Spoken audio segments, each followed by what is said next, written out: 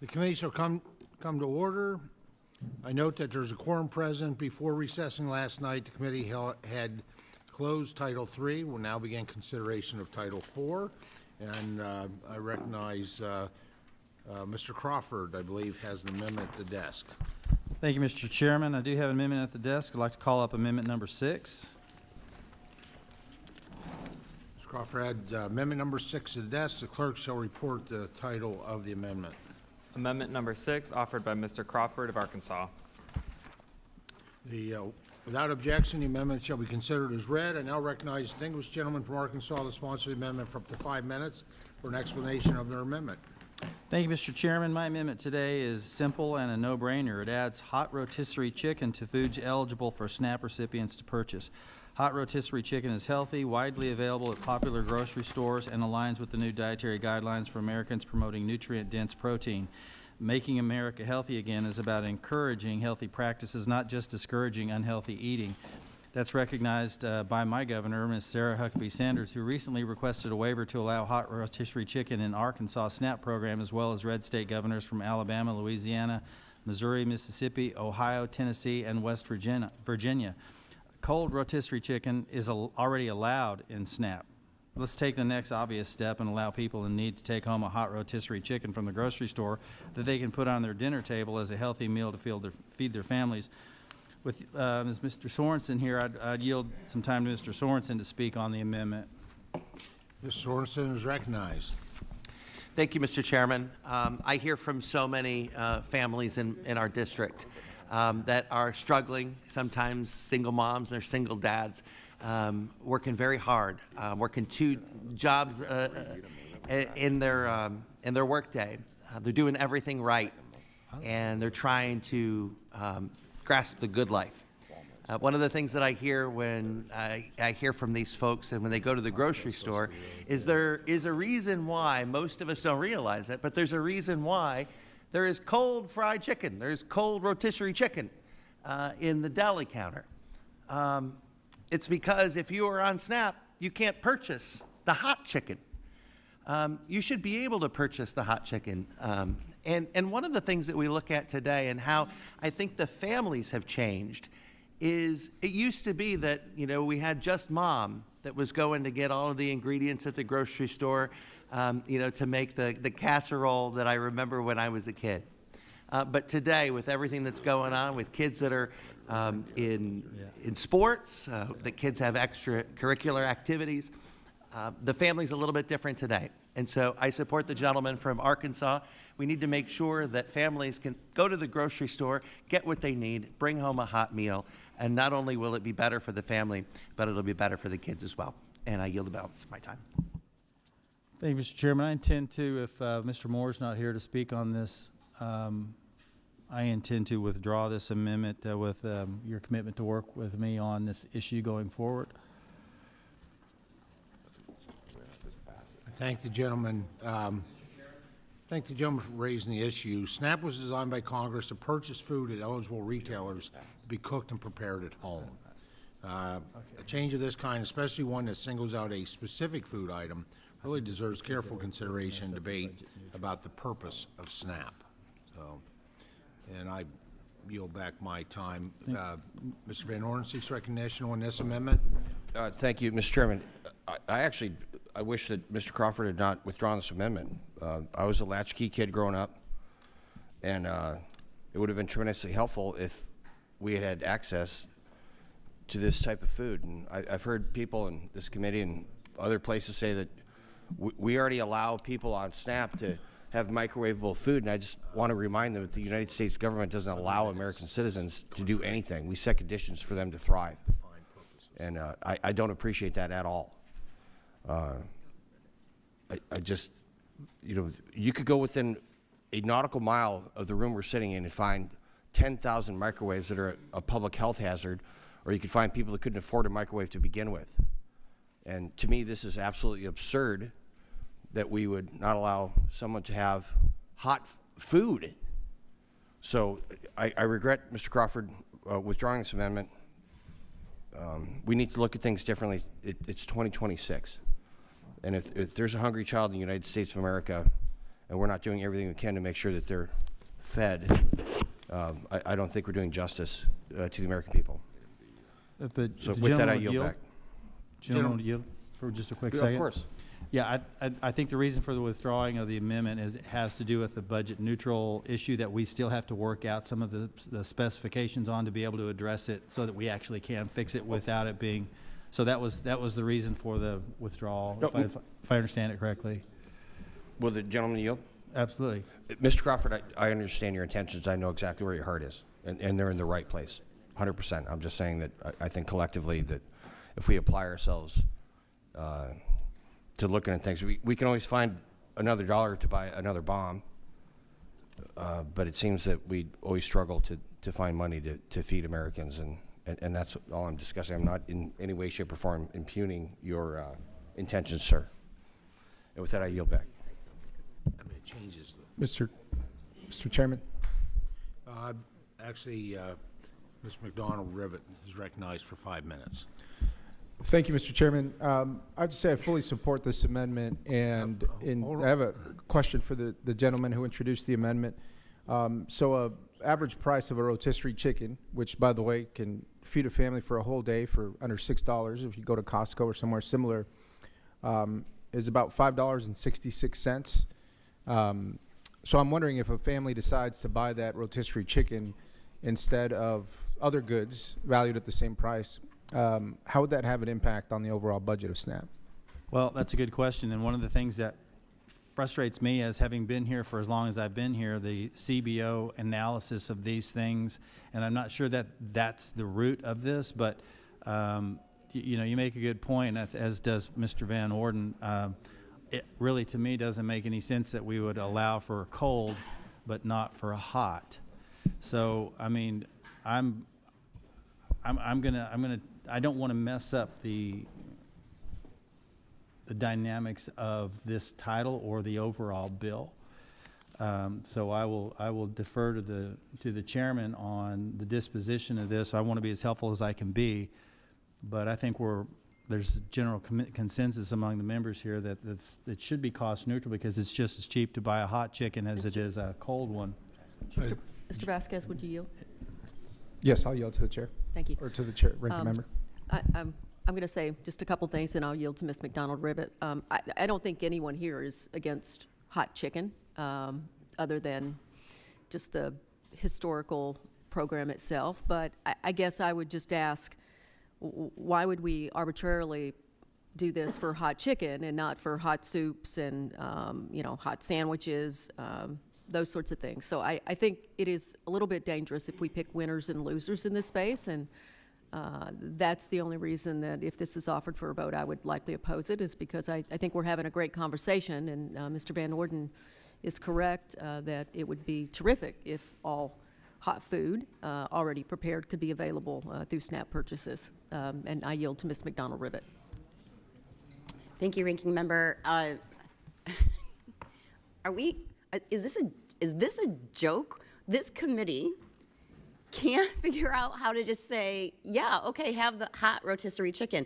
If you've been to the grocery store, I mean, my husband and I raised 6 kids. I can tell you that not only is a hot rotisserie chicken a lifesaver, and I can give you 10 recipes off the top of my head that you can use it, including the famed tater tot casserole. But yeah, there's more work to do, and there's always more work to be done. But also, I would tell you, my local grocery store, the hot rotisserie chicken is often far cheaper than buying a whole roaster, which for those of you who don't cook is the bird that makes a rotisserie chicken, and certainly a million times cheaper than buying the cold rotisserie chicken, which has to be deboned and shredded in order to sell. This is just dumb. We need to pass this amendment. Would the gentlewoman yield for just a sec? Sure. So I think what the ranking member was alluding to is the potential that we're opening up a can of worms here as it applies to other items. But cold rotisserie chicken is already acceptable, number one. So it's not necessarily picking winners and losers. And number two, I think we're not trying to put this in the category of the drive-through at a local fast food establishment. These are places where SNAP is already, you know, acceptable for purchases of a cold chicken. And to your point, it's cheaper than buying the chicken and roasting it yourself. So I'm sort of at a loss as well, Mr. Chairman. But I'm going to be a team player, and I'll make the appropriate call on this. But it seems like we have a consensus, and if it's acceptable to buy a whole roasted chicken, which costs more, I don't know how this is going to mess up the score unless there's a scope issue that I'm not aware of that USDA has. That, but again, that's kind of why we're here, is to address USDA and get them aligned with what our constituents are asking for. Mr. Chairman?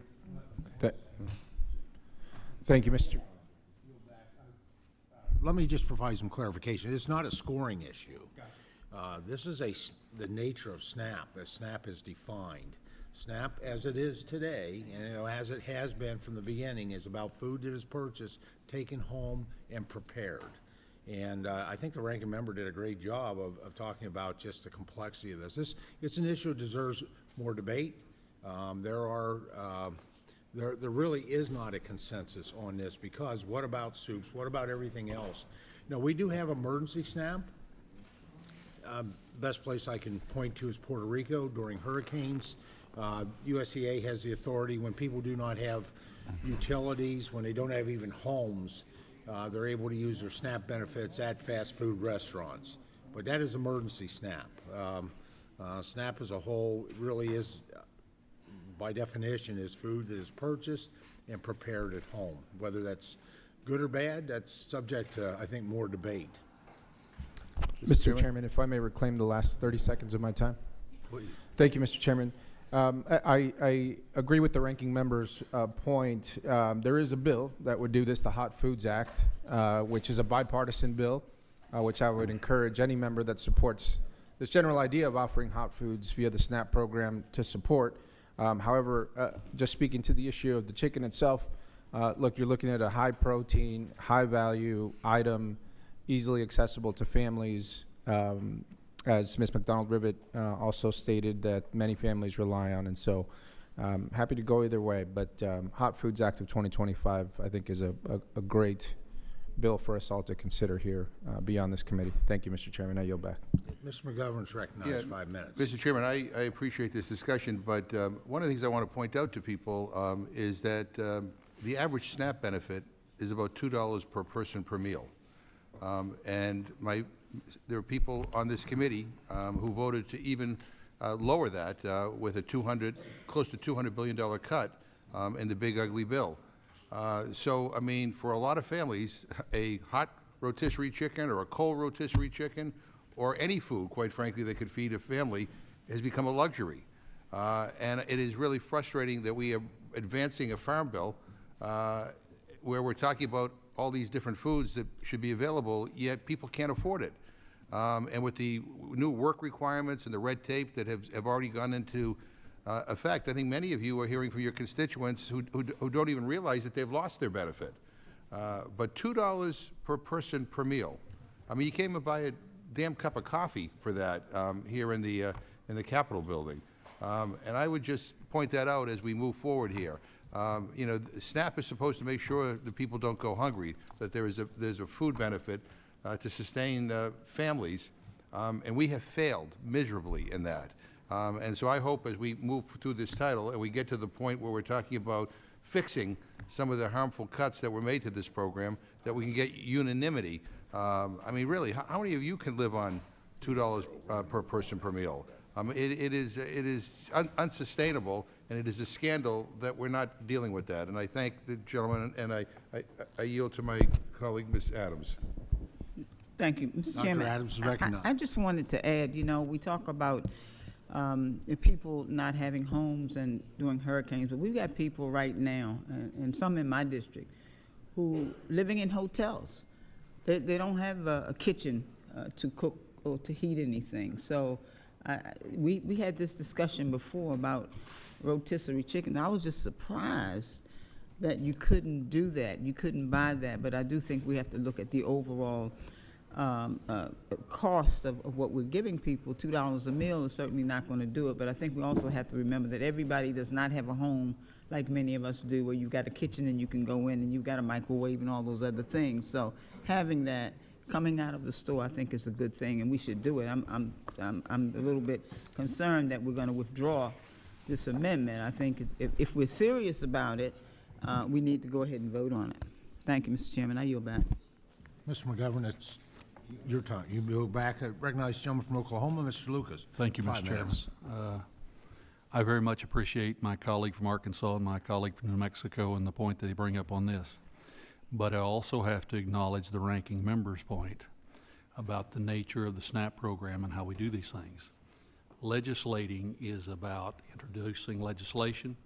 It's about hearings. It's about thoughtful discussion. It's about working through the details. Sometimes in a markup, flying by the seat of your britches will create more complications on down the road than any of us can imagine because we haven't had the time and the opportunity to thoughtfully think our way through it. There are other protein sources out there who would argue that they should fall within that same category. I'm not opposed to the concept of my friends here.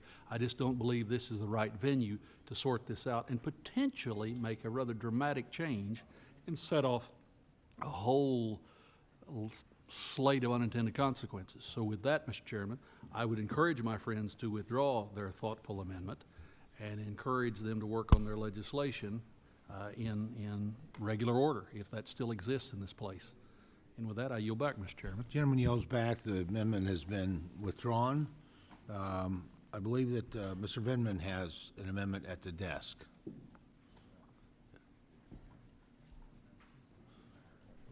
Thank you, Mr. Chairman. The clerk will report the title of the amendment. Amendment number 98, offered by Mr. Vindman of Virginia.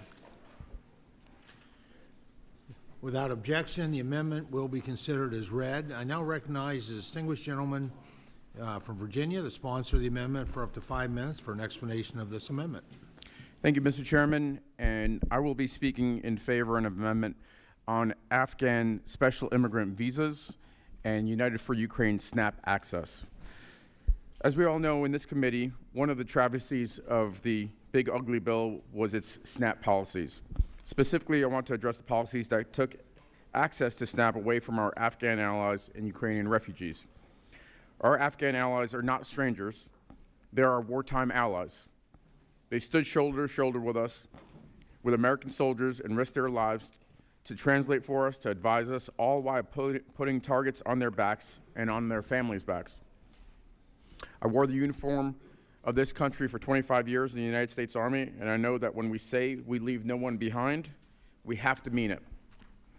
We cannot allow our allies to come to this country and go hungry, for their children to go hungry. That's not the promise of America. I also want to speak about Ukrainian refugees. I came to this country as a refugee from Soviet Ukraine. Our current modern Ukrainian refugees are fleeing a war which we just marked the 5th anniversary of just a few days ago, fleeing from Putin's brutal, illegal, thuggish invasion of our country.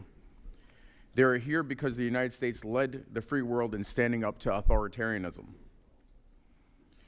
I will always be grateful to this country for accepting my family, which is why I served 25 years, my twin brother served over 20 years, my older brother served, my wife served, my entire family basically served, because this country gave our family a shot at the American dream.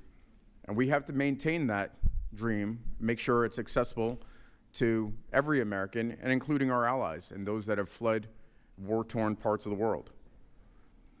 I believe that we have to provide the same opportunity so we don't have refugees that have come for shelter in this country go hungry because of our inaction. Let's be clear, none of these people are here illegally.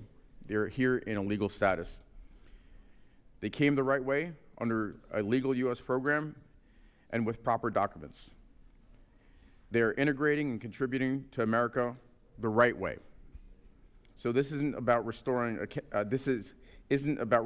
accountability to SNAP or keeping illegal immigrants off of SNAP. This is just cruelty, plain and simple. I want to give my colleagues an opportunity today to right this terrible wrong and support my amendment. My amendment simply restores the status quo for the Afghan special immigrant visa recipients and for the United for Ukraine recipients and gives these folks access to SNAP. Thank you. I yield back. I thank the gentleman. I'm going to take the opportunity to just weigh in on this amendment, and then we'll see what other members will seek recognition. Well, actually, Mr. Costa will be next.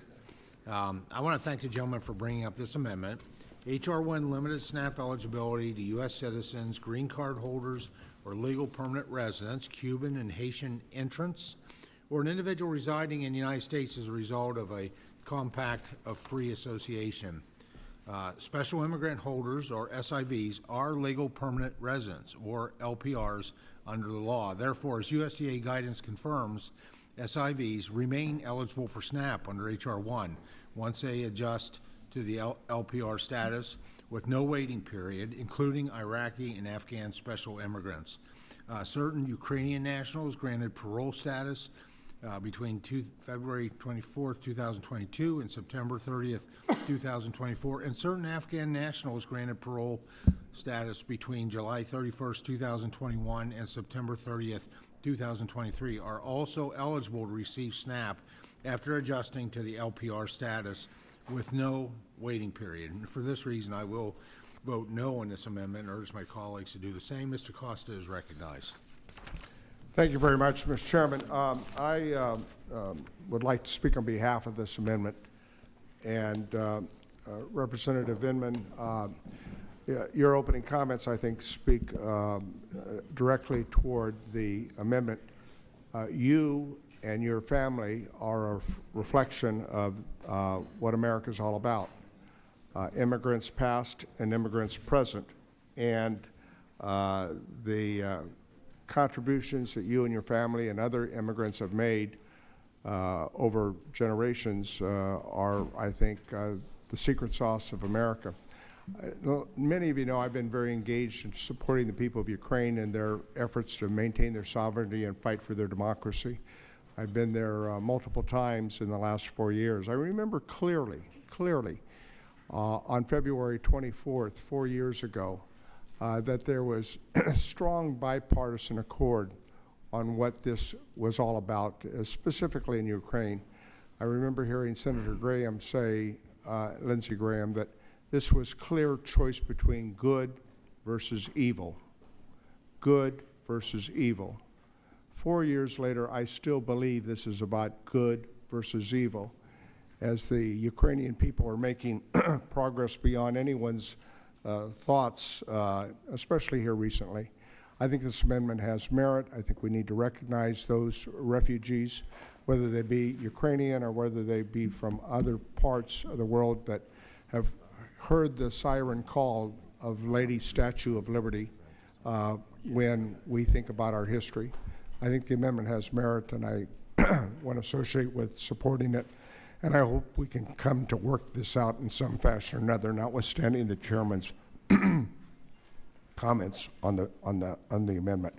I yield back the balance of my time. Any other members seek recognition to speak on the amendment? Thank you, Mr. Chairman. I have multiple combat tours around the world, including a couple to Afghanistan. There was over 6,000 Afghans that were put at Fort McCoy, Wisconsin, of which 0, not 1, 0 were eligible for SIVs, meaning at a minimum they were ambivalent to the American presence in Afghanistan. And unfortunately, I believe many of them were working against us and our allies in that country. So I can't support this amendment due to the fact that the vast majority of the 250,000 plus Afghans that were brought here by President Biden were not vetted. An Afghan national who was vetted shot 2 National Guards men, actually 1 woman, here in the Capitol. That person was vetted to conduct counterterrorism operations, meaning killing the enemy. He was not vetted to come here as an American citizen. So this is a much more nuanced issue than just saying, you know, these guys helped us, because a lot of them didn't, and that's a fact. So I have no issue with our Ukrainian brothers and sisters coming here. I fully acknowledge that Vladimir Putin is a war criminal, but we need to work with DHS to make sure that every single person that comes into this country, especially under the guise of, you know, an SIV when it wasn't warranted, actually gets re-vetted. We just had a terrorist attack in Austin, Texas, by someone that came here, you know, married an American, became an American citizen, divorced her, and then wound up shooting up a nightclub. So to me, this is a national security issue. I do not believe that we should be funding or feeding people that hate us as Americans. So with that, I mean, I respect Mr. Vidman's intention, putting this amendment, but I strongly advise my colleagues to vote against it. And with that, I yield back. Gentleman yields back. Mr. Riley is recognized. Thank you, Mr. Chairman. I appreciate, Eugene, you introducing this, and you and your family, I've gotten to know you over the last year, and you're some of the most patriotic folks I know, and I just want to yield the rest of my time to you. Mr. Vidman is recognized. Thank you.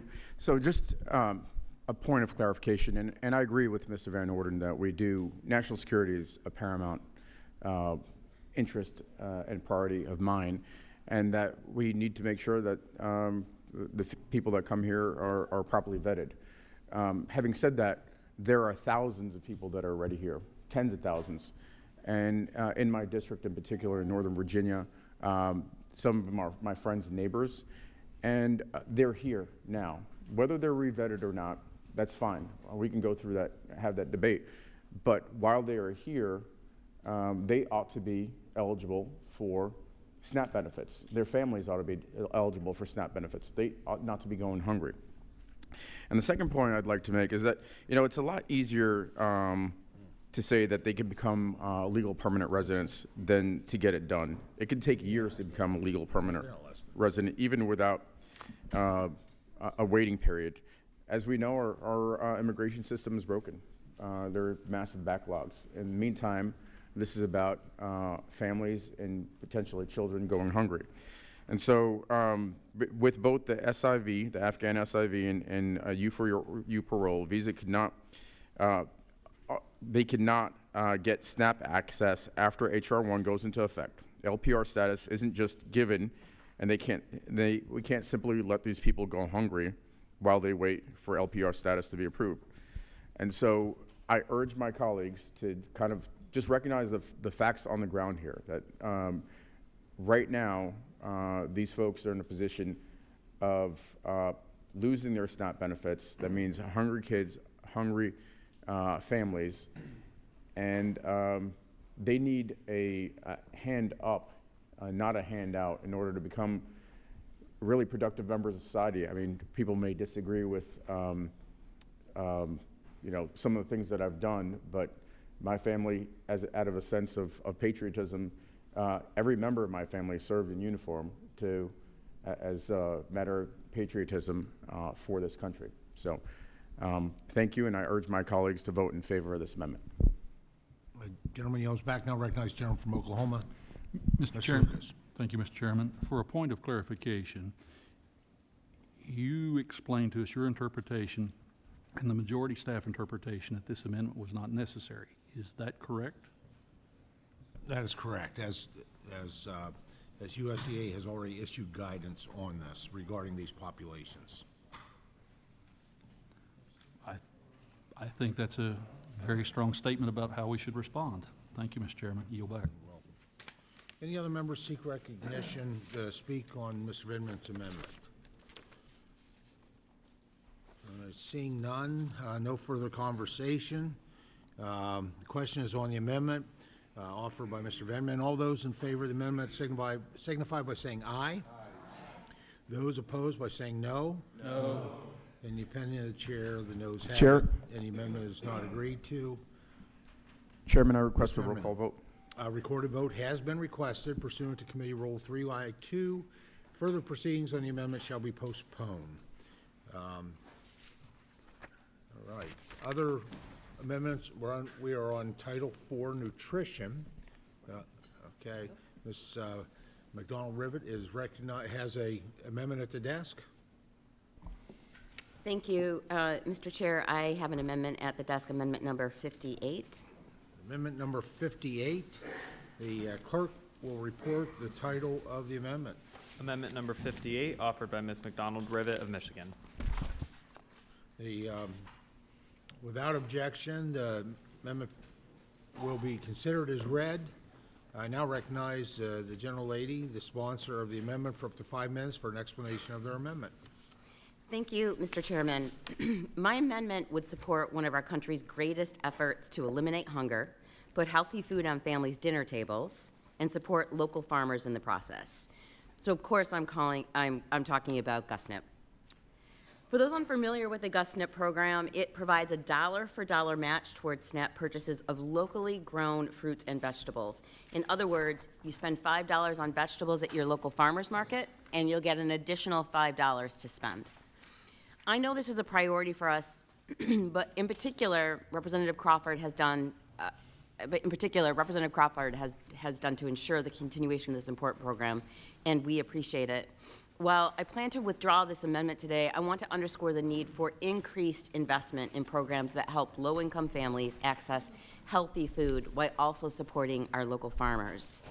The Farm Bill continues GusNIP and the programs it supports, including double-up food bucks, but a flat renewal is simply not good enough, not while families are facing higher grocery prices every single day.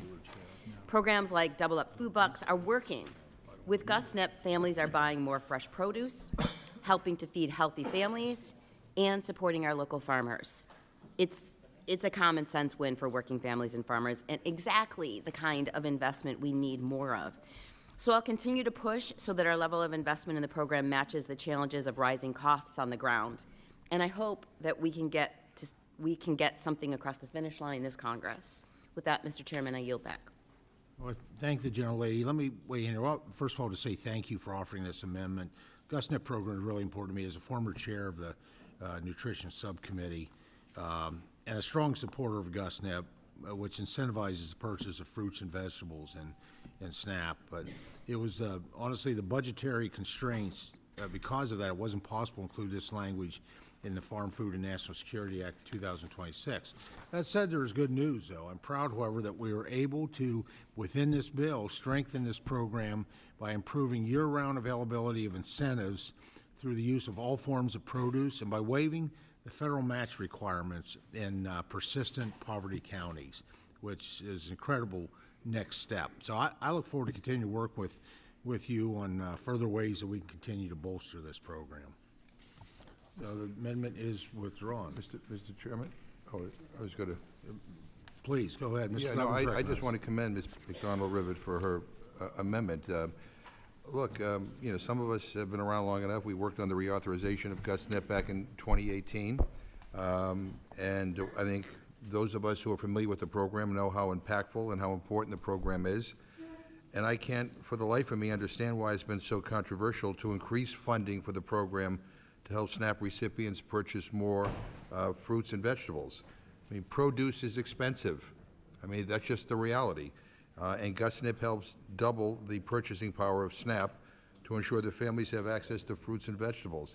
It also helps to fund very successful produce prescription programs, which again are important to helping Americans eat more nutritiously. GusNIP is not only good for SNAP recipients, but it's also especially good for our farmers.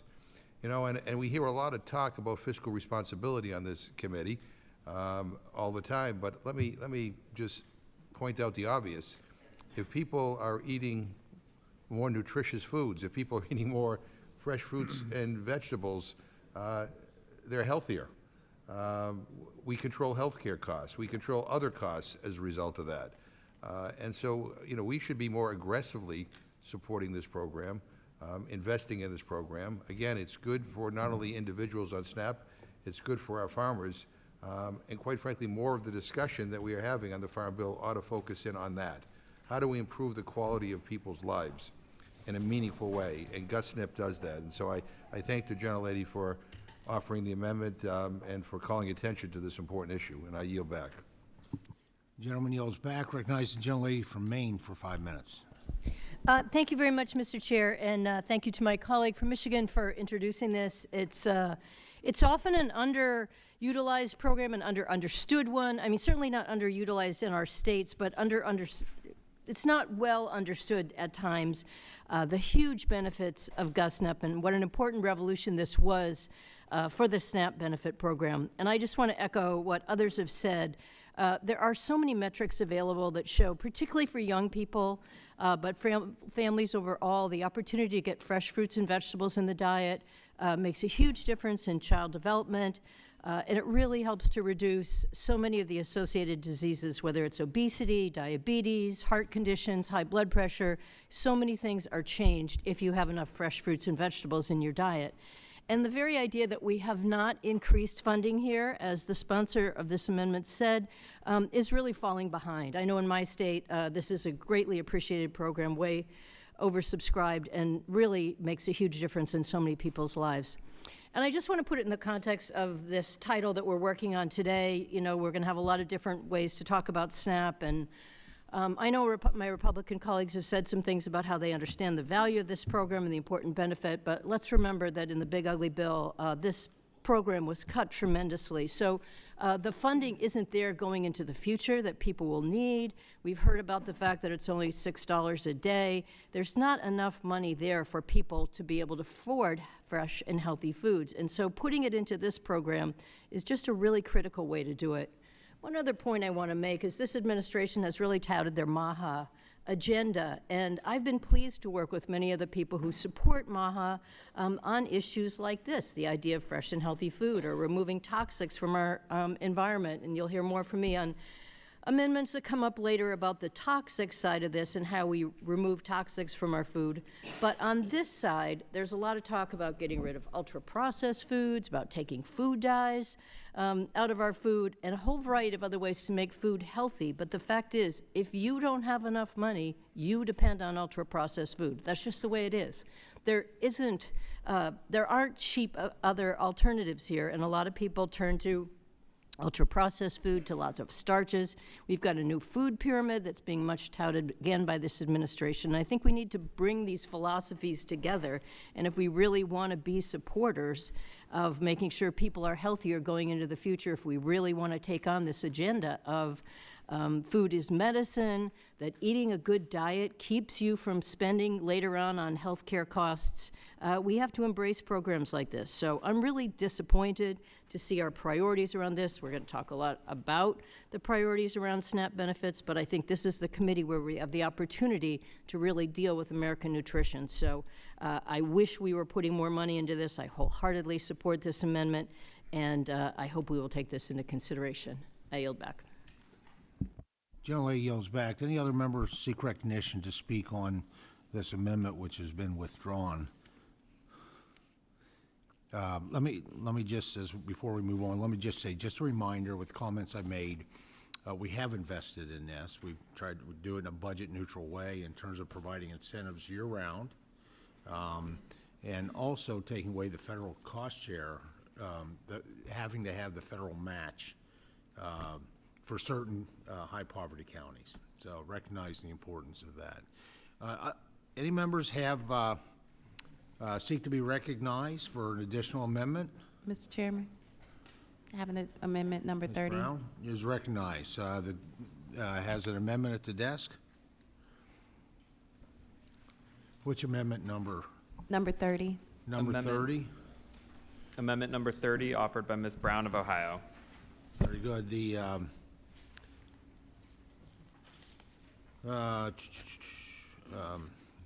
I now recognize the amendment will be considered as read. I now recognize the distinguished gentlelady from Ohio, the sponsor of the amendment, for up to 5 minutes for an explanation of their amendment. Thank you, Mr. Chairman.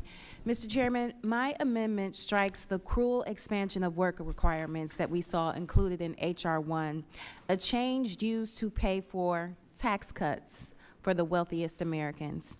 Now, let me remind everyone that this partisan expansion forced seniors, parents with teenagers, veterans, homeless individuals, and those aging out of our foster care system to jump through work and more paperwork requirements to receive basic food benefits.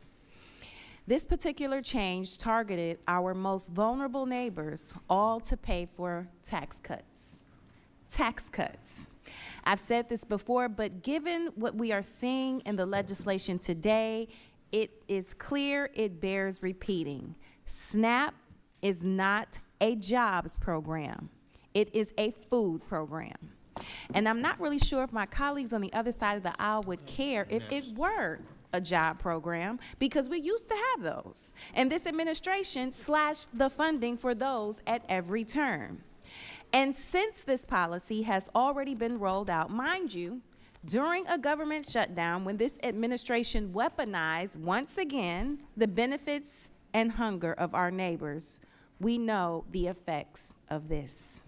We know because we have seen that this policy has not created new jobs. It has created new barriers, more red tape, more paperwork.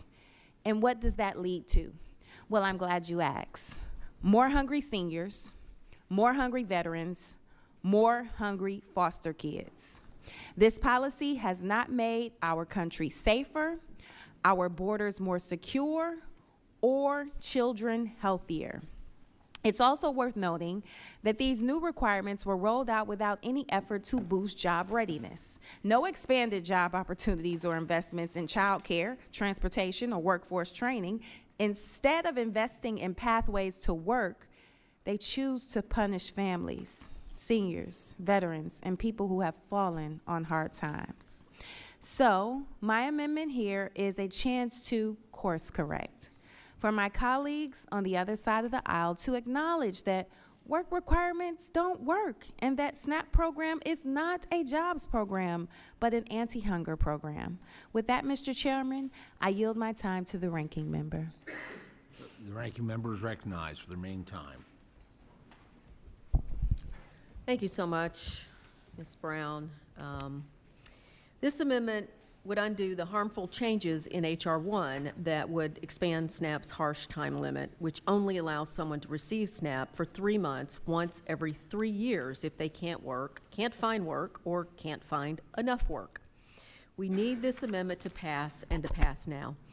Without it, millions of Americans, including 800,000 older adults, 300,000 veterans, homeless individuals, and former foster youth, and more than 1 million people living in communities without enough jobs, are expected to lose their food assistance entirely starting this month. Many Americans can't find work, enough work, or work that pays enough in this economy. Ensuring that they focus on job searching, skill building, training, earning their GED, while still being able to feed themselves and their families should be an obvious yes. I encourage all members to vote in support of this important amendment. Thank you, and I yield back to my colleague. Thank you. With that, Mr. Chairman, I yield. Oh, Yield back. Mr. I'm Scott sorry. from Georgia. I'm sorry. Were you yielding? Yeah. Okay. Mr. Scott's recognized. Thank you, Mr. Chairman. I oppose the amendment, and I want to read to you from the law that we passed, and these are the exceptions to the work requirements. Now, the ranking member just told you that 800,000 older adults, is the way she put it, would be removed from the SNAP rolls. Just the facts. If you're over 65 years of age, you're exempt from the work requirements that we passed. I want to say that again. If you're over 65 years of age, you're exempt from the work requirements in H.R. 1. This is the way it reads. Paragraph 2 shall not apply to an individual if the individual is under 18 or over 65 years of age, medically certified as physically or mentally unfit for employment. So if you can't work, you're exempt from the work requirements. A parent or other member of a household with responsibility for a dependent child under 14 years of age. It goes on from there. Pregnant women are exempt from the work requirements. So, I mean, the changes that we made were good changes to the program. They put integrity back in the program. We have plenty of money in this country to take care of people who can't work, but no country has enough money to take care of people who simply choose not to work.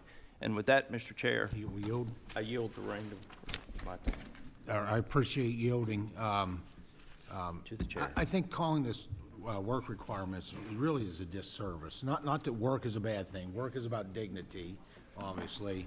But there are 3 options, and let's admit that. for individuals. You just heard a great overview of what the law really is, of who it pertains to. But if there are two other options other than working a minimum of 40 hours, I believe it's 20 hours a month. Yeah. One is to be engaged in some type of SNAP employment and career and technical education that we pay for. We invest in those families because, the help to pull them out of poverty. And so education is, now that may not work for everybody. I get work might not be work for everybody in terms of depending on where you choose to live or where you do live and what's in your area. But the third one applies to everyone. I don't know a community that would not benefit somewhere from a volunteer. And quite frankly, volunteering an average of 20 hours a month qualifies you to continue with SNAP. And so let's be very clear. I know the focus and the wording is on work requirements, but it really is, the requirements are threefold. It's work, it's volunteer, or I'll be honest with you, my favorite, as someone who leads on career and technical education and the Education Workforce Committee, it's helping people find some career and technical education, which, by the way, could be online. Something they could do from the comfort of their own home in terms of developing in-demand skills. And I yield back, and I recognize Mr. McGovern for 5 minutes. I'm sorry, I yield back to Mr. Scott. I yield back, Mr. Chair. Mr. McGovern's recognized. Well, I want to thank you for reading us the law. We know what the law says. Thank you very much. And so a 64-year-old worker who gets laid off, tell them no food. That's great. And I want to thank Ms. Brown for bringing up this amendment. Look, at thousands of people in my home state of Massachusetts are about to lose access to SNAP because Republicans voted to give their SNAP benefits and their SNAP dollars to multimillionaires and billionaires. But that's just a fact. Veterans, families with teenage kids, older adults, teens aging out of foster care, homeless people are all about to get notice that they don't have money for food this month. 4 out of 5 SNAP households include a child, elderly person, or a person with a disability. The vast majority of SNAP recipients who can work actually do work. They do work. And nearly 75% of adults participating in SNAP worked within a year of receiving benefits. And we have study after study after study telling us that time limits do not improve employment or earning outcomes for recipients. So this is not about work. This is not about work. It's about Republicans not giving a damn about hungry people in this country. There isn't a work crisis in SNAP. The real crisis is that people are working in minimum wage jobs and they cannot afford to feed their families. I mentioned before, the average benefit is about $2 per person per meal. We actually reduced that benefit from the time of COVID. And if this Congress were serious about promoting work, we'd be talking about strengthening and expanding work training programs, and we'd be talking about increasing the minimum wage so that no person who works lives in poverty. I mean, more and more people are enrolling in SNAP who are working full-time, and for some reason that doesn't seem to bother anybody on the other side. I mean, you want to tell veterans living in poverty, looking for a job, go volunteer? I mean, I love the description that my friends kind of paint of people who are on SNAP. They all fit into these nice, neat categories. Life is very simple, but the reality is life is very complicated. And some of the people who we are punishing through these work requirements, and by the way, I hate to use the word work requirements. I mean, they're basically efforts to try to throw people off the program. Some of these people have had difficult lives, complicated lives. They've served our country. And I get, so it doesn't apply to people over 65, but again, try to be 64-year-old people looking for work. It's not easy. It's not, and it's difficult. So, this already has caused great confusion and concern and hardship all throughout the country. And we haven't even gotten to the nearly $200 billion in cuts that are coming down the road. So I support Ms. Brown's amendment. I think this is a good amendment. And I think that this was put into this big ugly bill in a way that wasn't given a lot of thought. and not a lot of consideration. I think it's cruel, and I'm seeing it in practice. And I think if you're listening to your constituents, you're hearing from them right now. This isn't working nicely and neatly the way you describe it. With that, I'll yield to the gentlelady. Thank you, gentlemen, for yielding. I want to support this amendment as well, and thank Ms. Brown for bringing it forward. This new SNAP work requirement creates more red tape, not more jobs. Most recipients already work, and they're seeking work, but economic conditions in a slowly labor market make steady employment harder. Job openings have fallen to 6.5 million, highlighting the gap between stricter SNAP requirements and available work. These mandates increase administrative costs and paperwork for states. And my county was in to talk to me just about that about a week ago, much of which lack the staff. They don't have the staff, they don't have the resources to manage the expanded compliance. Republicans' One Big Ugly Bill made this worse, forcing states to absorb 25% more in SNAP administrative costs.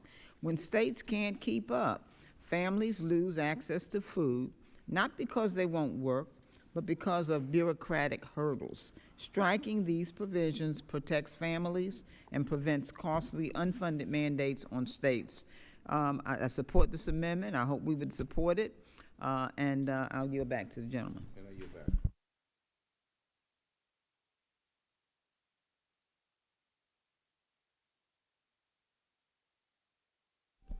All right, seeing no further speakers on the amendment, the chair is opposed to the amendment. Well, I will say this, Mr. Chairman. It's clear that my colleagues are not serious about improving this bill in a meaningful way for families, and so with that, I will withdraw my amendment.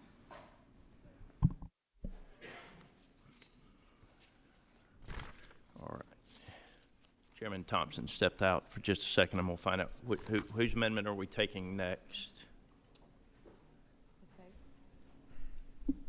Whose amendment are we taking next? I have an amendment at the desk. All right, we'll take Ms. Hayes' amendment. It's number Hayes 28. Ms. Hayes is I believe. recognized for 5 minutes. Amendment number 28 offered by Mrs. Hayes of Connecticut. Thank you.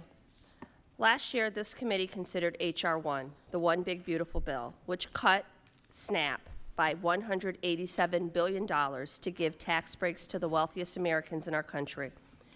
Republicans have gutted the most effective anti-hunger program in the United States, which will have unforeseen consequences for generations. In the wealthiest country on earth, hunger is a policy choice.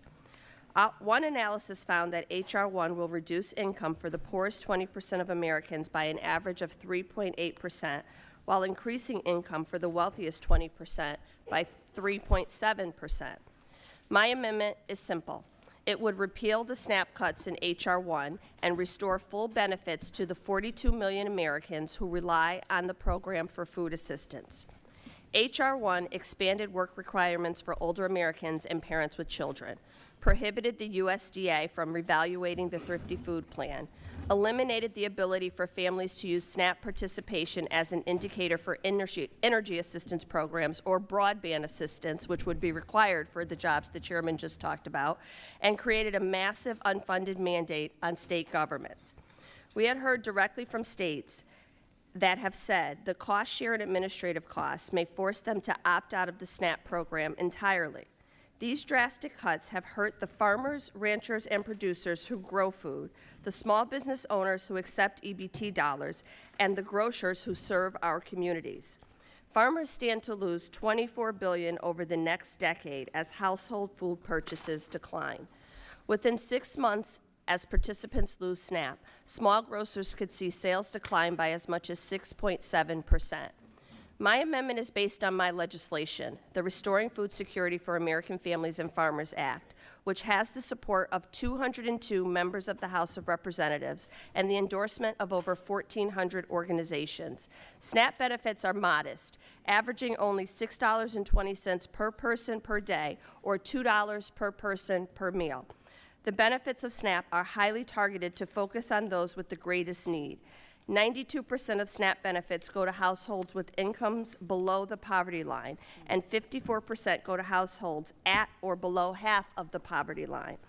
At a time when grocery prices are rising and the tariffs are increasing costs for families and farmers, we should be restoring SNAP and expanding access. To say that I am disappointed with this farm bill that we are considering today is an understatement. This is a Republican wish list with no real desire to secure the bipartisan support needed to pass through the House or the Senate.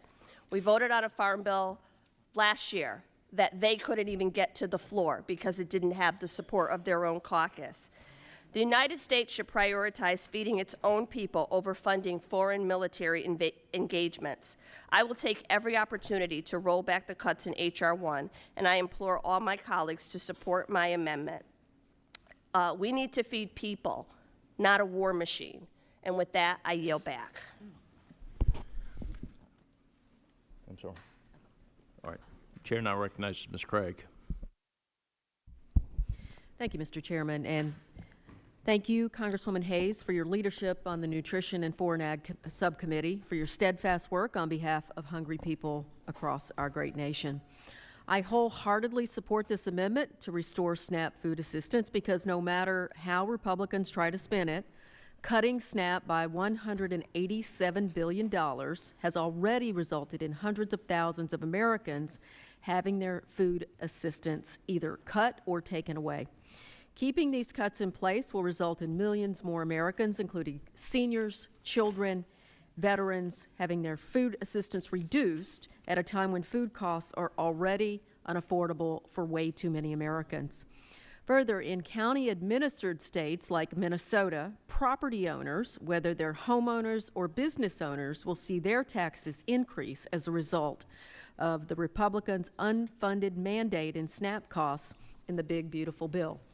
Republicans will shake their heads and mutter, "Not true." I've heard it all day already today, but these facts are not debatable. A recent headline by Minnesota Public Radio reads, "Thousands of Minnesotans to be kicked off SNAP due to new eligibility requirements." Eligibility requirements is code for additional paperwork and red tape that Republicans bury hardworking Americans in to make accessing food assistance too complicated, too restrictive, or too time-consuming. The vast majority of our nation's wealth is already concentrated in the pockets of a handful of wealthy elites. The big, beautiful bill cuts SNAP to pay for additional tax breaks for the ultra-rich while taking food away from parents, grandparents, and disabled people. You know, over the last several hours, we've heard that everything has to be cost-neutral in this markup today. Well, I can tell you what was not cost-neutral. It was the big, beautiful bill. And the benefit went to the ultra-wealthy. The income disparity in this country only continues to grow. And we wonder why our constituents are pissed off at the government. It's because we are failing them as a government. We are failing them because we keep making policy that favors the ultra-wealthy in this nation. And so, folks, today we have an opportunity, my colleagues, to right this wrong, to say to the American people, we hear you, we feel you, at a time when food costs continues to rise, at a time when overnight, because of wars of choice, gas prices go up 16 cents overnight. People cannot afford their lives in this nation. And that is just an increasing fact every single day, and Republican policy is only making this worse. We are here to mark up a so-called farm bill, which is kind of ridiculous as I sit here and think about this. This is not a 5-year, 12-title farm bill. This is a jigsaw puzzle that Republicans have tried to piece together when Democrats have been willing to negotiate in good faith an actual bipartisan farm bill. $187 billion in cuts. That's what we did to Title IV, what you did to Title IV through reconciliation. And now you expect us to sit here and mark up a bill that is a shell of what this country's family farmers and our constituents deserve. For some of us, this is your first Farm Bill markup. For all of us, it could likely be our last, because by decimating the nutrition title of the Farm Bill, by splitting the food and farm programs apart, as Republicans have done in this process, you have destroyed the Farm Bill coalition. The Farm Bill coalition has been key to passing every bipartisan farm bill in modern history. And that was only possible because farmers and families both benefited from this bill. The bill before us today, which continues the SNAP cuts, increases hunger in America, could very well be the last farm bill in the traditional sense of the word. This next go-round, one of the last remaining pieces where bipartisan consensus could be forged and policy could be hashed out to rural America, and every community in this country could be declared dead. We could be driving the last nail in the coffin of this coalition today. So I would urge my colleagues, including my Republican colleagues, to vote yes on this amendment. Restore food assistance for hungry Americans, but also restore hope in the future of bipartisan farm bills. Thank you, Mr. Chairman, and I yield back. I've got Mr. McGovern, Ms. Davis. I did not see who had their hand up first. I'm sorry. Do you know? Mr. McGovern, then I'll just go down the roster. Mr. McGovern. Well, thank 5 you. minutes. Thank you. I want to thank Representative Hayes for her leadership on this. This is important. I mean, this is one of the most important amendments that we're going to consider today. This gives us a chance to fix a wrong that, quite frankly, should never have occurred to begin with. In July, Republicans made the largest cut to food assistance in American history. In American history. Gutting SNAP to pay for tax breaks for millionaires and billionaires. That's what it was. That's what the big ugly bill was. You know, tax breaks for millionaires and billionaires, and we gut SNAP by close to $200 billion. The result, you saved Jeff Bezos about $8 billion on Amazon's tax bill and took a couple of $100 per month for food away from hungry families. Every single Republican on this committee who voted for that disastrous bill should be ashamed of yourselves. And this is an opportunity to make up for that vote. Hunger is a political condition. I mean, we have the money, we have the resources, we have the food to end it. To end it. And by the way, if you end hunger, as I pointed out before, you know, you also save a lot of money. People who have access to food on a regular basis, to good food, are healthier. You know, we lower medical costs. Kids who go to school who are not hungry learn better. Workers who are not hungry are more productive in the workplace. You know, senior citizens, by the way, who are hungry, who take their medication on an empty stomach, end up in an emergency room. So, I mean, the idea that ending hunger is just some kind of nice thing to do, you know, and that's it. It's more than that. It's more than that.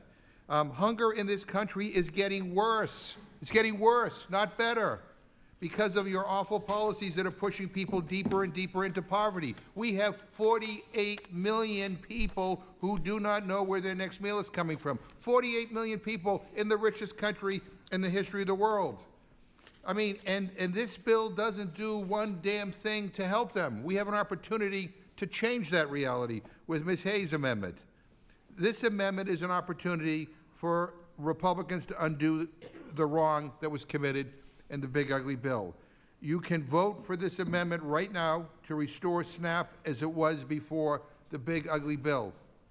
Again, I'm puzzled that so much attention is given to finding ways to enrich the rich in the legislation that comes to the floor. I mean, there isn't a tax cut or tax break for wealthy interests or big corporations that my friends don't want to embrace. But when it comes to making sure that people have enough to eat, by the way, as we mentioned before, increasingly the people who are going on SNAP right now are working families. They're doing everything right. They're working, just like you want them to. They're working. They don't earn enough to be able to feed themselves and their families. There's something wrong with that. We have an opportunity to change that equation. And I hope my friends will join with all of us and support Ms. Hayes' amendment. It is the right thing to do. It is the right thing to do. And with that, I yield back. Gentleman yields back. Now recognize Mr. Scott from Georgia. Thank you, Mr. Chairman. I again want to remind the American citizens, that if you're under 18 or over 65 years of age, you're exempt from the changes that we made. If you're medically certified as physically or mentally unfit for employment, you're exempt from the changes we made. If you are a parent or other member of a household with responsibility for a dependent child under 14 years of age, you're exempt from the changes that we made. If you're a pregnant woman, you're exempt from the changes that we made. And I want you to know that even after all of the changes that we made, SNAP benefits, the current baseline, are over 70% of total Farm Bill spending still go to SNAP benefits. And with that, Mr. Chair, I yield the remainder of my time. Gentleman yields, and I recognize Ms. Davids for 5 minutes. Thank you, Chairman. Kansas has a proud legacy of leadership on bipartisan farm bills, with former Senators Bob Dole and Pat Roberts being key to holding together the coalition of farm and nutrition stakeholders that has carried every previous farm bill across the finish line. In 1977, Senator Dole played a pivotal role in ensuring the farm bill included provisions guaranteeing access to nutritious foods for all Americans. Now this committee addresses a farm bill for the first time since the Republicans' budget bill passed historic cuts to the Supplemental Nutrition Assistance Program, or SNAP, last year. The budget bill has torn apart a vital coalition of farm and nutrition stakeholders. The farm bill is incredibly important to the folks who grow our food and feed our families. However, the historic cuts to SNAP jeopardize the path forward for this bill and future farm bills. I support this amendment to reverse SNAP cuts. In my district alone, more than 8,000 households depend on SNAP to put food on the table, all while keeping our agricultural economy moving by ensuring that people can buy Kansas-grown foods. I urge my colleagues to vote for this amendment and restore the traditional Farm Bill coalition that has been responsible for every previous farm bill. Thank you, and I yield back. Gentlelady yields back. Now recognize the gentlelady from Hawaii, Mr. Kuda, for 5 minutes. Thank you, Mr. Chair. I rise in strong support of this amendment to restore the $187 billion in SNAP cuts included in the big, ugly bill. Because if we continue down this path, the story of this farm bill will be defined as much by what isn't in it as by what is. And what isn't in it anymore is food. Food taken off the plates of hungry Americans. Let's be honest about what $187 billion means. That money didn't just disappear on paper. It came out of grocery carts, it came off kitchen tables, it came out of family budgets already stretched to the breaking point. It's like serving a meal and taking away the piece of chicken, leaving only the broccoli, the tortilla, and one other side, and calling it enough. Families know that's not enough. Kids know that's not enough. Seniors know that's not enough. Veterans know that's not enough. Working individuals know that's not enough, and hunger certainly knows the difference. In Hawaii alone, more than 165,000 people rely on SNAP. Working families, seniors, veterans, and children. The average benefit is about $346 per person per month. That's not luxury, that's not even supplemental. That's basic survival. SNAP doesn't just feed families. It supports farmers, grocers, truckers, and rural communities. Every dollar generates up to $1.80 in economic activity. It keeps communities strong. It keeps families together. Yet this bill cuts food assistance while shifting new costs onto states and local communities already struggling to keep up. So I ask my colleagues, look at what we've left off of people's plates. Look at what isn't there. Look at what isn't in this bill. Look at how much you've already taken away. And ask yourselves, is this a farm bill meant to sustain America or one that's meant to starve it? Because this amendment gives us the chance to correct course. Restore these funds, protect families, cancel those cuts, and make sure this farm bill lives up to its promise to feed America. Thank you, Mr. Chair, and I yield back. Gentlelady yields back. Now pleased to recognize Ms. Salinas for 5 minutes. Thank you, Mr. Chairman. I've had agricultural groups and nutrition groups come into my office, and what I have to tell them is we did not prioritize rural America in this farm bill. We had a chance in the last Congress to actually bring a really strong bipartisan bill to the American people, and we didn't. And I know many of us in this room really urged, even in the lame duck session, to move something, and it didn't happen. But we continued to work, and I continued to talk with my advocates and constituents back home, and what I told them is, this will be a priority. I promise you, this will be a priority because Republicans are in control, and they know who brought them to the dance. And President Trump knows who brought him to the dance. It was rural America. And what ended up happening? Instead of right out of the gate working on a farm bill, we put Americans in debt an additional $4 trillion. So Jeff Bezos could throw himself a $50 million wedding. Meanwhile, people are going hungry, farmers don't have protection for their crops, and what we are seeing put on states is astronomical. The state of Oregon will see an administrative cost shift of about $150 million every 2 years now. Seniors, veterans, children in my district will go hungry. And right now, about 83% of SNAP households in Oregon includes someone who is working. So this myth about people who need additional supplemental nutrition is just that. It is a myth. I urge an aye vote on this amendment. Mr. Vasquez is recognized for 5 minutes. Thank you, Mr. Chair. I stand today in full support of this amendment. Before coming to Congress, I had the pleasure of serving on the board of my local food pantry, Casa de Peregrinos in Las Cruces, New Mexico, for many years. It's something that my mom does today in her retirement. And I want to give folks a picture of what that $187 billion in exemptions actually looks like on the ground.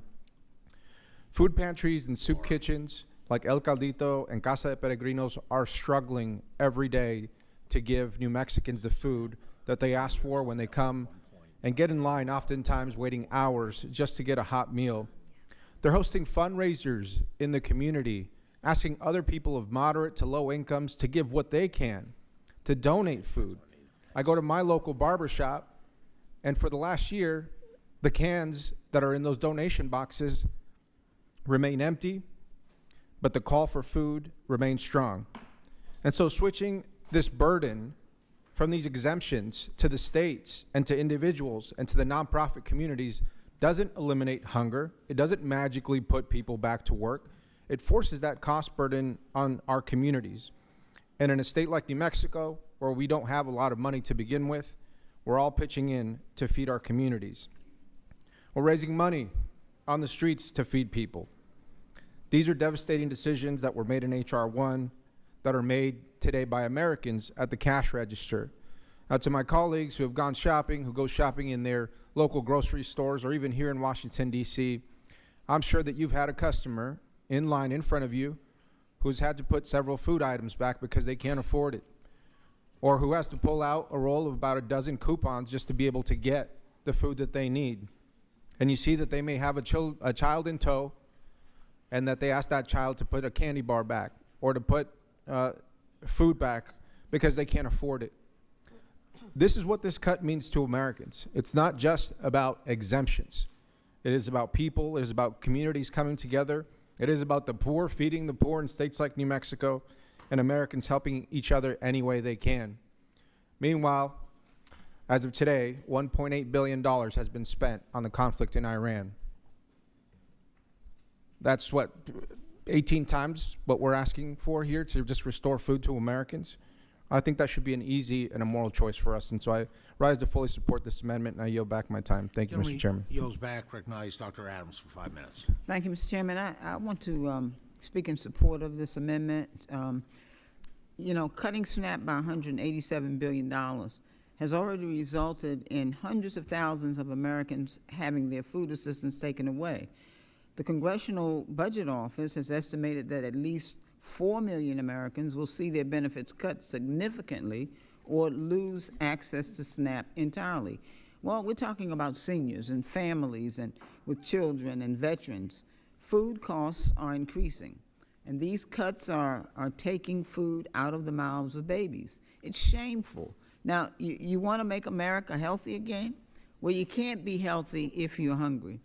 And that's less money for people to spend at grocery stores and local farmers markets.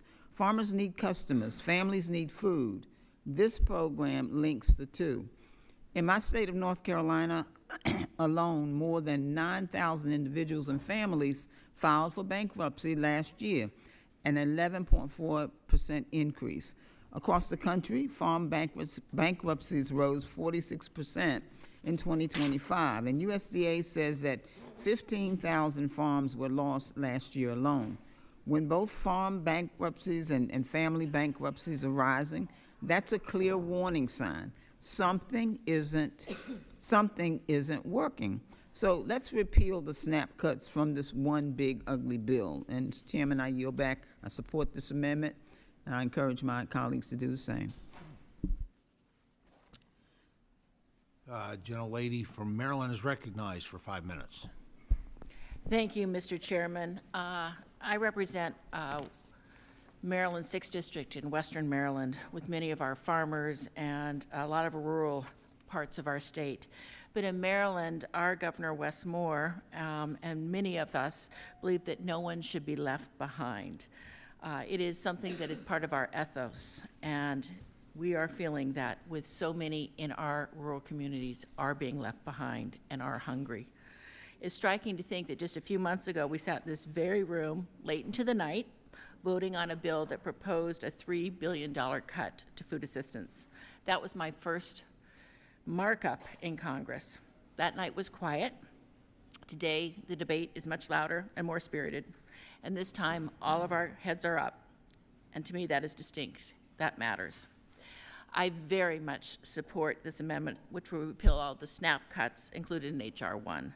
That big, ugly bill ultimately cut $187 billion from food assistance, a far cry from the $300 billion my colleagues voted to advance from this very room less than a year ago. Now, not much has changed over the past year. We are still fighting over the same bottom line. What has changed is the reality facing the people who rely on these programs. Many of the people in my district who are on SNAP do work. They just can't make it on a big box retail job. And more are going hungry. In fact, 1 in 9 constituents in my district, half of them children, are on SNAP. And what has also changed in the SNAP paperwork requirements have grown much harsher, affecting families with children 14 and older, older Americans, former foster youth, veterans, and people experiencing homelessness. What has also changed is that households that had previously qualified for low-income home energy assistance program payments no longer automatically receive a standard utility allowance. This cuts their benefits by an estimated $100 to $125 per month. What has also changed is that 27,000 grocery stores that serve large shares of SNAP recipients are now at financial risk, particularly in the rural parts of my district. Yet my colleagues chose to cut SNAP by $187 billion and then pass a farm bill that restores not a single dollar. So from Allegheny to Montgomery County, Maryland, you are denying producers serious revenues by slashing these funds. With this, we leave behind 400,000 agricultural jobs that SNAP supports and $1.50 in economic activity for every dollar spent. How can we justify this when farm bankruptcies are up 46%, USDA revised farm income down $25 billion, and where 15,000 farms were lost in 2025 alone? Cutting SNAP hurts families, farmers, and our entire community. And it specifically is hurting the rural parts of my district, specifically our elderly and those who are most left behind from rifts in our government and through our contractors and elsewhere. This kind of change is dangerous, and it started here. We cannot turn a blind eye. We can solve this problem. We must solve this problem. I do want to thank Rep. Hayes for her tireless work for food insecurity, for our families, and for her leadership in our Farm Bill Coalition, and so many of my Democratic colleagues who every day try to further this issue. I urge my colleagues to support this amendment. I yield back. Thank you, gentlelady. She yields back. Any other members seek recognition to speak on the amendment? Ms. Brown. Thank you, Mr. Chairman. First, I want to thank Ms. Hayes for the work on this amendment, and I just want to remind folks that no matter how many times you read the legislation or how slowly you do it, it does not change the impact. The impact supersedes your intentions, and the CBO says that 800,000 older adults through age 64 will lose SNAP. That is a fact. So with that, I just want to say that I support this legislation, and I'm going to yield the remainder of my time to Ms. Hayes. Thank you, Representative Brown. I want to just thank all of my Democratic colleagues for standing up and supporting this amendment, which is very different than a few months ago during the government shutdown when we saw Republicans and Democrats alike talking about the importance of SNAP in their community. We saw the Speaker of the House, Mike Johnson, do several press conferences committing to fully funding SNAP and how important the program was. And now all of a sudden we're back here and mum is the word when it's time to stand up for people who are hungry, quite frankly. We've heard over and over about how this legislation will exempt people who are over 65, but it doesn't exempt people who are disabled. It doesn't exempt our veterans. It doesn't provide the exemptions for work requirements in communities that may be experiencing particular hardships. Many of the thing that I've said this many times before that is particularly egregious to me is that when families receive SNAP, their kids are also categorically eligible for free or reduced school meals. So now not only are we taking away food from kids at home, this legislation takes away food from kids at school. And you can, analyze it, talk about it. Like Ms. Brown said, the impact is recognized. When you are in a school and you have to try to collect paperwork and try to reach out to families to make sure that kids don't lose benefits, that is not anything we're talking about here on this committee. So I don't want to hear about, it's super easy, all these people are exempt, they could work online. Again, as I mentioned in my opening, people who receive SNAP assistance would also be eligible for reduced broadband assistance. So it just sets up a ripple effect where all of these things are taken away and someone can't even stand on their own 2 feet. It's really interesting because, as Mr. McGovern says, this is framed as, people high on the hog living a lifetime of benefits. What it does not acknowledge is that there are many people who are working, who are the working poor, who are just not making enough to get by. I've said on this committee many times, I was a college student working 3 jobs, and still qualified for benefits. And at the point where I graduated, I went back and worked in my community and taught in my community and gave back to my community. So it was just intermittent while I was trying to stand on my own 2 feet, which is the story of so many Americans. I wish we had even the opportunity to have this kind of a robust debate when we're talking about allocating money for foreign wars. We don't even want to have a vote on that. We don't even want to talk about that.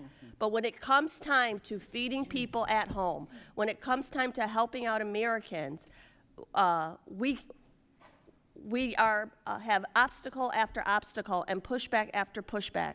I would remind everybody in the room and anybody watching, go back to a few months ago.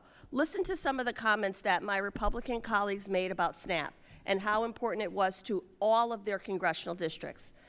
Go back and look at the tweets and the videos of them visiting food banks and food pantries and telling people how committed they were to helping them. How quickly they forget when it's time to come back here and actually do the work of funding these programs.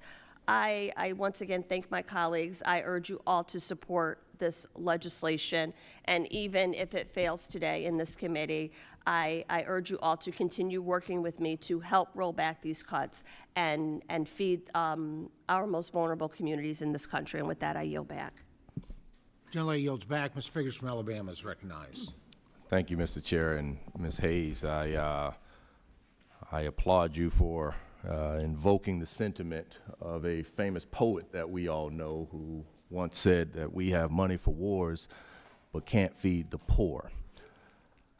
I represent a district that is in Alabama, a place I know most people in here have probably never visited. The individual median income in my district, if you hear me speak, you hear me speak on this quite a bit. Individual median income in my district is just north of $32,000. And for the mathematicians in the House, you know that means that 50% of the wage earners in my district make less than that number. So over half of the wage earners in my district earn less than $33,000. You back out from that number rent, you back out from that number gas, you back out from that number a water bill, power bill, an internet bill, if you have internet in your area. You back out from that healthcare expenses, you back out from that child care expenses, you're not left with much because we still haven't backed out food. And so what that leads to in my district is an environment where about 1 in 4 households rely on SNAP benefits. 1 in 4. It's one of the highest rates in this nation. The income in my district is one of the lowest in this nation. And so, you know, in growing up in Alabama, one thing is clear that I'm sure you see in Connecticut and North Carolina, Massachusetts, and Michigan, and all of the states represented by us on this committee, is that poor people don't like being poor. Poor people don't like being poor. It's not something that they enjoy. You know, it is for most of the people that I've encountered, you know, it is a very humbling, to some embarrassing feeling to need government assistance. It's not something that people take pride in.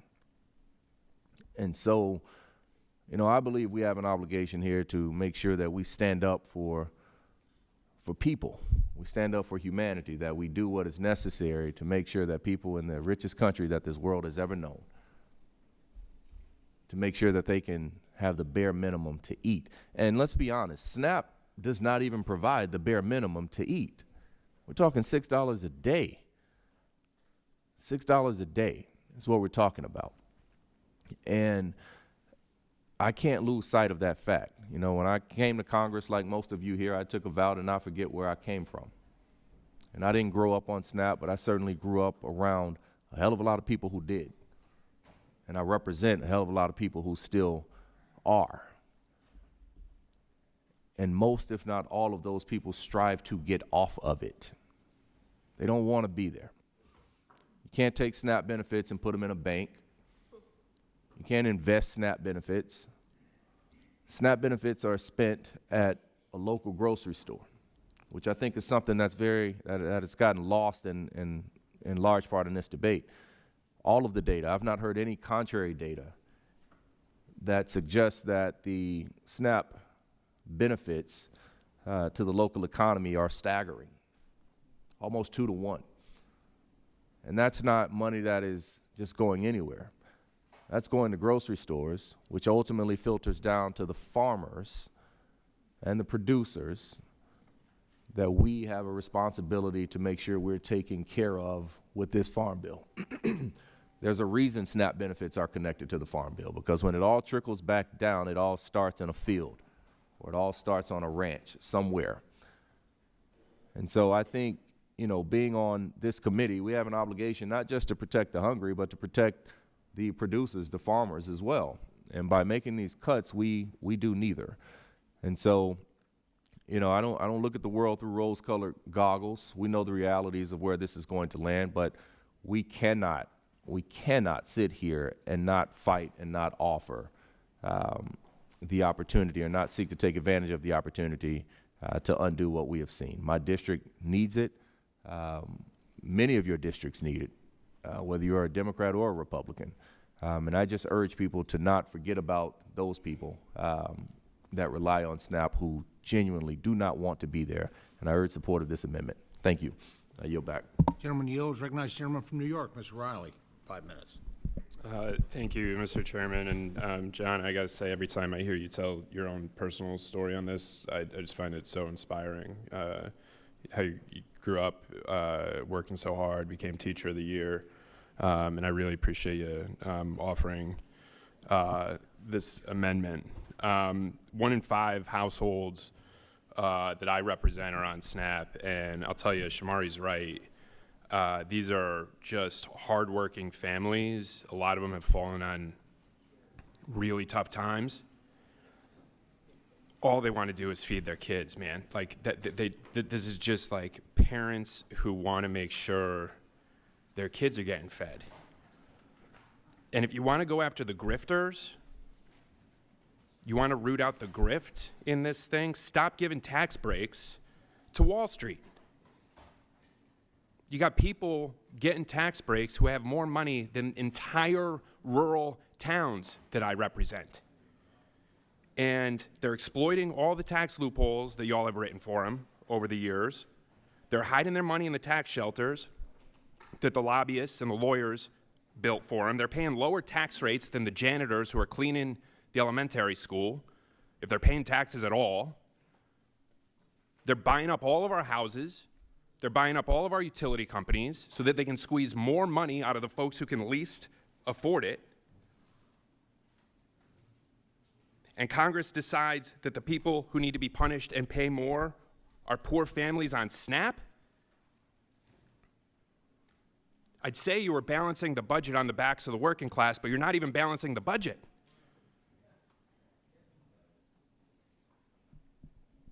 You got poor families in Walton and Monticello,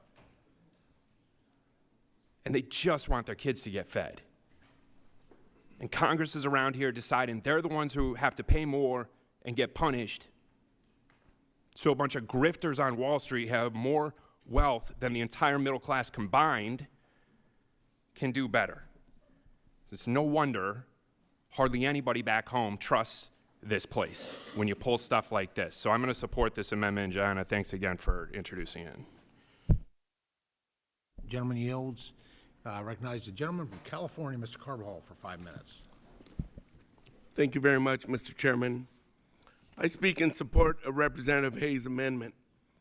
It is deeply frustrating to see that after 9 months, the majority has shown little concern in stopping the big, ugly bill's $187 billion cut to SNAP. This farm bill does nothing to stop, even mitigate the harms that H.R. 1 will inflict. In California alone, more than 500,000 people are at risk of losing critical food assistance through SNAP. Let me repeat that, more than 500,000 people. With the expanded work requirements and the elimination of exemptions for veterans, former foster youth, and individuals experiencing homelessness, around 20,000 of the 119,000 SNAP recipients in my district could be at risk of losing their benefits. That's 17,000 in Santa Barbara County, 2.6 thousand in San Luis Obispo County, and 1.9 thousand in Ventura and Ojai. In addition to significantly reducing eligibility, H.R. 1 makes major changes to SNAP financing by shifting more administrative and benefit costs onto states. It is estimated that these cost shifts will result in $2.4 billion increase in costs for California alone. This destabilization and financial strain imposed on state and county SNAP operations will likely lead to higher caseloads, growing backlogs, and greater risk of administrative errors. All of these misguided and cruel so-called reforms will ultimately contribute to increased food insecurity, delayed access, and loss of assistance for our nation's families, children, seniors, veterans, and individuals with disabilities. This farm bill is an opportunity to undo, or at the very least, reduce the harm that millions of people will experience as a result of changes to SNAP. I remind my colleagues that failing to reverse H.R. 1's cuts will not only affect SNAP recipients, but also the farmers, ranchers, small businesses, and grocers who rely on SNAP dollars. SNAP has been shown to improve economic outcomes and serve as an economic stabilizer during downturns. with each additional $1 in SNAP benefits generating about $1.54 in economic activity. For all the reasons just mentioned, I call on my colleagues to support Representative Hayes' amendment in reversing the drastic and detrimental cuts to SNAP that were included in H.R. 1. I yield back. Gentleman yields back now. Please recognize the gentlelady, Congresswoman McDonald Rivet, for 5 minutes. Thank you, Mr. Chair. I'm also in support of this amendment, and I want to raise an issue that I don't know that we've talked about.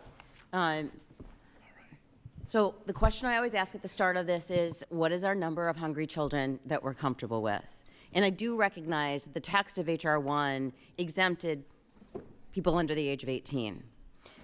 So the question is how are we going to get to this number, this gigantic, almost $200 billion number in the cutting of SNAP benefits? Well, we're going to get to it by putting layers and layers of paperwork and bureaucracy in the way between food and families and kids that need access to it. We're going to make it really hard to continue to show eligibility, to show working. When you're working 5 and 6 jobs, juggling a kid's schedule, trying to figure out how to get food on the table, but for God's sakes, not a hot rotisserie chicken. And then you have to over and over and over again prove that you're working in these 6 jobs, which may come on and off. You may be working at one and then having switched to another. I mean, there's a constant transition in work here. All of that, it's specifically designed to get people off the program because they've missed a deadline. So the question is how many hungry children are we okay with? Because this isn't a number on a balance sheet. There are faces associated with this. There are people, real people, who are going to lose access to food. And with that, I'll yield the balance of my time to Congresswoman Hayes. Lady yields to who? Thank you. I'm glad you brought children up, Representative McDonald Rivet, because one of the things about being a classroom teacher is that you become a part of these children's lives. And they talk to you every day, and they tell you what's happening at home, and they tell you the experiences that their families are going through. This is not just policy. This is people's lives. And I fully expect that my colleagues are going to vote against this legislation because SNAP and food security and feeding people has been something that has been under attack over and over and over again. In the debt ceiling, in appropriations budgets, it's like nibbling around the edges, going after food every single time while making permanent tax cuts for the wealthiest individuals in this country. We shouldn't even be debating this in this way. But as you've heard, local grocers are going to suffer. Farm stands are going to suffer. Farmers markets are going to suffer. For every dollar spent in SNAP, I think it's close to $1.50 goes back into the community. So communities are going to suffer by losing that revenue. It's hard to understand how this is our hard line. Hungry kids, 14-year-old, not 18. I don't know, I'm not sure if we're all reading the same piece of legislation, but we draw the line at a 15-year-old. That's where this committee draws the line about our, quite frankly, our responsibility. And this legislation is our chance to fix that. This amendment is our chance to make whole the SNAP program. This was not about, it started out, this is about waste, fraud, and abuse. This is not about waste, fraud, and abuse. This is about cruelty. This is about cruelty over and over and over again. Once again, I urge my colleagues to support this legislation, and I yield back. Generally yields. Recognized gentleman from Wisconsin, Mr. Van Orden, for 5 minutes. Thank you, Mr. Chairman. So I was raised in abject rural poverty by a single mother, and we had food stamps when it was a stamp that you stuck on a card. Took to the grocery store, I had subsidized school lunches, and we had government cheese. And I'm so glad that most of the people sitting here watching this hearing don't even know what I'm talking about. And I appreciate that tremendously. Here's the issue. There's been hundreds and hundreds of billions of dollars that have gone to fraudsters. Ma'am? There's been hundreds and hundreds of billions of dollars that have gone to fraudsters. And I want every single taxpayer dollar that is allocated to go to feed a hungry child to go to the hungry child. I want every single dollar that is allocated to go to a family so they don't have to wring their hands about wondering how they're going to feed themselves, to go to that family. Philosophically, ma'am, we agree. We're on the same sheet of music, 100%. And to answer your question, ma'am, how many hungry children in the United States of America in 2026 is acceptable? The answer is 0. But the issue is we have to get to 0. And how we get to 0 is making sure that there are not people that are taking these monies and abusing these programs. That's really the way to get there. And you guys know where my heart is. And I know it's shocking that you're hearing me speak like this, but this is who I am. And so if we were to go through, and this is a single page, like half a page amendment, I think that it's going to do more harm than good. I really do. And so I can't support this amendment, but I can support the spirit in which it's offered. I really think that it's important that we collectively understand. I volunteered to be on the SNAP subcommittee. I've been in Congress for 3 years. If I get reelected, I'll be on the SNAP subcommittee if the chairman will keep me there, because these programs have merit. They do. And for my Republican colleagues, I tell them the same thing. They got to get over this stuff. We have a collective responsibility as American citizens. We have an informal contract by being citizens that we're going to take care of those most in need. And no one on this committee disagrees with that. But we have to find the most efficient way to do so that we can help the most amount of people possible with a limited amount of resources. And so I respect you for doing this amendment, ma'am, but respectfully, I cannot support it for those very clear evidence-based reasons. Ma'am. Absolutely. Thank you. I absolutely agree with you that every dollar of this program that is allocated should go towards feeding people. Yeah. Where we fundamentally disagree is that I haven't seen anything to address waste, fraud, and abuse. Go after those people. You are absolutely right. And I would stand with you, support an amendment, pass legislation to make sure that anyone who is defrauding this program and taking food out of the mouths of the children that I am fighting for is adequately prosecuted. That is not what we are talking about. And kids cannot fill their bellies with good intentions and respectful submissions. It's the policy and the legislation that we pass. So if we really wanted to do something about it, we wouldn't attack the millions of people who are doing the right thing. We would go after the handful of fraudsters that you just talked about and make sure that they are prosecuted. We had someone sit right in this committee and talk about all of the ways that he had defrauded the system and stolen SNAP funds. And my question was, why aren't we arresting him right at this table instead of celebrating him and letting him tell the story over and over again? Will the gentlelady yield? Yeah, it's your time. Thank you, ma'am. Well, you know what? I'm very respectful. What we have is we have several different state governors that refuse to turn over, including my governor, Tony Evers. They will not turn over this data. And my district borders Iowa, Minnesota, and Illinois, and I know for a fact there's people in my district that are getting SNAP benefits from multiple states. But that's not why your governor's not turning over that data. Well, I know. What are you going to do with it? I know the guy. But so 6-7. What are you going to do with it? Ma'am, in my limited time, here's what I'd like to do. I'd like to sit down with you in a private setting, go through all these numbers, and then come publicly to solve this problem. I mean exactly what I say. Can we do that? I'm more interested in policy and votes than press conferences. Very well. I yield. Thank you, Gentleman, ma'am. time has expired. Any other members seek the ranking member seeks recognition. I just want to continue to level set for the committee. The SNAP program has one of, if not the lowest error rate of any government program.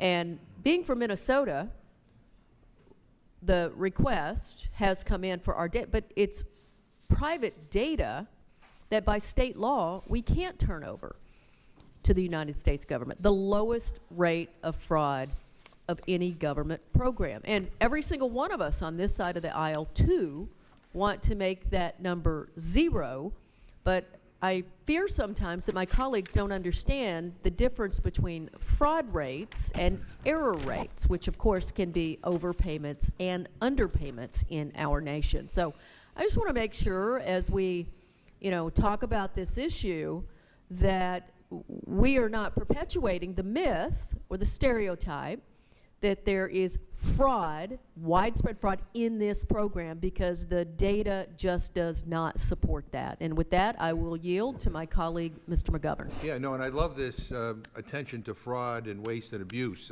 Where is that outrage when it comes to the Pentagon budget? I'm just looking at one article here, how the Pentagon falls victim to price gouging by military contractors.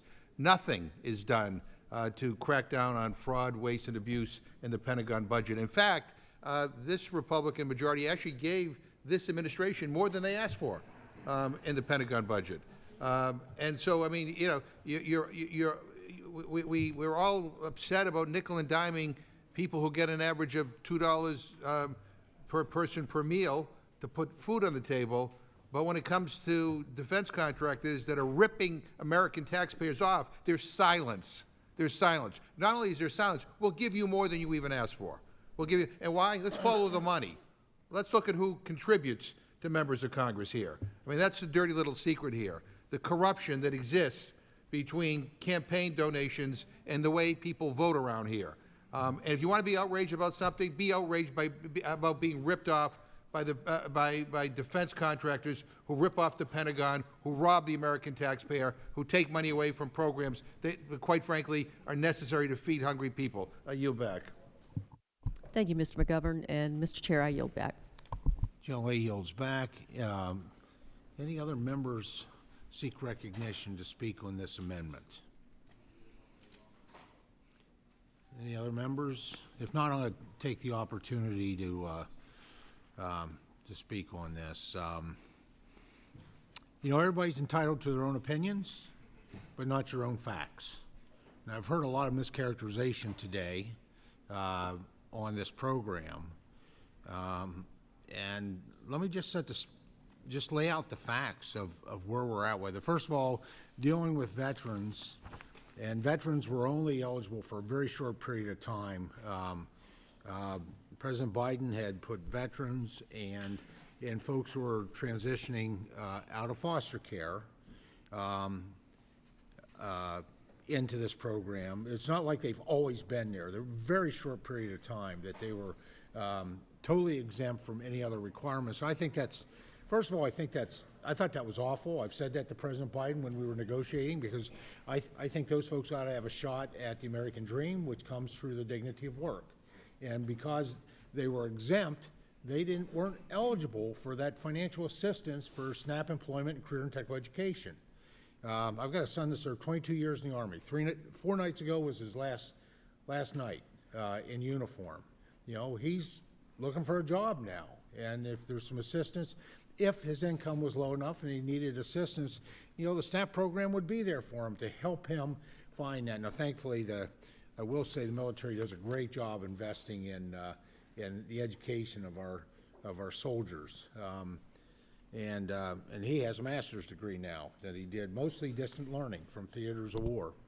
On our veterans, under H.R. 1, states will once again be required to engage able-bodied veterans in SNAP, volunteer or education for 20 hours a week. I apologize. I think I misquoted a month in the past. But it's an average of 20 hours a week. Veterans who are over age 64, mentally or physically disabled, taking care of a dependent under the age of 14, taking care of a disabled child or aging parent in the home, participating in a drug or alcohol treatment program, in school at least half-time, or participating in a job training program at least half-time, are all exempt from those requirements. Exempting all veterans from work requirements really is misguided and denies them a chance at economic opportunity and brighter futures. Other facts. SNAP, this farm bill we're talking about over 10 years is like $1.3 trillion. SNAP is 1.1 trillion of that.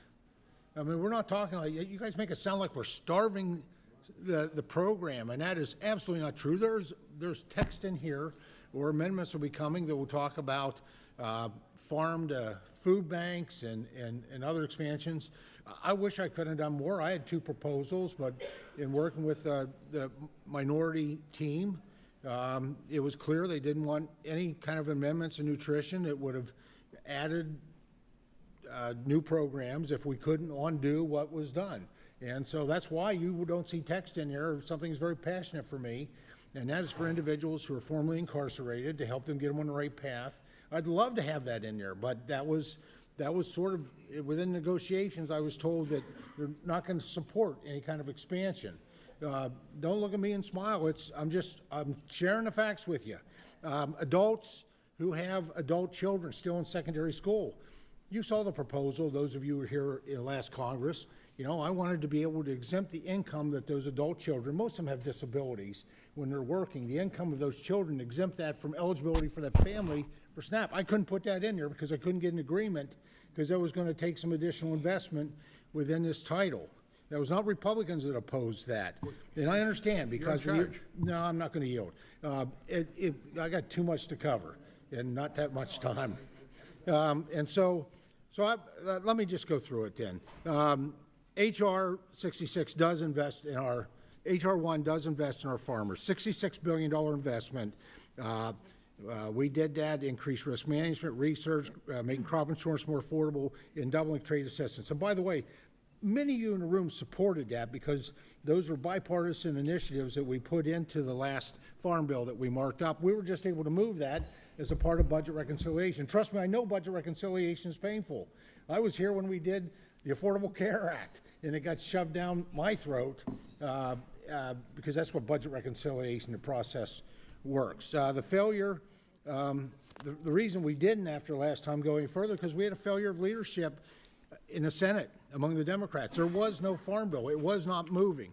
We had Joe Biden raised the benefits 20% arbitrarily. You know, GAO and everybody else said it was not legal what he did.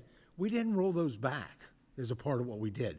We did not roll those back, even though it wasn't done in a proper way. Talking about people losing their individual benefits that are qualified, it's just not true. They have not been reduced. Despite everything we did not go in and target the individual benefits of the SNAP program for people who are truly eligible. And then I got to address this Farm Bill Coalition. I've heard it over and over again like a broken record that we broke the long-term ag and food coalition. Well, if the Farm Bill, and that's what we call it, although I've kind of renamed it this time around, Farm, Food, and National Security Act, is $1.3 trillion, and $1.1 trillion is the food side of it. That doesn't seem like a very strong coalition. That broke a long time ago, and we disadvantaged the people for decades who actually grow the food that is consumed by everybody, and is important to everybody. Well,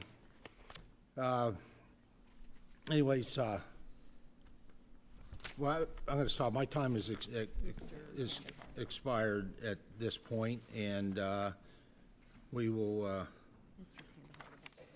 I recognize Mr. Tandahar for 5 minutes. Thank you. Thank you, Chairman. You know, growing up in India in poverty, I remember times when I didn't know where my next meal is going to come from. Now here, sitting in the richest nation in the world, while billions of dollars are being spent dropping bombs in Iran, we are still fighting to provide food to the hungry families, to the children. I represent Detroit area, a district that is fourth lowest in income. in the nation, with almost 30% people utilizing SNAP benefits. It just seems so cruel.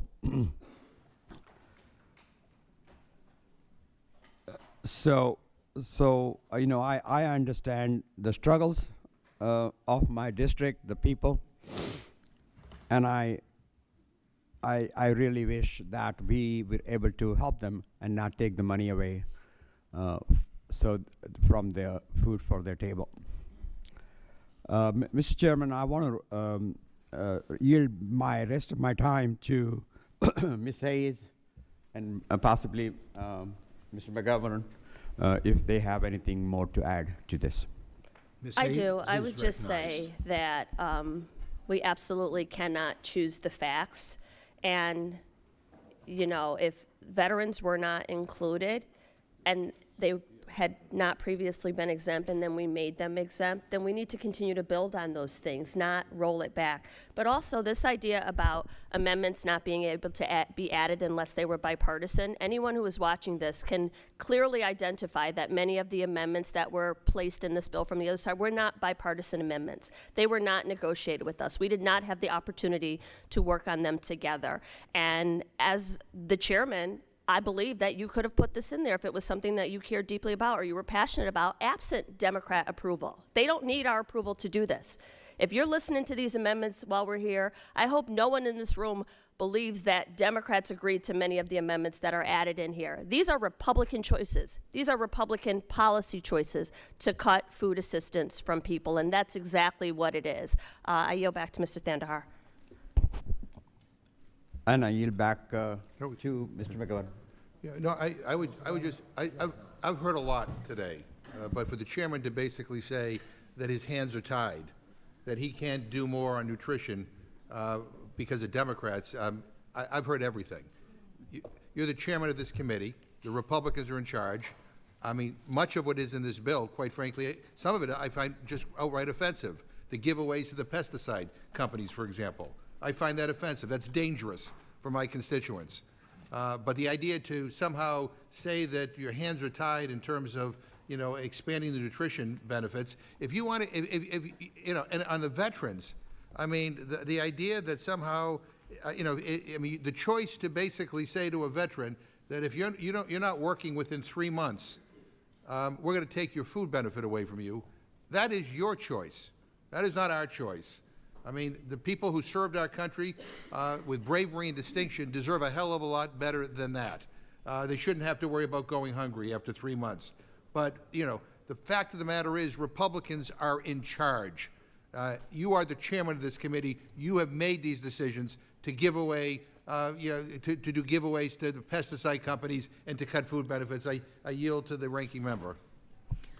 The ranking member is recognized. Thank you so much.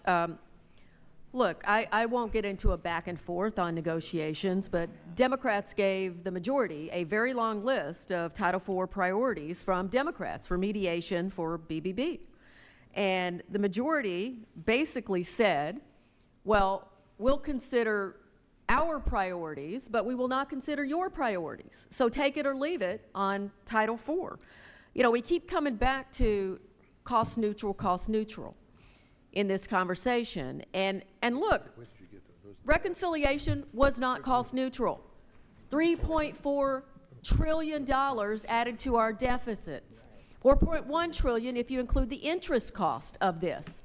So we could sit here and talk all day, but if we're going to get into a conversation during this markup about the process, I'm happy to get into it, but I don't think the majority wants to get into this process. When you read us through this damn thing the last week, you wouldn't give us a copy of it until I complained to Politico.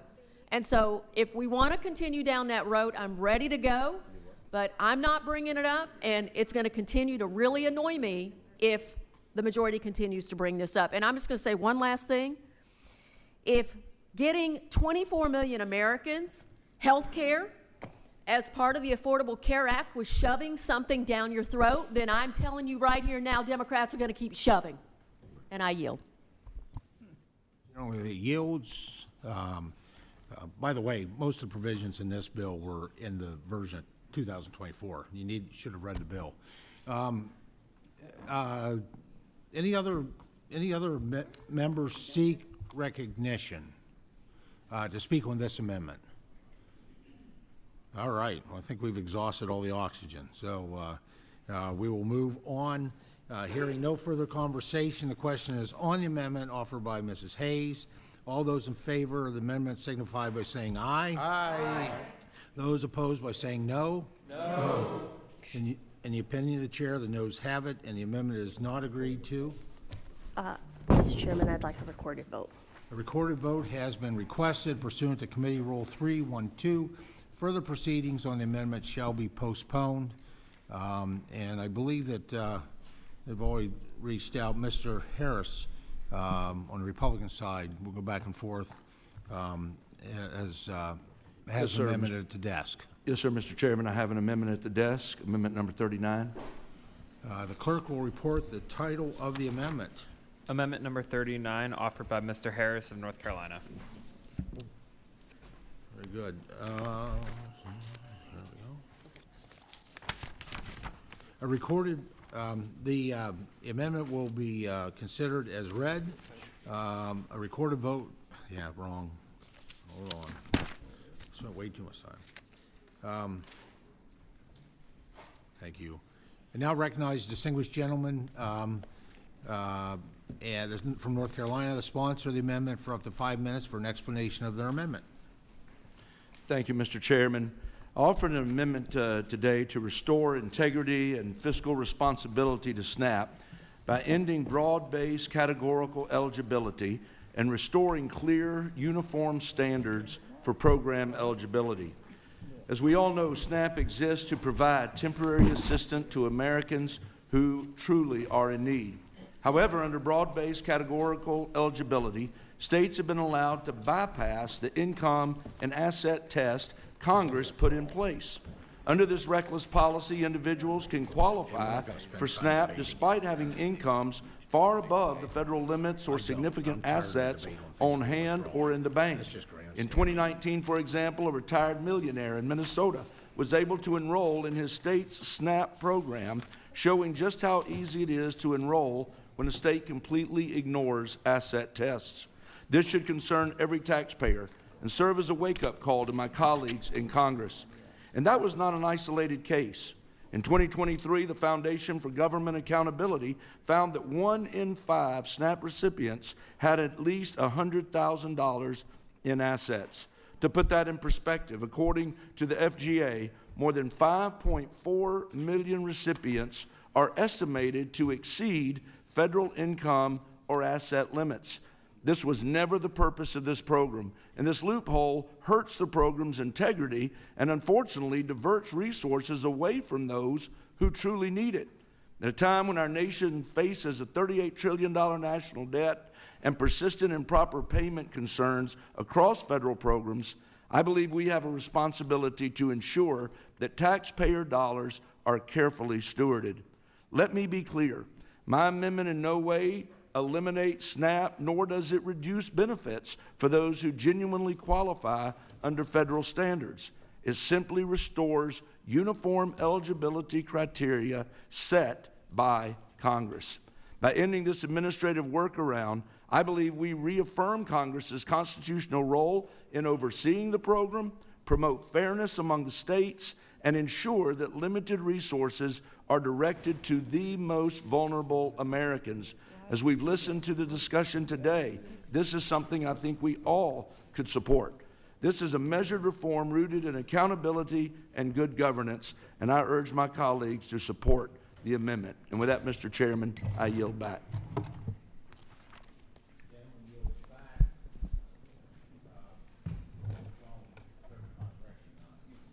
Thank you, Mr. Chair. And while I appreciate the intent from the author of this amendment, I just want to explain why it lacks common sense. Remember when the movement started to, instead of going to very limited eligibility and proof of eligibility in the free and reduced lunch program in our schools, started looking at a space where we would just give free lunch to every student in school districts that met overall a threshold. And here's why that mattered. The layers and layers of bureaucracy and paperwork and regulation that Republicans often put on programs for the poor that they would never consider for billionaires and corporations actually costs more money than just doing things like presumed eligibility, like categorical eligibility across poverty programs. If you are in an office like in Michigan where you are in danger of getting your heat shut off, you also need food. Should you have to go to 2 separate departments, apply for it on separate applications with different timelines, with different categories that sort of mean the same thing but not entirely? Heat and food go hand in hand in Michigan. You die without both. What this will actually do is not ensure it goes to the most needy, but rather add layers and, most importantly, hours of paperwork and regulatory misdirection in order to just simply slough people off the program. This is food. This is food. And there are many programs that have close to the same eligibility, and the ability for states to streamline that process to get people immediate, emergency, basic needs help when they need it is incredibly important. I urge members of this committee to oppose this amendment. Thank you, General Lace. Yields back. Mr. Taylor is recognized for 5 minutes. Thank you, Chairman. I support this amendment. This amendment would work to preserve the SNAP program for the most vulnerable among us by eliminating the broad-based categorical eligibility in SNAP.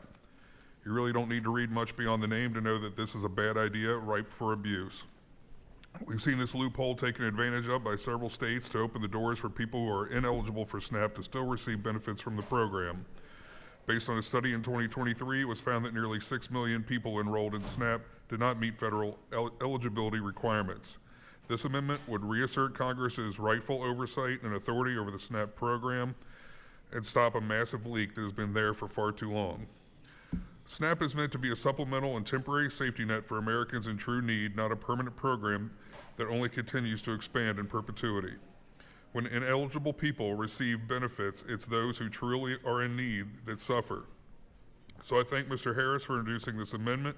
I look forward to working with him and the chairman to ensure that SNAP benefits are going to those that deserve it. Thank you, Mr. Chairman. I yield back. Thank the gentleman. He yields back. Now recognize the ranking member for 5 minutes. Thank you, Mr. Chairman. Broad-based categorical eligibility is a long-standing state option that supports working families by easing the benefit cliff when they pick up extra shifts or take a small raise.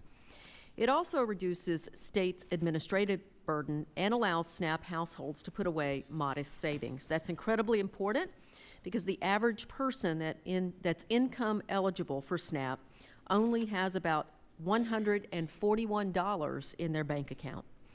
The number of bipartisan states opting in to broad-based categorical eligibility has been increasing steadily over time because they see its positive impact on both participants and program administration.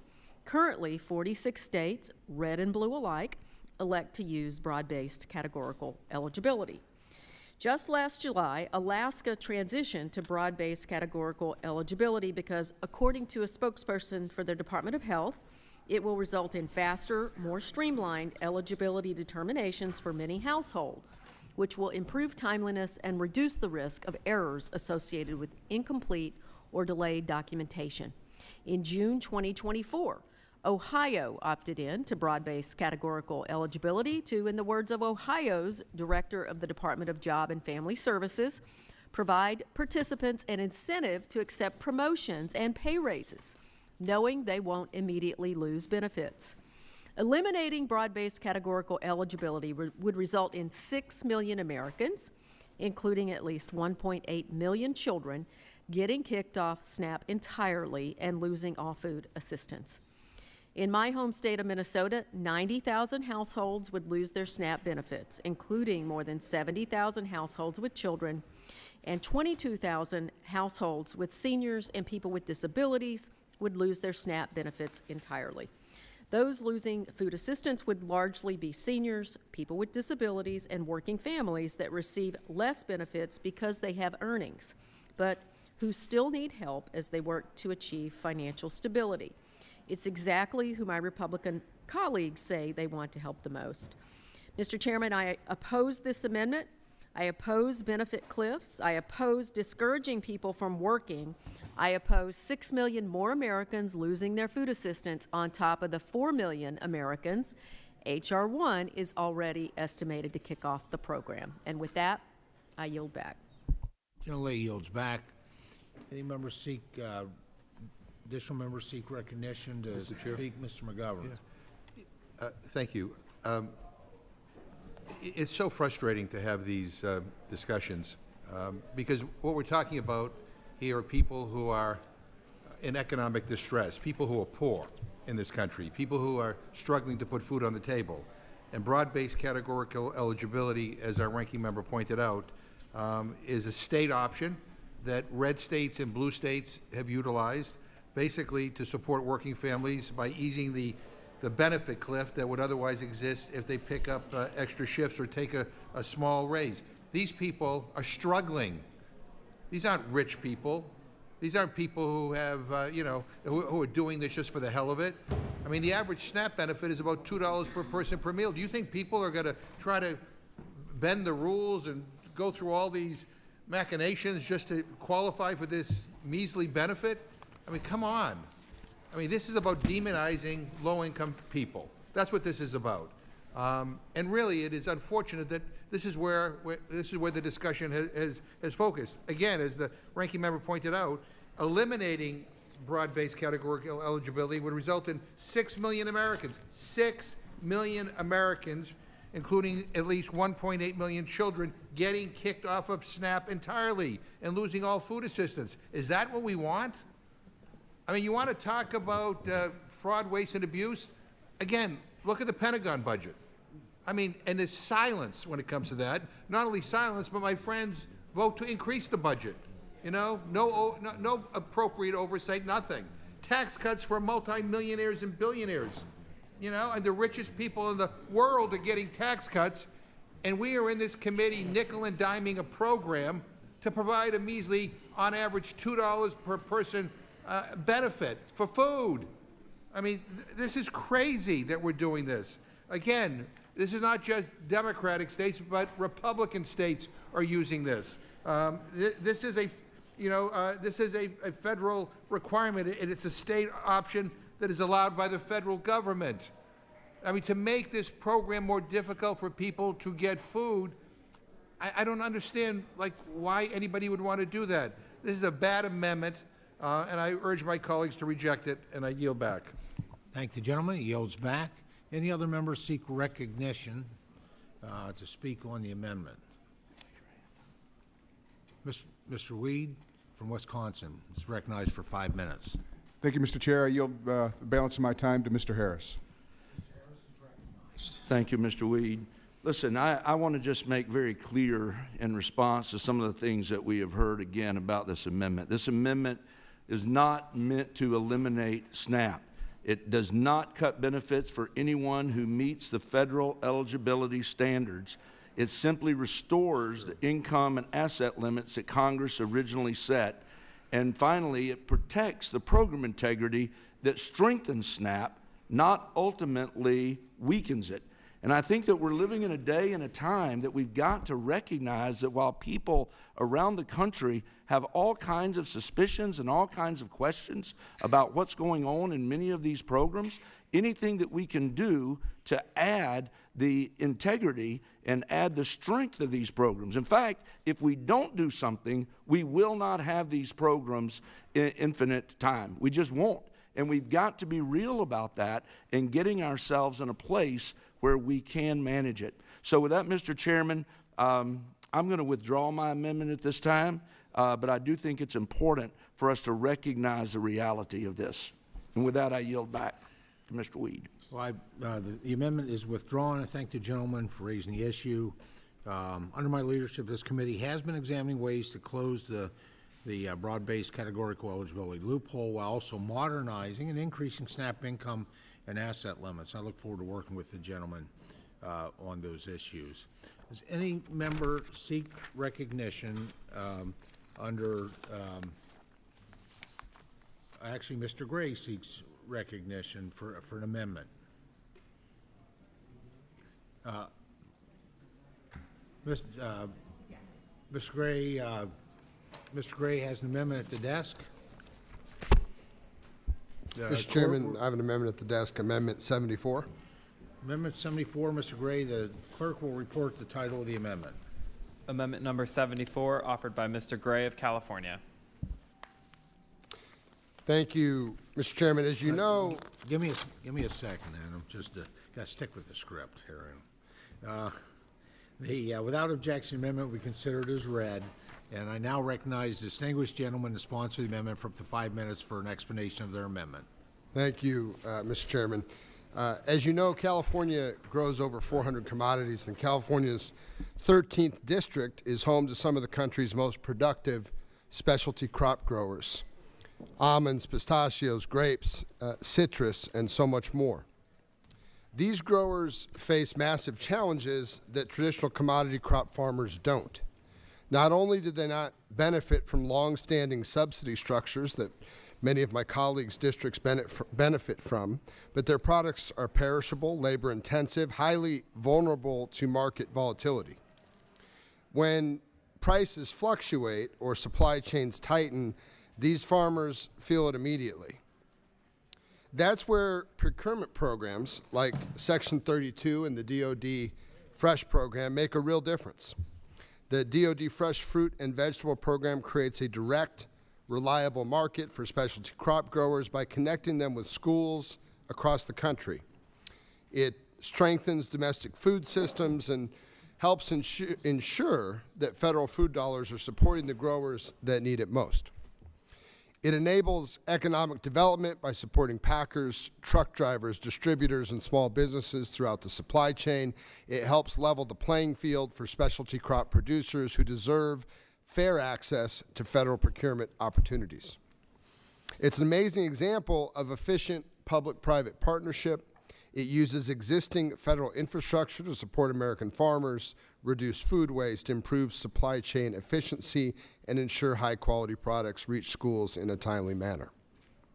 My amendment would give the states the flexibility to allocate up to 20% of their emergency food assistance program funding towards DoD Fresh, allowing states to use their resources on locally grown fresh fruits and vegetables. Strengthening the DoD Fresh program, it means supporting our children and specialty crop farmers, and it means strengthening our agricultural economy in a way that is practical, efficient, and results-driven. Thank you, Mr. Chairman. I yield back. Gentleman yield back. I'll claim my time to speak on this amendment. I want to thank the gentleman for introducing this amendment. This is a no-cost option for states that will support specialty crop growers in California and all across the country through the DoD Fresh program. Procurement programs such as DoD Fresh, Section 32, and TFAP are crucial for specialty crop growers, and this amendment will allow states to increase procurement of fresh produce through TFAP at their option. And I want to congratulate the gentleman again for working with us on this bipartisan effort, and I support the amendment, encourage all members to do so. Other members that seek recognition to speak on Mr. Gray's amendment. Ranking member is recognized. Thank you, Mr. Chairman. I'm going to start by saying I love this amendment, but I'm sitting here incredibly frustrated because the minority asked for this provision to be included in the majority's base text, and it wasn't. And so what we are seeing happen today, just so we're all very clear, is that the majority ignored the bipartisan asks in the negotiation process, and the majority in the last several days has reached out to members who they would like to work with directly in this process. So, of course, this amendment would allow states to use TFAP dollars to buy food through the DoD Fresh Fruits and Vegetables program, giving states more choices when procuring foods, but without pairing it with a more with more funding for TFAP entitlements, it is not going to move the needle. Food banks are operating under immense strain with high demand and only getting higher as millions lose access to SNAP. And more middle-class families struggle to pay their bills, their rent, their utilities, and put food on the table. And without additional TFAP funding, food banks are going to continue to struggle to meet the demand. So I'm not speaking against this amendment per se from my colleague. We asked as a minority for this to be in the damn thing to begin with. But here we are today, and the majority now says it's a good idea. But if it was such a great idea and the majority is so supportive, then why isn't it in the base text to begin with? So with that, while the amendment improves food purchasing options for TFAP, it does nothing to address the high demand and limited resources that will continue to make it difficult for food banks to afford to purchase fresh fruits and vegetables in the first place. My counsel to the minority is to vote your district here on this particular amendment. And my counsel to everyone is it would have been terrific to have an actual bipartisan process, and I continue to hope that in the Senate we can get a more bipartisan process and a bill that more of us can support in the end. So, Mr. Gray, thank you so much for your work here, and with that, I'll yield back. General yields back. Recognize the gentleman from Wisconsin, Mr. Weed, for 5 minutes. Oh, new amendment, I'm sorry. Recognize the gentleman from Minnesota, Mr. Finstead. Thank you, Mr. Chair. I just have to point out, I mean, what I just heard was absolutely crazy. The fact that you, as the chairman of the committee, just openly accepted and said, I'm willing to work with you, I support this amendment from the minority, and then to hear the ranking member have a hissy fit about not being bipartisan, which is exactly what you just did. I mean, this is political theater, and this is why people absolutely are disgusted with politics in our country. Just be real. Be real. We all saw what just happened. The chairman said, I accept this amendment. I think it's a good idea. We want to work with you. Makes perfect sense. Mr. Chairman, I applaud your leadership. I yield back. Gentleman yields back. Other members seek recognition. Ms. Figures, recognized. Thank you. I hear my colleague's point, but I don't think the issue was as much about what just happened as what everybody saw, as much as it was about what everybody didn't see behind the scenes. And with that, I yield to the ranking member. Ranking member is recognized. Thank you, Mr. Figures. That's exactly right. If we're going to continue, the majority is going to continue to talk about the process here today, which I did not start talking about the process, was not intending to talk about the process. I think it is only fair to make sure that the committee members know that this was one of the bipartisan offers and requests we made of the majority. And so the way that the majority is behaving in this markup is that we're going to reject everything in the bipartisan negotiation process, but I tell you what, at the markup, we're going to, make sure that we are reaching out and doing these things. So, Mr. Finstad, I'm not sure what a hissy fit looks like to you, but you haven't seen me throw a hissy fit, but if you want me to, I just might. And if you want me to come back to your congressional district and do another town hall because you won't do one, I might do that as well. So if we're going to go down this road today, Mr. Finstad, I'm going to go down that road with you. And I yield back to Mr. Figures.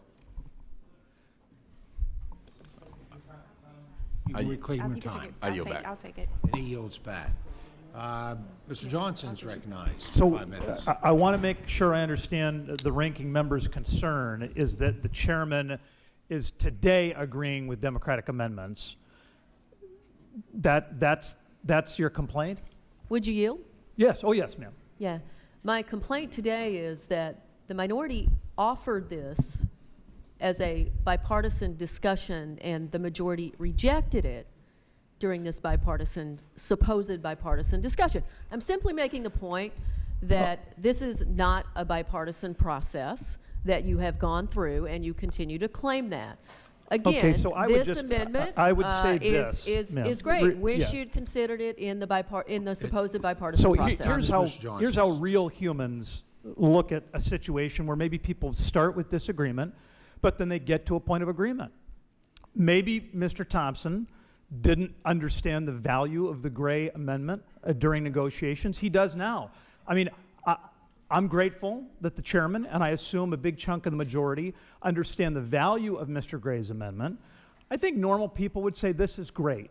Let's get this Democratic amendment made in order. Let's add it to the base text. I think you would have criticized Mr. Thompson had he rejected the Gray Amendment. You're also criticizing him now that he accepts it. It might be that you were going to criticize the chairman no matter what he did. And I think that seems indeed like politics, as Mr. Finstead said, rather than being happy about the fact that we're coming closer together on a bipartisan work product. And with that, if Mr. Finstead has any additional comments he'd like to make, I'm happy to yield to him. Yeah, thank you, Congressman Johnson. Listen, I feel like we are at a moment in time in our country where we need to start figuring out how to behave better and act like normal humans that the constituents that we represent expect from us. And so we can choose. We can play political theater. We can run for higher office and decide we have to go one way or the other on the political spectrum. We can ignore the fact that we have a history of working together because it doesn't suit us and our political aspirations. We can ignore the fact that we've, worked together on co-authoring so many pieces of legislation in this bill. I mean, in my opening statement, I talked about many of you across the aisle where I have worked with you. We have co-authored things that are in this bill. The chairman has done more than I've seen most chairmen do in my short time here in Congress to try to appeal and to have conversations with folks. The fact is we have a ranking member that's running for a higher office that's ignoring the fact that she has her fingerprints on a lot of things that are in here, whether it's the pesticide piece of legislation, which her and I co-authored, now she's running from, whether it's the, outside of this committee's jurisdiction, she was with us on the Lake and Riley Act. I mean, this is political theater, and it's unfortunate that it's crept its way into the committee hearing when we have a really good product in front of us that we should figure out ways to come together, not ways to just continue to go to our corners and scream and holler. Thank you. And so I would just note this. I assume the ranking member will support the Gray Amendment. I assume the ranking member would like the Gray Amendment to prevail. I would assume that the ranking member would like the support of Republicans to help her get that done. It's like, what are we arguing about here? You know what With that, I happens would yield when you back. assume, right? Very good. Mr. McGovern is recognized. Yeah, let me just say, I support the Gray Amendment. I thank the gentleman for introducing it. I wish it were accompanied with more TFAP money. But to suggest that this makes this a bipartisan product is laughable. So, I mean, this bill, this so-called farm bill is problematic because it screws over a lot of poor people in this country. It doesn't do anything to repair the $200 billion in cuts to SNAP. I mean, it doesn't do anything to deal with the onerous new work requirements and new red tape that have been thrust on people on SNAP that are throwing millions of people off of the program. So I support this amendment. I will vote for this amendment. But when it comes to final passage, I am a hell no. I'm not a cheap date on this issue. The idea that we have millions and millions of people in this country, the richest country in the history of the world, who are hungry, and we get crickets from the other side. All kinds of excuses about why we can't do anything to address that issue. I mean, it is shameful. So yeah, and the people that I represent, the normal people that I represent, are just stunned that we have a Congress that has no problem with adding to the debt $4 trillion, $3 trillion, whatever, for tax cuts for rich people, for millionaires and billionaires, but want a nickel and dime the SNAP program, which is about, on average, about $2 per person per meal. I mean, give me a break. I yield to the ranking member. Ranking member is recognized. Thank you. I do want to point out that in my comments, I also mentioned that this policy was intended to be paired with more funding for TFAP to help food banks afford more fruits and vegetables. And so without that side of it, there is a problem with this amendment. However, I would say my broader point is that the majority is behaving in a very duplicitous way and has in this negotiation, because those items we have presented as bipartisan that clearly we agree on here in this markup today, you rejected from the minority staff, but you are utilizing it here today to try to pick off Democrats. So I'm simply pointing out, and I appreciate that this process, again, was not my intention to bring the process out into the open, but you opened the barn door, and so here we are. And I would yield back to Mr. McGovern, who I believe is, to Ms. Hayes. Oh, Mr. McGovern. Thank you. I just want to say, I think it's frustrating. The point of frustration here for the majority side is that we asked for the provision to be included in the majority-based text, and it wasn't. And while this amendment improves food purchasing options for TFAP, it does nothing to address the high demand and limited resources that will continue to make it difficult for food banks to afford to purchase fresh fruits and vegetables in the first place. So that is our frustration. And when we talk about, you want to talk about political theater, I mean, insulting us, calling us names, saying that we are not normal people, that we need to be better human beings, questioning, I'm curious as to if Mr. Finstad would ever ask a man if he had a hissy fit or even insult that. So you are insulting the process and the members here as we try to do due diligence to make a better product. And to put it on public display is an insult to everyone on the minority side and the process when this is something that we could have had done in the base text. So with that, I yield back.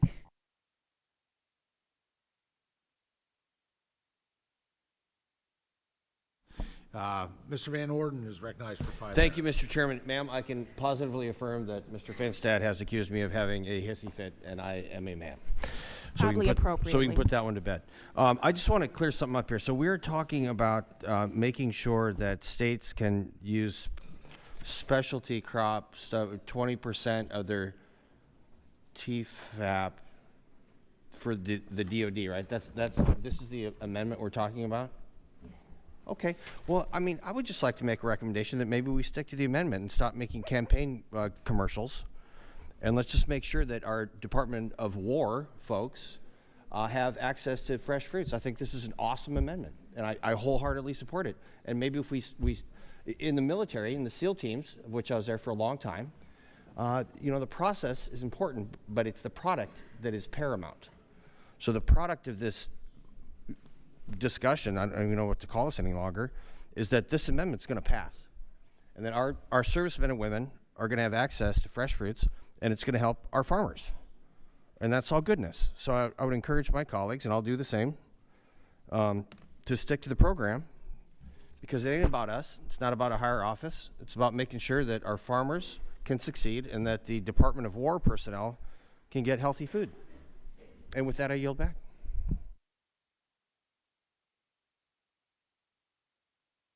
Gentlemen, yield back. Yes, Mrs. Hayes, you have your own 5 minutes, so. Thank you. I'd just like to start by saying, physician, heal thyself. In the same sentence where you're saying, let's not make this about political theater, you talk about running for higher office and making a political ad. I'm not really sure what all the passive-aggressive attacks at the ranking member are. Yes, she is running for the U.S. Senate because she truly believes in the people in her state and wants to be there to help them. She also shows up to work every day, does not miss votes, does not miss hearings, does not miss any of her responsibilities of her current job. So if that is the metric for evaluation, I might suggest that a professional development be run within the conference for people to show up to work who are running for higher office. This is a good amendment, and I appreciate my colleague for introducing this amendment. The problem that we have and what we are trying to articulate on this side is that this is gamesmanship. It is not bipartisan negotiation. We showed up in good faith. We sat down in small meetings. We had conversations the last go round. And when we got to this space, it was, as the ranking member said, to pick off vulnerable members, to offer them an amendment, to get them to vote for it with no expectation that we would have a better work product at the end. So these small wins do nothing to improve this bill. And it is very telling. It is very telling to everyone who is paying attention, the members that have been approached to offer amendments for inclusion. It is very telling. It is an attempt to pick off Democrats and divide us and get us off focus of what is truly important, and that is improving a farm bill that has the best outcomes for our constituents. That is not what we're doing here. And no matter how many times you circle back to what people are doing in their time, it does not distract from the fact. The ranking member has been laser focused on showing up for negotiations, on showing up for the members of this committee, on showing up for her constituents, and still running for Senate. I guess we're just better at it. With that, I yield back. Gentlelady yields back. Any other members seek recognition? Mr. Scott from Georgia. Well, thank you, Mr. Chairman. I'd just like to point out that as vice chair of the committee, there are things that I would have liked to have had in the base text that are not in the base text. It's just the way it is when you're going through committee markup, and we all have the opportunity to speak on that. I mean, I don't understand the ranking members, as someone said, temper tantrum or hissy fit or whatever it was. I mean, I can tell you, Mr. Finstad, he accuses a lot of us of a lot of things sometimes, all in good fun, and I don't know, but I'm the vice chair of the committee. I have things I want in the base text that are not in the base text. I hope the chair will support my stuff. I don't know if he will or if he won't, but I'm looking forward to putting this amendment in the bill, and that's just the way the legislative process works. Sure. And so, Chair, I appreciate your support, and I look forward to being here long past 7 o'clock. And, working into the next day if we need to. And with that, I yield. Gentleman yield. Mr. Lucas from Oklahoma is recognized. Thank you, Mr. Chairman. And if I could, I'd like to take the old uncle moment here and remind all my colleagues on this committee that you're not a member of judiciary or oversight. This is a committee that historically, while we disagree sometimes by policy, we disagree by region, and we fight with intensity, we still have traditionally been a committee that came together to move policy that was the best achievable for the common good of the country. I've been around here for 30 years. The last time we had a partisan farm bill was 1996, and it was moved in sum and total in the reconciliation bill that year. You don't want to go that route. Always remember that the minority has both the right and the responsibility to be the conscience of the body, and I respect that, to offer all perspectives, to look at every different angle. But the majority has the right and the responsibility to govern. Whatever legislative process that the leadership on both sides of our committee use, we have to believe it's in the best interest of moving the process forward for the common good. So let's all act like members of the House Agriculture Committee. Let's all focus on the subject matter. Let's all focus on moving product forward, the best possible product we can achieve. And if that best possible product is not sufficient, then everyone with their conscience vote accordingly. But let's not act like a half a dozen other committees of the United States House of Representatives. And Mr. Chairman, I apologize for dragging on and droning, but you have a legacy here, my friends. Let's work hard for our folks. And, Mr. Chairman, I would yield to you. Well, thank you. I think the ranking member actually gave the reason why, you know, we had to work through refinement with this, because she talked about how this amendment was accompanied with an increase in funding for TFAP.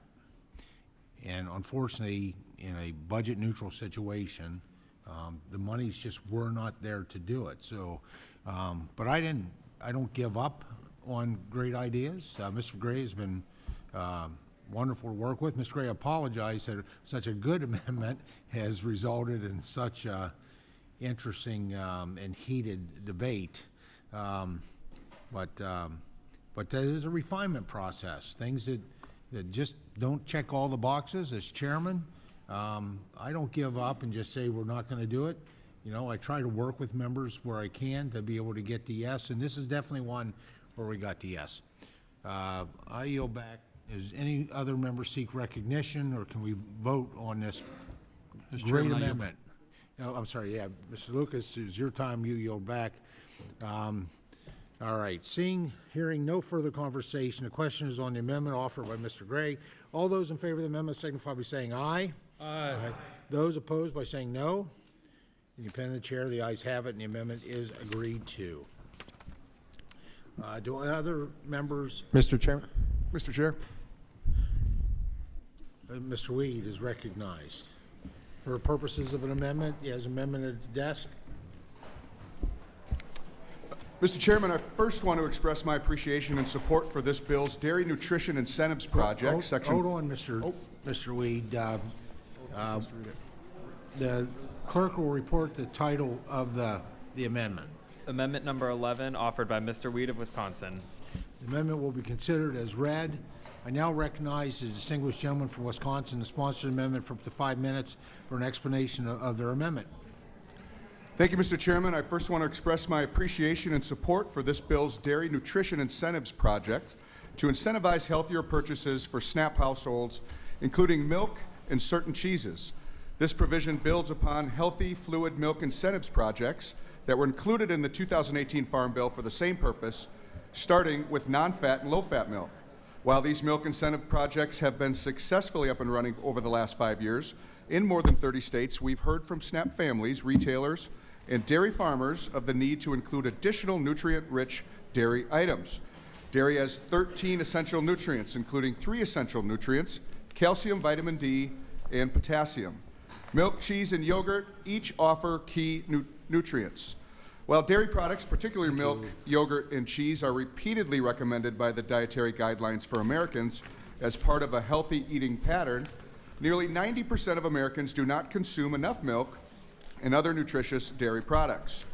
SNAP purchases of more varieties of dairy also means more milk from U.S. dairy farmers going into nutrient-rich dairy products. 10 pounds of milk make 1 pound of cheese. 2.5 pounds of milk make 1 pound of yogurt. Dairy nutrition incentives continues the momentum for more accessible, nutritious options for SNAP families. Mr. Chairman, since yogurt is considered to be part of the nutrient-rich dairy categories included, along with milk and cheese, to be part of a healthy diet, I would like to offer an amendment to allow certain yogurts to also be included as part of the Dairy Nutrition Incentives projects in Section 4305 of this bill. Yogurt is a nutrient-dense food that is a good source of protein, calcium, riboflavin, vitamin B12, and phosphorus. Yogurt is a fermented dairy product that is known to be a very healthy choice for American families. Yogurt consumption has been associated with lower incidences of cardiovascular risk factors in adolescents, particularly total and abdominal excess body fat. This amendment would also allow yogurt with limited added sugar to be eligible for this bill's SNAP dairy nutrition incentives.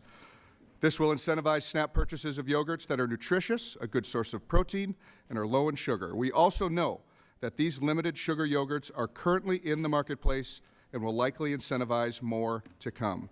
Mr. Chairman, I ask for you and the ranking member and all of my committee colleagues to support this amendment for dairy nutrition incentives.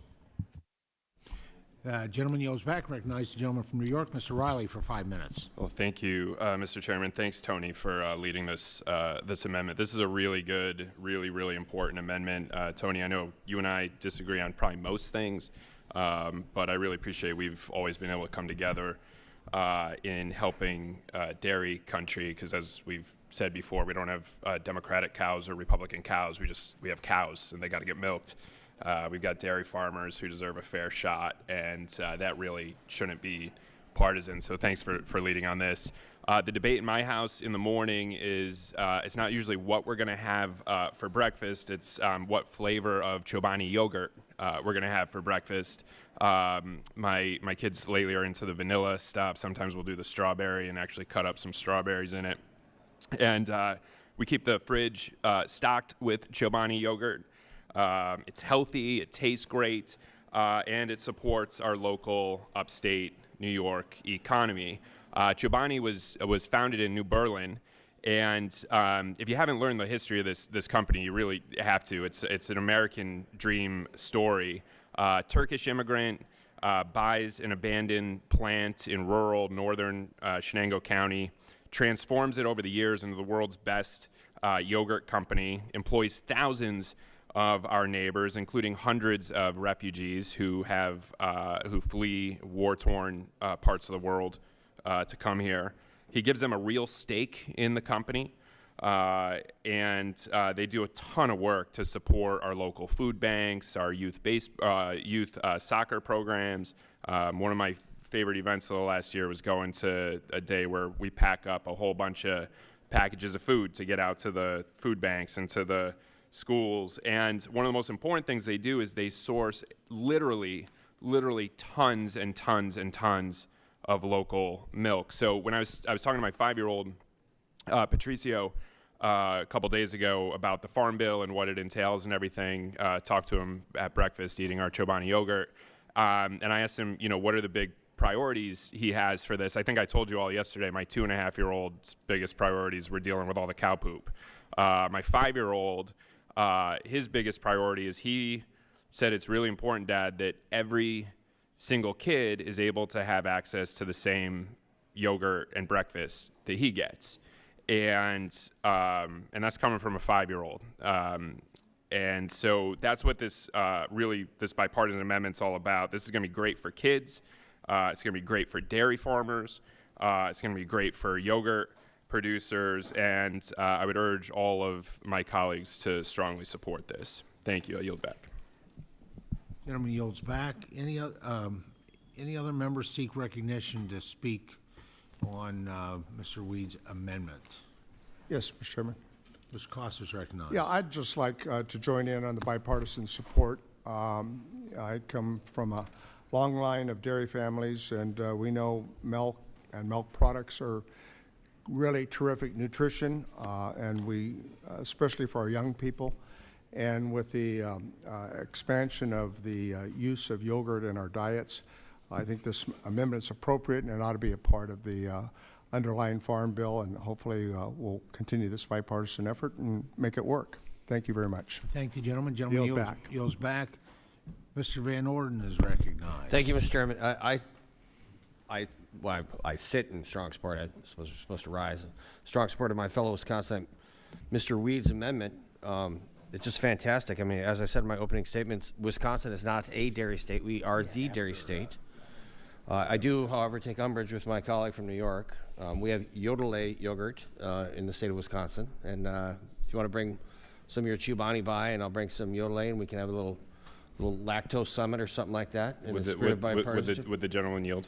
I shall. I'd be very happy here on live TV with the cameras rolling to accept your yogurt. What would you call it? It would be a dance. It would be a dance off. It would be a lactose summit, sir. A lactose summit. That is correct. Whatever you want to call it, I'll bring it. You name the time, you name the place. I'll bring my Chobani and I'll put it up against anybody. You heard that here first, people. So again, I rise in strong support of this. This is awesome. And it is directly in line with Secretary Kennedy's Make America Healthy Again agenda, which I think is fantastic. And I urge all my colleagues to support this. And with that, I yield back. And I'll see you later, buddy. All right. Okay. I thank the gentleman. Mr. Scott from Georgia.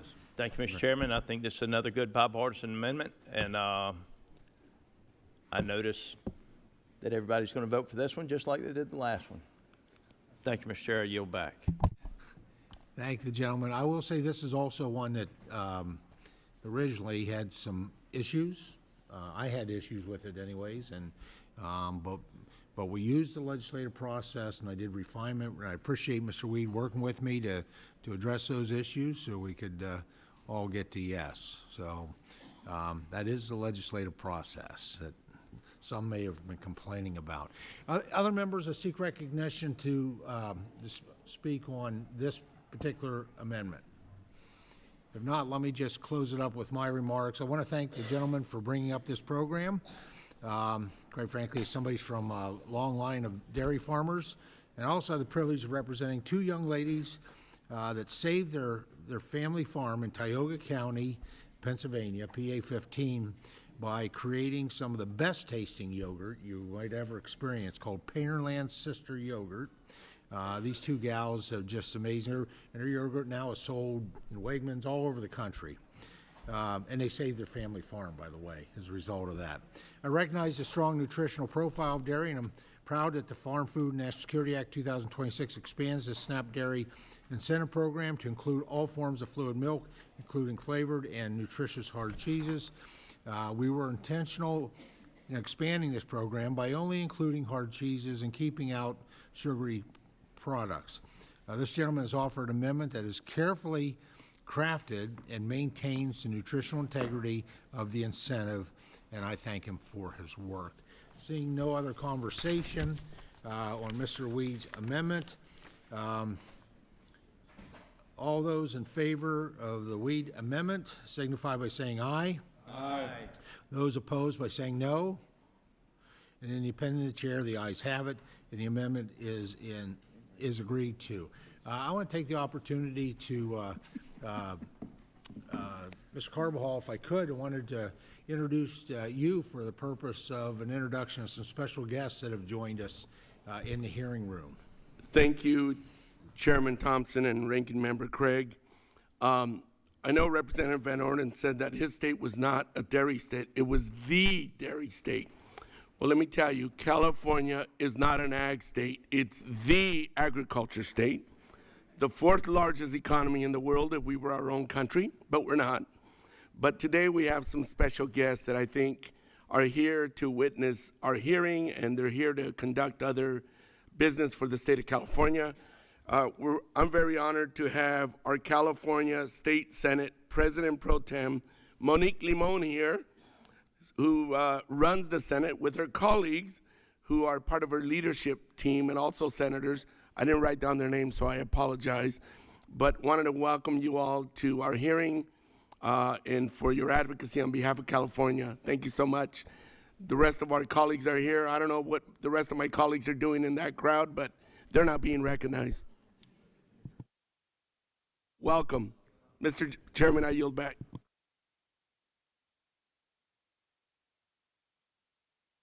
Well, thank you to our guests. Thank you for your leadership.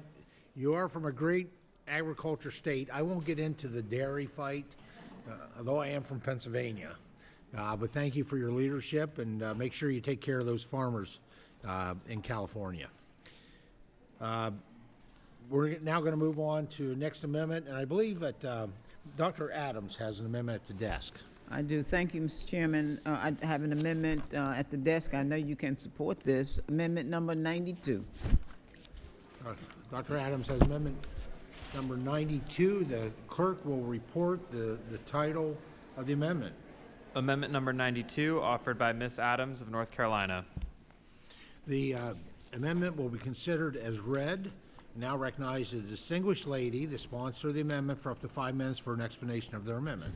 Thank you, Mr. Chairman. This amendment reinstates the Household Food Security Report, a comprehensive, consistent report that measures food insecurity on the national and state levels.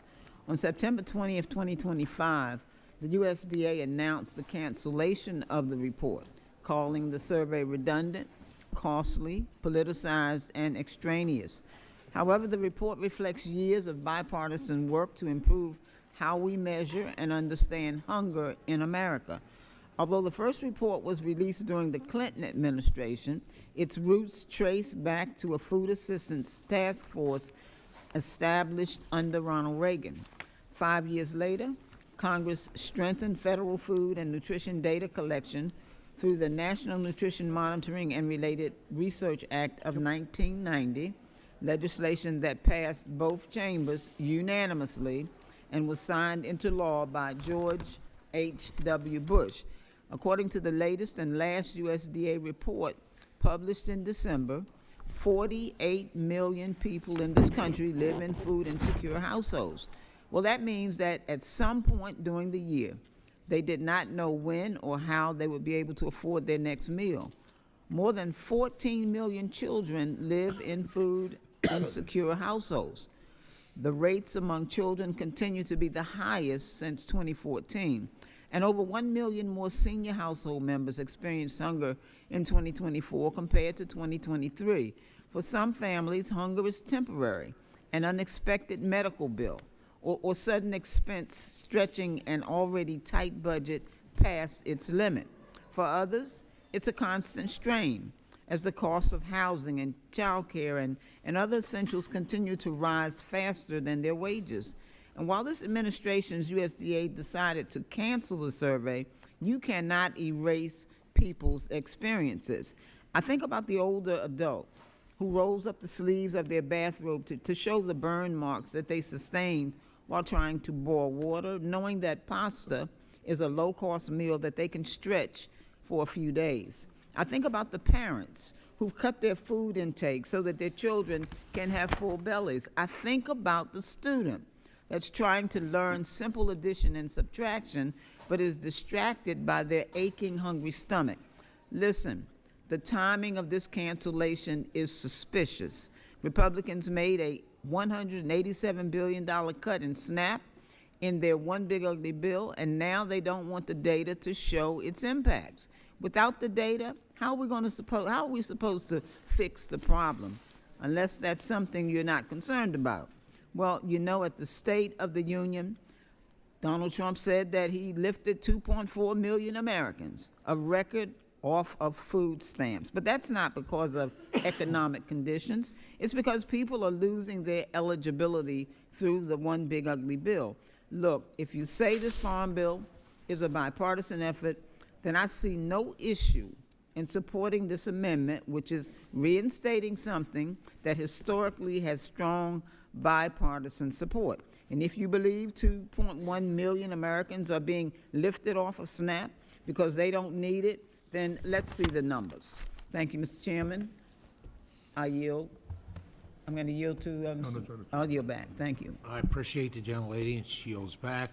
Other members that seek recognition to speak on the amendment, Mr. McGovern. Yeah, thank you, Mr. Chairman, and I want to thank Ms. Adams for introducing this amendment. Look, the Trump administration has done a lot of stupid things when it comes to food and nutrition. But among the stupidest is the cancellation of the annual food security report. I was hoping that maybe somebody could enlighten us and help us understand why USDA canceled the report. I mean, this is about data. This is about facts. This is about providing us with necessary information. For 30 years, this report has provided us with critical data to help address food security in communities all across America, in rural areas, in urban areas, in suburban areas. It has been an important report. The only reason that I can think for its cancellation is the administration is trying to bury the data, to hide how awful and damaging the big ugly bill that you passed really is. Close to $200 billion in cuts to SNAP. I think this is a deliberate attempt to try to make it more difficult for people to have consensus on the negative impacts of those cuts. You know that this big ugly bill is unpopular, and it's especially unpopular, and you guys have just kind of illustrated it by wanting to cover your tracks. Again, we can argue about data, we can argue about what it means, but we ought not to be canceling programs that actually provide us with objective data. I mean, I can cite, statistics about 1,000 different groups that are that are documenting hunger in this country. And my friends on the other side will question their political, inclinations, but this is USDA. This is the USDA report. And that it was canceled makes absolutely no sense to me. I think the gentlelady's amendment should be supported. I urge everybody to support it, and I yield back. Gentleman yields back. Thank you for that. Other members who seek recognition to speak on this amendment, Mrs. Salinas. Thank you, Mr. Chair. I also support this amendment. The fact that we would not gather, collect, and survey people who are hungry tells me that we are trying to silence the opinions and the realities of people who are food insecure. I went on a visit with our local Meals on Wheels program to visit older people who needed 2 hot meals a week. And I talked to one woman, a constituent from my district, and she was about 65 years old. And I asked her, I said, what does this meal mean to you? I was taking my own little survey as we were going around to visit folks. And she said, well, Congresswoman Salinas, this meal means I'm alive today. And I said, what do you mean by that? She said, about a year ago, she was about my height and about my weight. She said, about a year ago, I was 30 pounds lighter. And she said, and my doctor basically said, if I don't start getting nutrition and a warm meal at least once a week, I will die. And she said, and I'm alive today. We need to hear the voices of people who do not have the warm meals that they need every week to survive. We need to understand what it's like to live in a food desert. We need to understand what it's like to skip meals so you can give them to their children. We need to understand this, we need to hear it, we need it in the data, and we need to then act on it. I support this amendment, and I yield back. Gentlelady yields back. I thank her. Any other members seek recognition to speak on this amendment? If not, I'll take the liberty of my time. I want to say thank you to the gentlelady for raising this issue.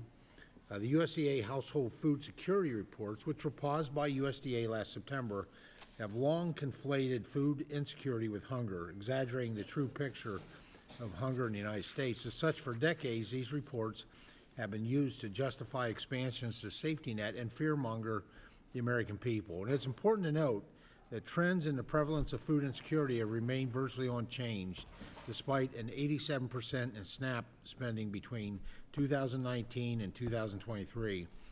The survey, more importantly to me, this survey is redundant. Currently, 11 other government-sponsored surveys collect information on food insecurity from representative samples of American households or individuals. These are publicly available data, such as the National Health Interview Survey from the CDC. That's just one of the 11. For these reasons, I recommend a no vote on this amendment. Any other members seek recognition to speak on this amendment? Seeing no further conversation, the question is on the amendment. All those in favor of the amendment signify by saying aye. Aye. Those opposed by saying no. In the opinion of the chair, the noes have it. The amendment is not agreed to. Mr. Chair, I call for a recorded vote. A recorded vote has been requested pursuant to Committee Rule 312. Further proceedings on the amendment shall be postponed. Switch over.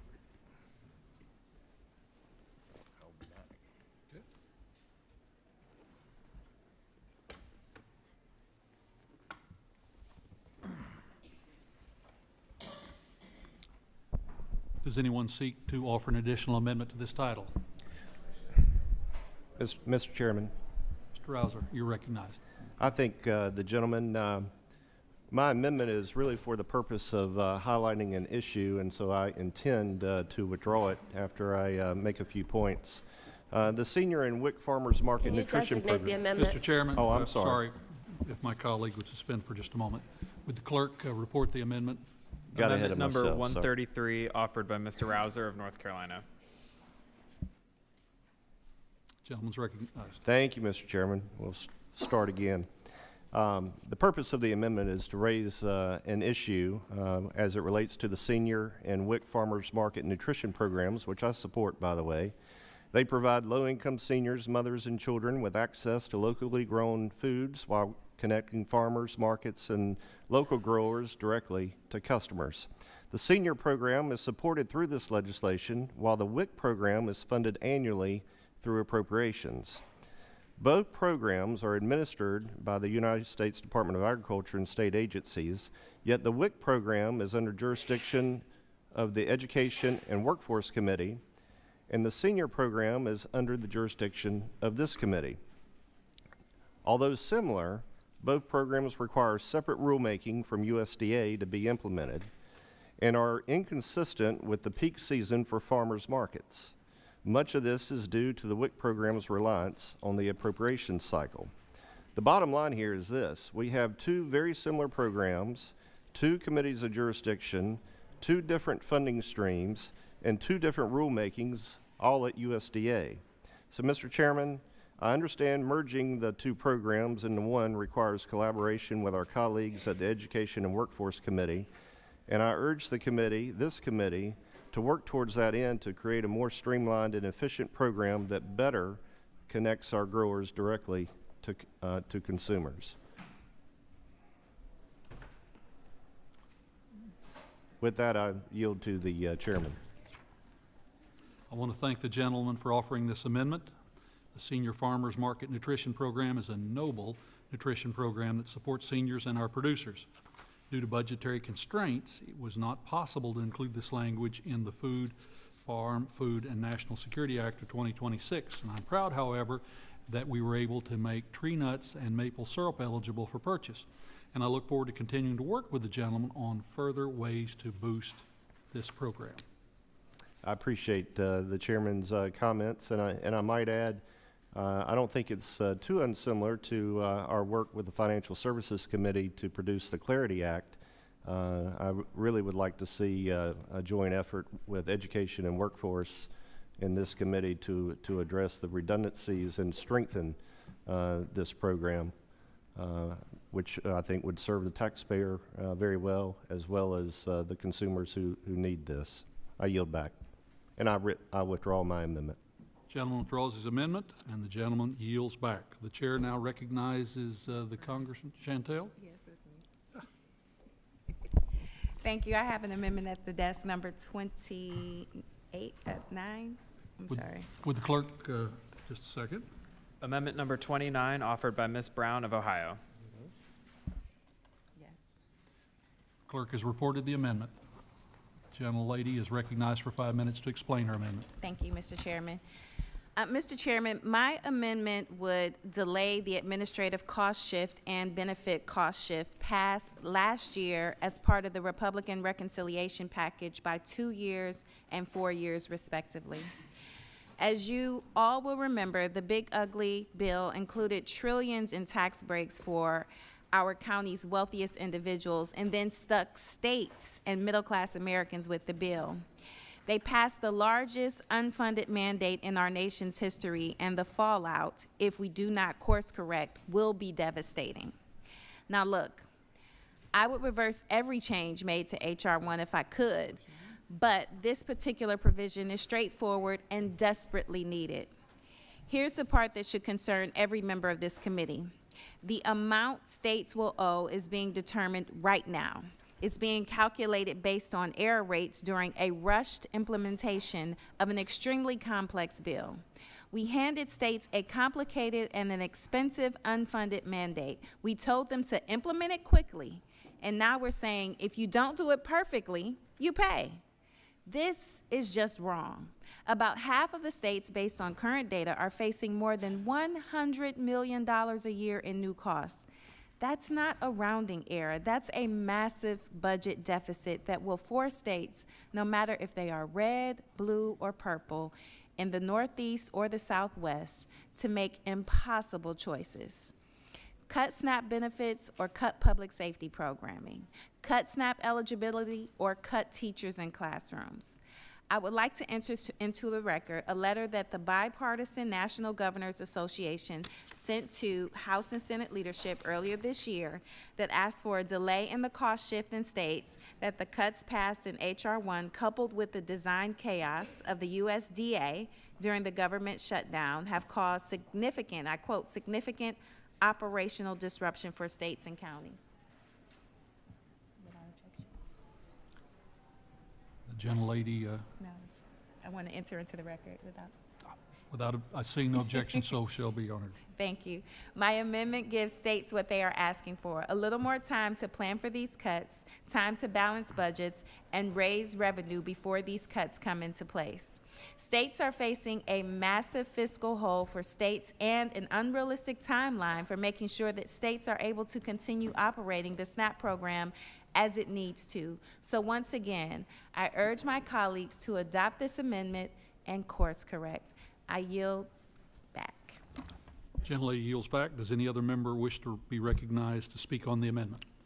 The gentlelady is recognized for 5 minutes. Thank you, Mr. Chairman. I do rise in support of this amendment. This summer, Republicans slashed SNAP by $187 billion, forcing states and counties already stretched to the breaking point to fill the gap. Families are hungry. Governors and lawmakers, Democrats and Republicans alike, are scrambling just to keep people fed. We know this because they've told us. And they said that annual SNAP expenditures could increase an average $218 million per state. After 20 years that I spent in the General Assembly, I can tell you that states cannot absorb these costs without cutting other essential services that our communities rely on. Some states were given delays, but every state deserves that same relief. I yield back. Gentlelady yields back. Does any other member seek recognition to speak on this amendment? The gentleman's recognized for 5 minutes. I rise in support of the amendment, Mr. Chair. And Congresswoman Brown, thank you for introducing this. At the end of the day, we understand where H.R. 1 left us in terms of what the law and what the requirements are for states now in terms of cost shifting and cost sharing, but that law does not change the fiscal realities of states across the country. It certainly does not change the fiscal realities of the state of Alabama, where I am from. I think at a minimum, what we should do is give states time to adjust, to adapt to the new requirements. I have met directly with state legislators, both Democrats and Republicans in the state of Alabama, and I can tell you there are concerns about where hundreds of millions of dollars will come from in the state of Alabama, especially in 12 months or less than 12 months. And so that's a big hit. It's a big adjustment. It's a historical change and something that I don't think anybody, with any good sense in terms of budget management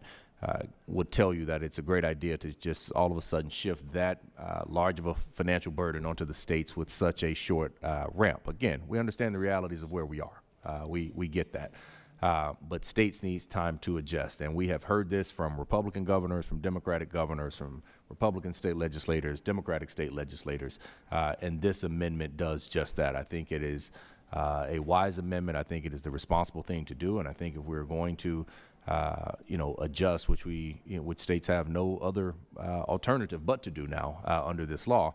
If they're going to adjust, we can at least do so in a way that gives them the greatest likelihood of being able to successfully do so and maintain benefits for as many people as we possibly can under the current status of the law. With that, I'll yield the balance of my time to the ranking member. Gentleman yields. Thank you. When we talk about these costs in a state like Ohio, where we're already stretched thin, this just is an impossible lift. It is an impossible task. And so the greater concern is how do we continue to help vulnerable people who are seeking to be fed? That's what this comes down to. And so when you have states that are already stretched thin, we know that services or programs will have to be eliminated, and we'd like to be able to avoid that, and this provision does that. So with that, Mr. Chairman, I yield back. Gentlelady yields back. Gentleman yields back. And the gentlelady from Hawaii is recognized for 5 minutes. Thank you, Mr. Chair. I speak in strong support of this amendment. We've heard not once but twice before this committee that if states are forced to endure these increased cost shares, There are those states facing literally hundreds of millions of dollars in additional costs annually that will simply choose not to do the program. Not funding the EBT SNAP program means that pregnant women, senior citizens, families with young children under the age of 15, our veterans, the working poor, will simply have no money on their cards. No money at all. For too many states, the ask to fund an additional $100 million, let alone hundreds of millions of dollars, is an impossible choice. They can't pick off schools. They can't pick off health care. They can't pick off improvements to roadways, security, safety, law enforcement. We have heard from expert witnesses sitting right there at that table, and again, not once but twice, say there are those states, there are those counties and jurisdictions that will simply choose not to participate in the program because they can no longer afford the cost share that the big ugly bill has instituted on them. And so this simple ask to delay these additional cost shares that will place impossible burdens on our states and our counties. This is a good amendment that must be passed for the sake of making sure those pregnant women everyone's so concerned about, those senior citizens that everyone's so concerned about, those families with children under the age of 15 are so concerned about. And for the rest of us, all those other normal people that are working hard but still can't afford to eat, we need to make sure that we pass this amendment for them. Thank you, and I yield back. Gentlelady yields back. Does the gentleman from Georgia seek to be recognized for 5 minutes? Thank you, Mr. Chair. And I know we have different situations in different states, and I just want to commend my governor, Brian Kemp, and the state legislature. The state of Georgia has $14.6 billion in reserves now, $5.6 billion in what we would call a revenue shortfall reserve. And, you know, we are cutting taxes and reducing the size of government in the state of Georgia, and I think that's why our state is so well positioned to accept the integrity measures that were put in the SNAP program and the big beautiful bill. And so well-run states certainly have the capacity to handle this. And I just want to thank my Republican governor and my Republican legislature for operating our state in a fiscally sound manner, where we have $14.6 billion in reserves while we're at the same time cutting taxes. With that, I yield. Gentleman yields back. Does any other member wish to seek recognition? Speak up. The gentleman is recognized for 5 minutes. Thank you, Mr. Chairman. I'd like to yield my time to Shamari Figures. Gentleman yields. Thank you. We don't have the luxury of that in Alabama. $14.6 billion in reserves.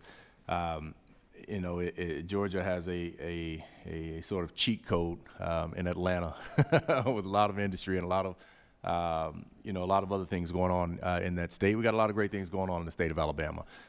We are seeing growth. We're seeing economic growth, but that is the product of, you know, 2-3+ decades of economic development, of legislative efforts that have all been devoted and sort of mapped out and strategized in terms of how those revenues can be spent. I'm not saying that the state of Alabama is broke. That is not at all the picture I'm attempting to paint. What I am attempting to paint is that the state of Alabama, in all of its glory and everything that we have going on economically, was not budgeting for $200+ million in contributions towards a SNAP program. And I've heard this from literally leadership, Republican leadership in the Alabama state legislature. My mother is a senator in the Alabama State Senate, and so we've talked extensively about this. The state is not, I mean, this is a big blow to absorb in a short amount of time. I think anybody in any business setting, you know, understands that. And so we obviously certainly understand the intent behind the cost sharing. We understand the results of the cost sharing. This is not an attempt through this amendment to run from either of those. This is an attempt to give states a fighting chance to absorb these new requirements in a way that does not jeopardize the programs as a whole. And with that, I yield back to Mr. Riley. Thank you. I'd like to yield time to Joe Takuda. Thank you very much. I appreciate that Georgia's amassed a $14 billion stockpile, but for the sake of Georgia, I think it's important to note that right now an increased cost share based upon the changes will result in $80 million more annually that they have to put into the SNAP program, and based on their error rate, just about $500 million more annually as well. And so as somebody who ran the Money Committee in the State Senate, I can tell you why $14 billion sounds like a lot. An additional over $500 million a year that is already being budgeted for this state, in addition to other costs that you will have to bear as a result of Medicaid and Medicare cuts in that big, ugly bill. That $14 billion is going to disappear fast, and people will, in fact, be hungry in the state of Georgia. Thank you very much, and I yield back the remainder of my time. Single series of votes. Order. Mr. Chair. Mr. Chair. Gentlelady controls the time. To be clear, I was talking about the additional costs that Georgia will have to incur based upon the cost share, but also reminded them that it's not just about the cuts to SNAP. When we take a look at state budgets and their ability to manage that under their surplus, we have to consider all the cuts we've done in totality as a result of this Congress's action of the big ugly bill, including Medicaid and Medicare.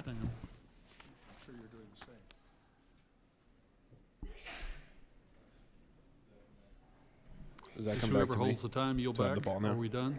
So it's back to me. Shamari, you want more? Yeah, I'll take go to Senator Shamari. Gentleman yields. Tag.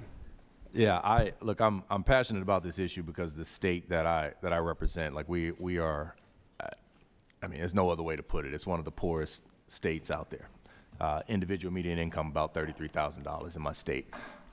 SNAP it hits a little bit different when 1 in 4 households in your district rely on it. And so we know changes are coming. We know that the state's responsibility with this program has historically and drastically shifted. All we are asking for in this amendment is time, reasonable time to allow state budgets to adjust. State budgets don't work based on mandates from federal budgets. We know that. And so they need time to adjust. And again, this is, I mean, we got support from a number of organizations, bipartisan organizations, governors from both Republican and Democratic states that understand the impact that this is going to have on a budget. This is pretty basic. You know, hundreds of millions of dollars added to a state like Alabama's budget, or any state for that matter. That is a blow and a shock that is tough to absorb without an appropriate runway. And so that is what this amendment seeks, and I yield back the balance of my time. Gentleman yields back. Does the gentlelady seek to be recognized? Mr. Chairman? Yes, I seek recognition. Thank you, Mr. Chairman. I rise in strong support also of this amendment, which would delay the SNAP administration and benefit cost shifts. Right now, as we know, the federal government covers 50% of SNAP administrative costs, but with this, states will be now starting to pick up 75% starting in fiscal year 27. For us in Maryland and for Governor Wes Moore, that's not a small adjustment. It is a major cost shift. It would place an additional estimated $412.5 million burden on our taxpayers and more than $300 million above the state currently contributes to administer SNAP. That's not an insignificant increase for any state budget. And as some of my colleagues have said, that is in addition to the tsunami of cuts that are coming at our state budget, both from RIFs that have happened across our agencies, and so we have less tax dollars into our state coffers, but also because of all these RIFs and cuts that are happening, it's impacting state budgets as they have to deal with Medicaid and so many other costs as well. And we have to remember what SNAP does. In Maryland, the SNAP program feeds more than 680,000 people each month, including nearly 270,000 children. The average benefit is about $180 per month, and that's not excessive. It just helps basic families put food on the table. In FY26, we expect to issue more than $1.6 billion in SNAP benefits, and these changes enacted in H.R. 1 and signed into law in 25 will make it harder for states to maintain this support and harder for families. So I'm just asking that this amendment simply provides time for states to plan, time to adjust, and time to avoid sudden harm to both state budgets and the families who will rely on this program. We have to mitigate the carnage that can happen. I strongly support this amendment and yield back. Gentlelady yields back. Now recognize the gentleman from Wisconsin for 5 minutes. Thank you, Mr. Chairman. Wisconsin's error rate is 4.47%. A year ago, Alaska's error rate was about 60%. It's now at 24.66%. So Alaska has proven, which is a Republican-run state, and Wisconsin's a Democrat-run state, that you can move with alacrity when required. And all this is doing is trying to encourage responsible bureaucracy. And I know that sounds like an oxymoron, but it's not. Trying to encourage responsible bureaucracy, and the state of Alaska has proven to, reduce their error rate by 2/3 within a single year. One of the issues that we have with administrative costs is that there's no parameters set by the federal government. So states have been using this, including the state of Wisconsin, as a way to pad other parts of their budget. They just send a bill to DC and we pay the bill. So if we're talking about increasing the state cost share by 25% for administrative costs, which we are, it will encourage responsible bureaucracy by the states only charging the federal government or submitting a bill for what they're actually using for administrative costs. One of the things the state of Wisconsin bills the federal government for is job training under administrative costs. Guess what's in here? Job training. So they've been double dipping for a while. And I know this to be true because we called Tony Evers' administration on this, and they stopped responding to our emails and phone calls. So that's the type of stuff we're talking about. If the state is required to pay an additional portion of their administrative costs, I believe firmly that they will only charge the federal government for actual administrative costs and not try to float other things under the guise of that. That's why, I do not support this amendment. And as I said, the state of Alaska has proven that when they're encouraged to exercise responsible bureaucracy, that it can be done within a timely manner. And with that, I yield back. Chairman yields back. Now recognize Congresswoman McDonald Rivet for 5 minutes. Thank you, Mr. Chair. As I said earlier, the state share of this is going to collapse many state economies that are thriving, not to mention the ones that are state economies that are really struggling. And to hear more about that, I yield the rest of my time to Representative Figures. Ms. Figures recognized. Thank you. I hear you on the error rates, and I think everybody shares the ambition and the goal that we root out all unnecessary expenses, all double dipping, all double billing, anybody defrauding the system. We're with you on that. But the administrative expenses are not the bulk of the cost sharing that the states are about to absorb. Hundreds of millions of dollars to the state of Alabama. I mean, that is a shock that we just cannot absorb. I mean, it is going to jeopardize the program. And I'll be introducing an amendment later to hopefully come up with another alternative here. But, if this is not successful, but at the end of the day, I mean, this is the equivalent of, let's say you got $1 million in savings and your wife or husband comes home and says, hey, next year we got to pay $250,000 bill. And by the way, the year after that, we got to pay it again. The year after that, we got to pay it again. The year after that, we got to pay it again and again and again. That $1 million savings is without proper timing and proper ability to restructure some things fiscally, to reassess revenue streams, to reassess expense streams, without the ability to do that sufficiently, you're going to go broke. You're going to go bankrupt. Like, you won't be able to possibly afford that home you live in, the car you drive, or vacations, or whatever else you spend your money on. And so again, this is not some underhanded attempt to undo, anything about what was pushed through with it. This is about the only commodity that you cannot replace on this earth: time. You cannot get time back. And this is what this is about. This is about giving states time to adjust to such a significant change in circumstances and what they have to allocate money towards. And with that, I yield back the balance of my time.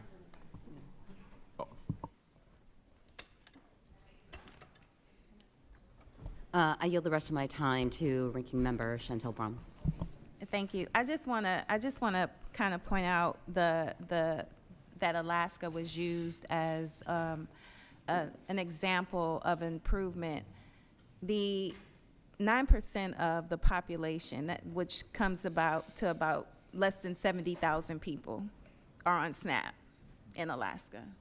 So to say that we're in my district alone, 120,000 people depend on SNAP. So while I appreciate the example, I think it is a little bit misleading to use that as a barometer of metrics on how quickly people can, states can adjust, because that is a fraction of what number of users in the state of Ohio are dependent on SNAP. So I think we have to take those things into account when we're starting to talk about how quickly people can turn, or states can turn things around.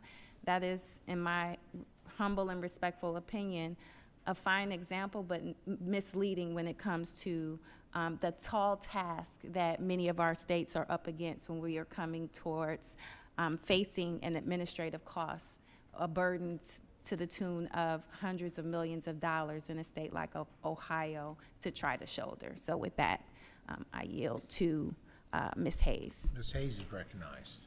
I just want to say, Democrats also want accountability and responsible bureaucracy, to use your term. I don't want this to be framed as if Democrats are not looking for any accountability, or we want these programs to run in a way that is not the most effective and the most efficient, because we want the maximum amount of these dollars to go to the people that need them the most. What this amendment is about is the time to do that. There seems to be this juxtaposition as if Democrats just want to give away everything with no accountability. That is inherently false. We want to make sure that every dollar that we appropriate through this committee has the most impact on the communities that we serve. We're just asking for the time to do that properly. With that, I yield back. Time has expired. Recognize the gentleman from Nebraska, Mr. Bacon, for 5 minutes. When I raised my hand up, this topic hadn't come up yet, but we've now beat up on it a little bit. But I was part of the negotiations when this first came out under the reconciliation bill, cost sharing, and I personally thought the original proposal was too steep. And so I remember sitting down with the chairman saying, hey, this is an exorbitant cost on states. And I thought we came up with, over time, I think a reasonable compromise here. States that have high error rates should pay more, and states that have low error rates should pay less. We added time to do it, and this way here we incentivize states to administrate the program better. And those states with low costs actually save a lot of money in the long run. So it's a win-win thing, and it puts pressure on states to do a better job. Some states had terrible rates. Nebraska has a reasonably good rate, could be better still. But I think we got us to a much better spot. I yield. Gentleman yields. Any other members? Ms. Hayes recognized for 5 minutes. Thank you, Mr. Chair. I yield to Representative Figures. Thank you. Representative Bacon, I hear you, and I don't disagree with a word that you just said. This amendment is not about that, though. This is literally just about giving states like Nebraska, and I don't know Nebraska's budget situation. If I was guessing, I would presume it's something similar to Alabama, in that if they get stuck with a $220 million bill in 9 months, it's problematic. They got to make some adjustments. They got to, rob Peter to pay Paul. They got to shift some things around. And so this, again, is just about time. Just give states time to adjust to this. Because states are going to have to we made a tough decision here collectively as a Congress. Obviously, this side of the aisle voted against it. We made it a very tough decision to shift the cost-sharing burden onto states. Well, now states, when they absorb this, they have to make some tough decisions too. What programs to cut, what programs to no longer fund, and how to move money around. And so I urge my colleagues to support this amendment to give states. And again, this is in the grand scheme of things, this is a bipartisan request, because we have, letters of support from bipartisan leadership at the gubernatorial levels and other levels across this country that too are asking just for the time to make these substantial changes. And with that, I yield back to Ms. Hayes. Thank you. I just would also like to add something that we haven't really touched upon. We're talking about error rates as if some states are just better at doing it right than others. As Representative Brown pointed out, you have to take into consideration the populations, the economies, but also, I mean, I'm from the state of Connecticut. We're a donor state. We pay more into the federal government than we get back, effectively subsidizing many of the states that we're talking about here today. So this idea, that including not just yours, Representative Figures, but this idea that if states wanted to do it right, they just could. I mean, we are a nation. We're no longer, a confederacy where every state is on their own. We make laws for the entire country. So this is what it looks like for the collective. And the idea that one state might have lower, you're absolutely right, and I applaud that, and we need to get these error rates down. But it's not as simple as just, if you wanted to do it right, you could. We're dealing about the economies, the population, the demographics, all of these things have to be taken into consideration. And once again, I'll say it as many times as I need to, my state gives more to the federal government than we get back. So this idea, if you make a mistake, you should pay for it, then everybody else should pay for their own states as well. California, literally, thank you, Mr. Costa, on behalf of a nation.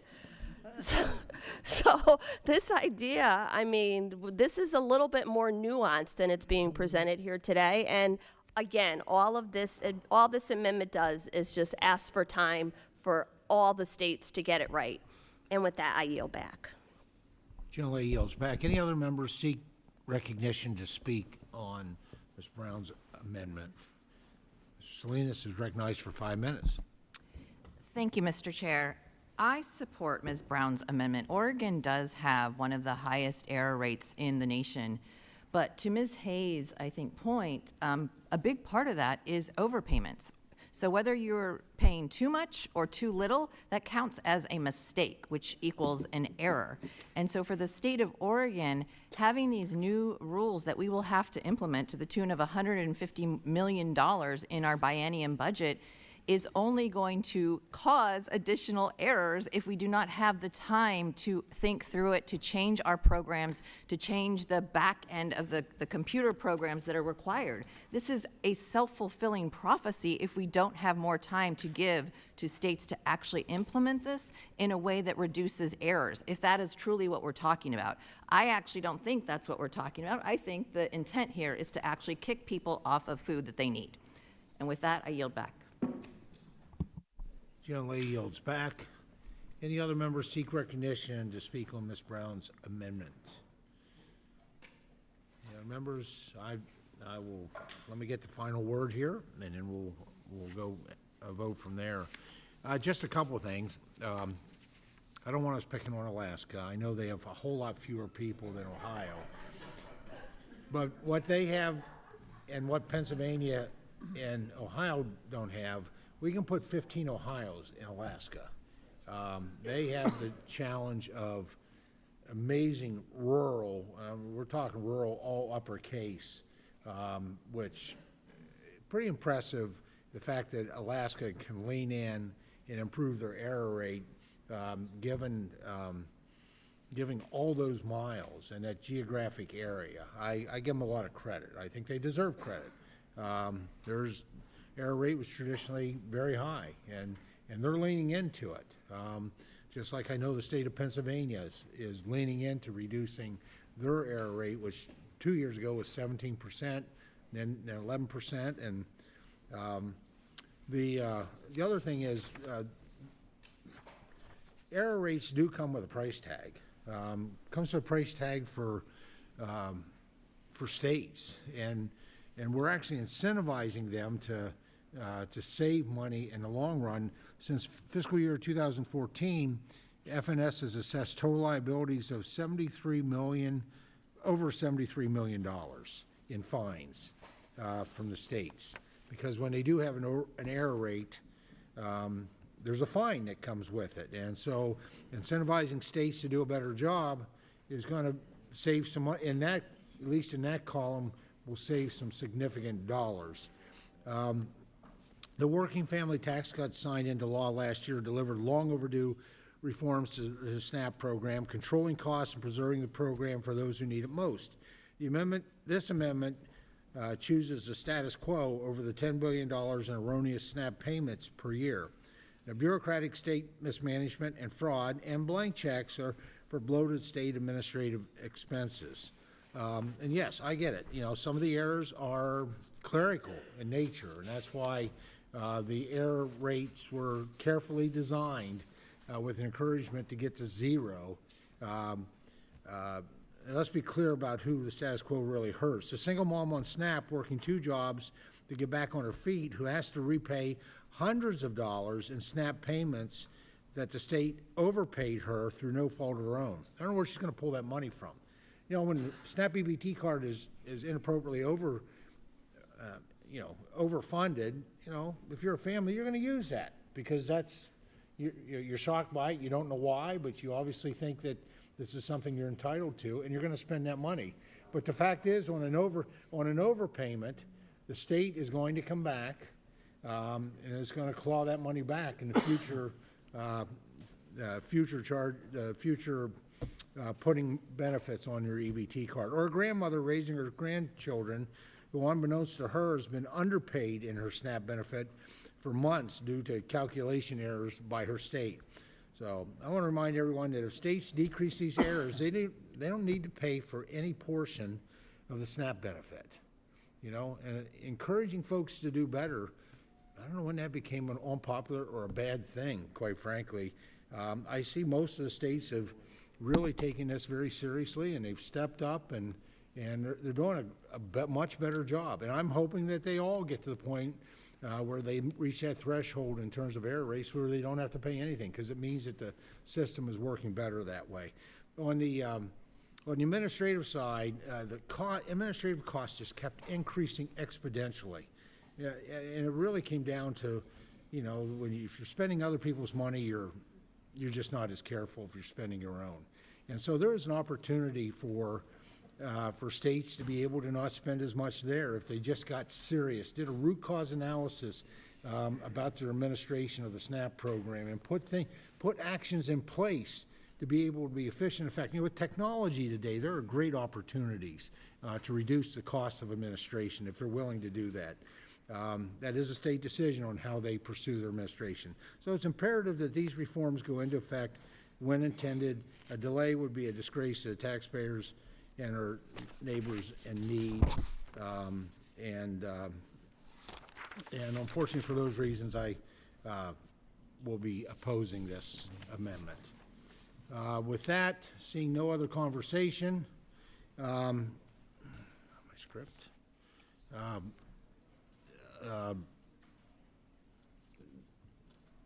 Hearing no further conversation, the question is on Ms. Brown's amendment. All those in favor of the amendment signify by saying aye. Aye. Those opposed by saying no. No. In the opinion of the chair, the noes have it, and the amendment is not agreed to. I'd like to request a recorded vote. Yes, ma'am. A recorded vote has been requested pursuant to Committee Rule 3I2. Further proceedings on the amendment shall be postponed. Is there further debate or amendments? I know that Mr. Vasquez has an amendment he had notified me of. The clerk will report the title of Mr. Vasquez's amendment. Thank you, Mr. Chairman. I have an amendment at the desk, number 140. Amendment number 140, offered by Mr. Vasquez of New Mexico. Thank you, Mr. Chairman. I have an easy fix for us on Title 4.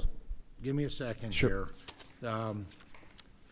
The amendment will be considered as read.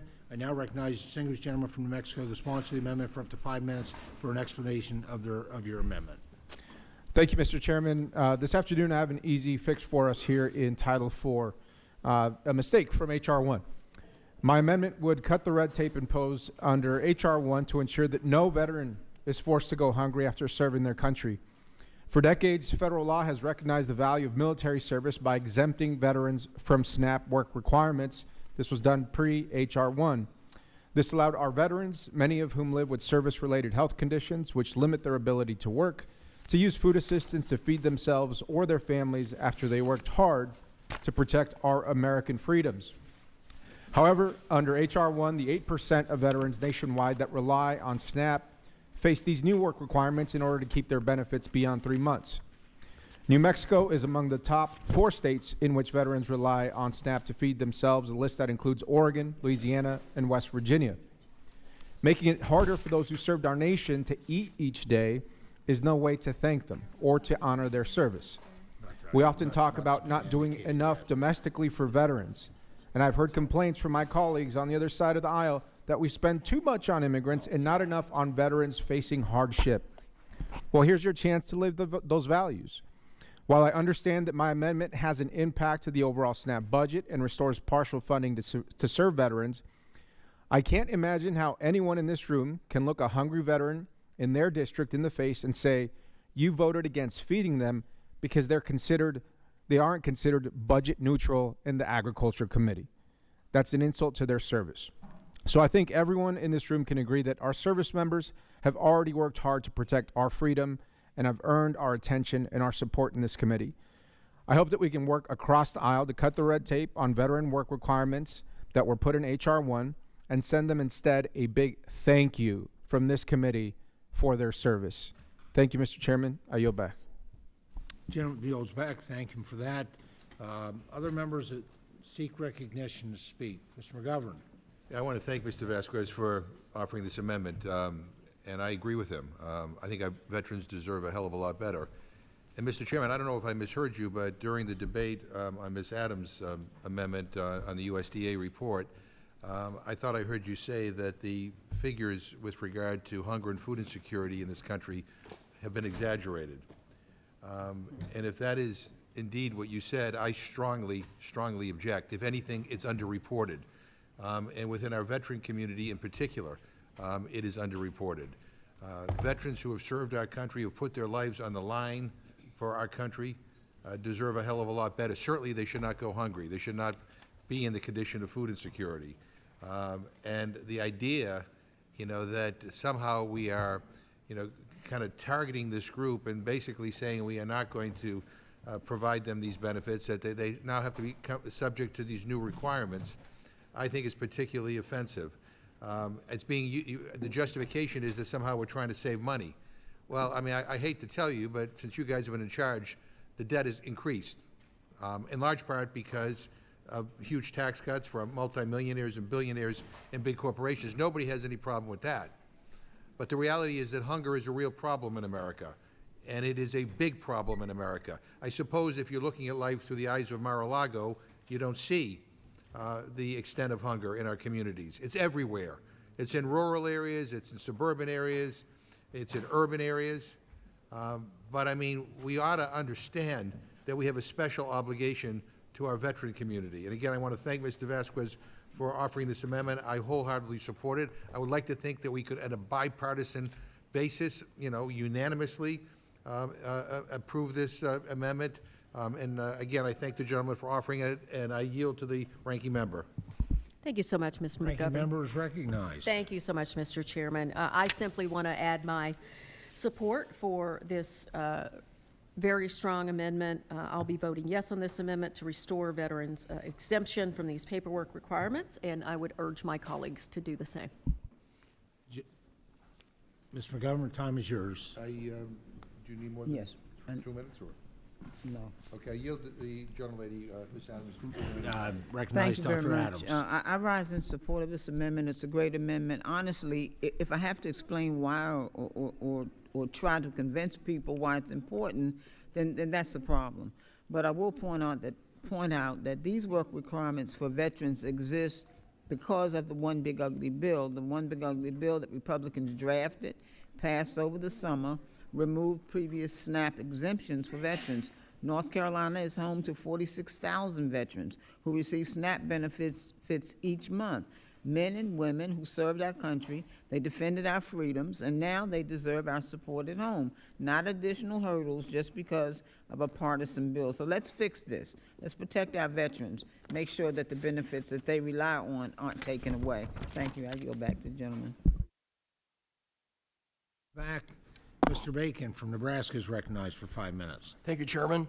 70% of Americans in every poll, some up to 80%, support work requirements. Now, I would agree if there was no special protections, this is a legitimate concern. But under H.R. 1, states will once again be required to engage able-bodied veterans who receive SNAP and ask for 20 hours of work, or if they can't find a job, 20 hours of volunteering, or if that's not available, 20 hours of education, or 20 hours of job training, or 20 hours of looking for a job. But it does give special guardrails for our veterans. Veterans who are over the age of 64 will not have to have work requirements. If they have mental or physical disabilities, they will not have to have work requirements. If they have PTS, they will not have to have work requirements. If they're taking care of a dependent under the age of 14, they will not have to have work requirements. Taking care of a disabled child or an aging parent, they will not have work requirements. If they're participating in a drug or alcohol treatment program, they will not have to have work requirements. If they're in school, as already mentioned, if they're in school getting training, at least 20 hours a week, they could still be eligible for SNAP. So I think we got the guardrails in here, and when the American people hear these safety precautions, the guardrails that we have in there, poll after poll, Americans support work requirements at 70%. I yield.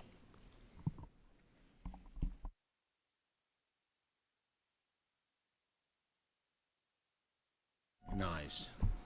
Thank you. I rise in support of this amendment. And as Dr. Adams said, if we have to explain why it's important to support our veterans who are in these unique situations, that's already a problem. I'm just thinking, like in our community, in my community,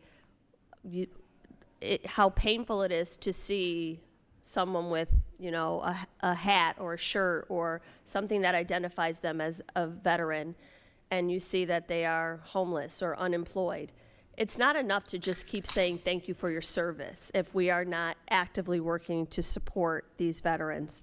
And then to take away food for 3 years. I mean, this gets more and more egregious. Many of these veterans have trouble finding a suitable role. Many have little work experience beyond the military or just need support adjusting back to civilian life.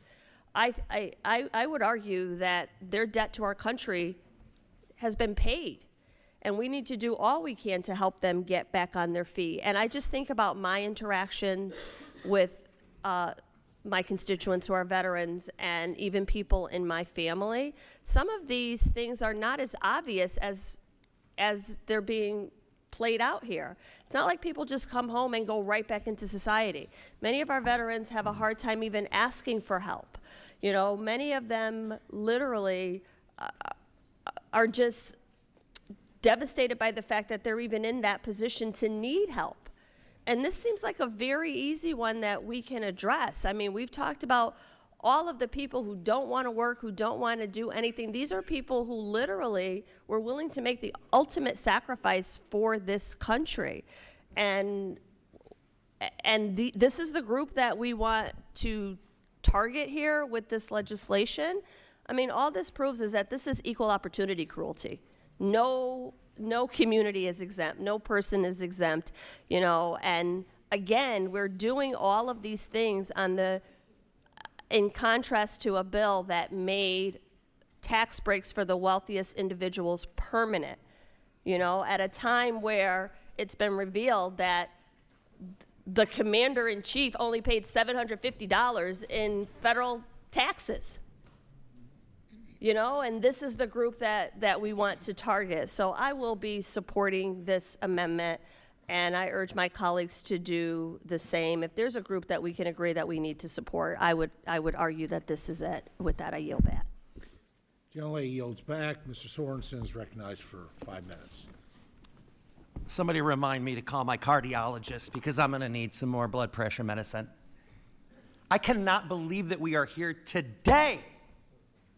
And people on the other side of the aisle are saying, you know what? Sorry, you may have gone off to war, but go get a job and then come back to us for your $6. I sit on the House Armed Services Committee right now, where we have tens of thousands of Americans in harm's way. These are the future veterans that we're going to need to take care of. How do you have it in your conscience to not say, very simply in this amendment, the amendment would exempt veterans from SNAP work requirements to improve access to nutrition assistance for those who have served? That's how easy this is.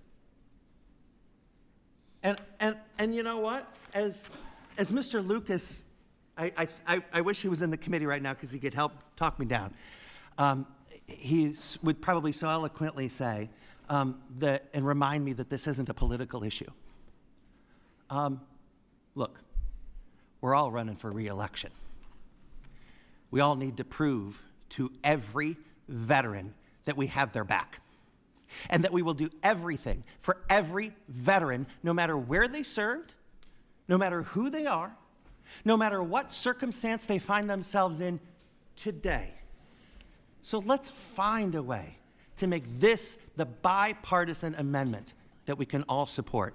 And with that, I yield to my colleague from New Mexico.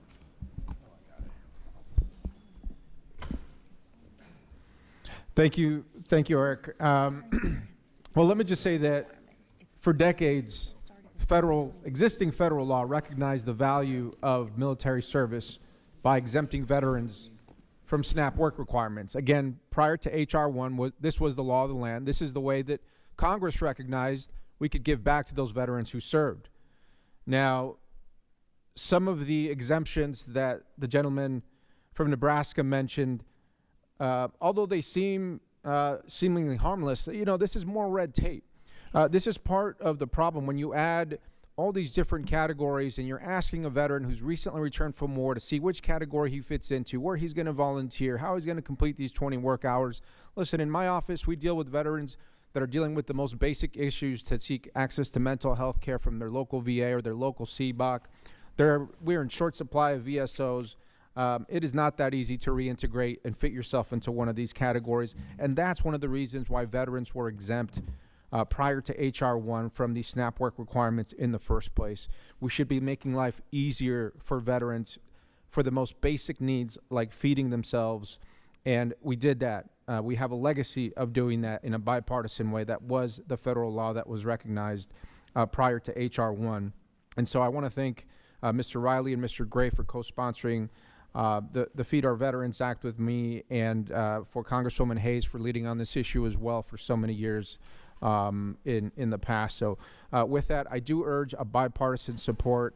Again, if you look at my amendment, it's probably the shortest amendment, if not one of the shortest amendments you'll see in this markup today.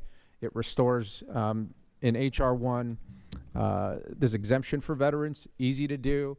It's a great way for all of us to go back to our district and say, hey, we're not just talking about how we're helping you here in Congress. We actually did it by making sure that we restored the exemption for you to make sure that you have something to eat every day. I think that's a pretty noble thing for all of us to be able to do when we get back home to our districts following this farm bill. Thank you, Mr. Chairman. I yield back my time to Mr. Sorensen. Mr. Sorensen's recognized. To the gentleman from Alabama. Mr. Figures recognized. Mr. Vasquez, how long are the benefits we're talking about extending the veterans? How long would they be eligible for the benefits here? In perpetuity.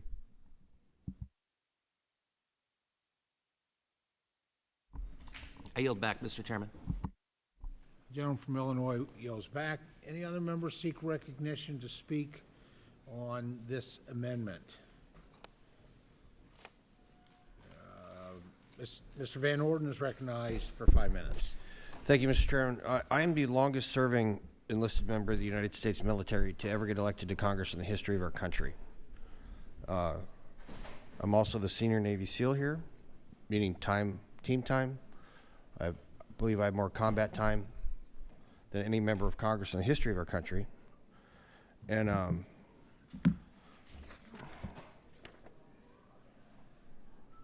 I do have to say, you know, we are different people as veterans. And, you know, we're not children. We're not. And we are more than capable of doing things that oftentimes other people with the greatest intention, you know, believe that we need to be done for us. And that's just not the case. And I serve as the subcommittee chair for economic opportunity, responsible for the GI Bill, the home loan guarantee, prevention of veteran suicide, of which I'm failing objectively at that right now, trying to get that done with the VA. And I'm going to support this amendment. The reason being is, you know, oftentimes we are expected to carry some water that other people aren't. And so with everything I just said, you know, it seems like I'm contradicting myself, but I'm not. And this is why. There's text in here in HR 1 where honestly this amendment is redundant because it doesn't apply. But I think it's very important that we send a signal to the less than 1% of Americans that serve in the military. So even though, let me be explicitly clear, the provisions in HR 1 do not prevent veterans from doing this. So I view this as duplicative. But for me, it's critically important, Mr. Vasquez, that our veterans do understand that we will go the extra mile for them. And that is why I'll be supporting this amendment. I yield. Costa is recognized for 5 minutes. Thank you very much, Mr. Chairman. I've been listening carefully to the comments of our colleagues on this amendment, and I too support it. We all draw from our own personal experiences, our families, and our constituents who we represent. As I said last night, I have the highest SNAP recipients in the state of California out of 52 districts. And when we talk about those who have served our nation, in my case, 3 generations of my family, my grandmother was a Gold Star mother, as was my aunt, making the ultimate sacrifice, we understand what it does to families.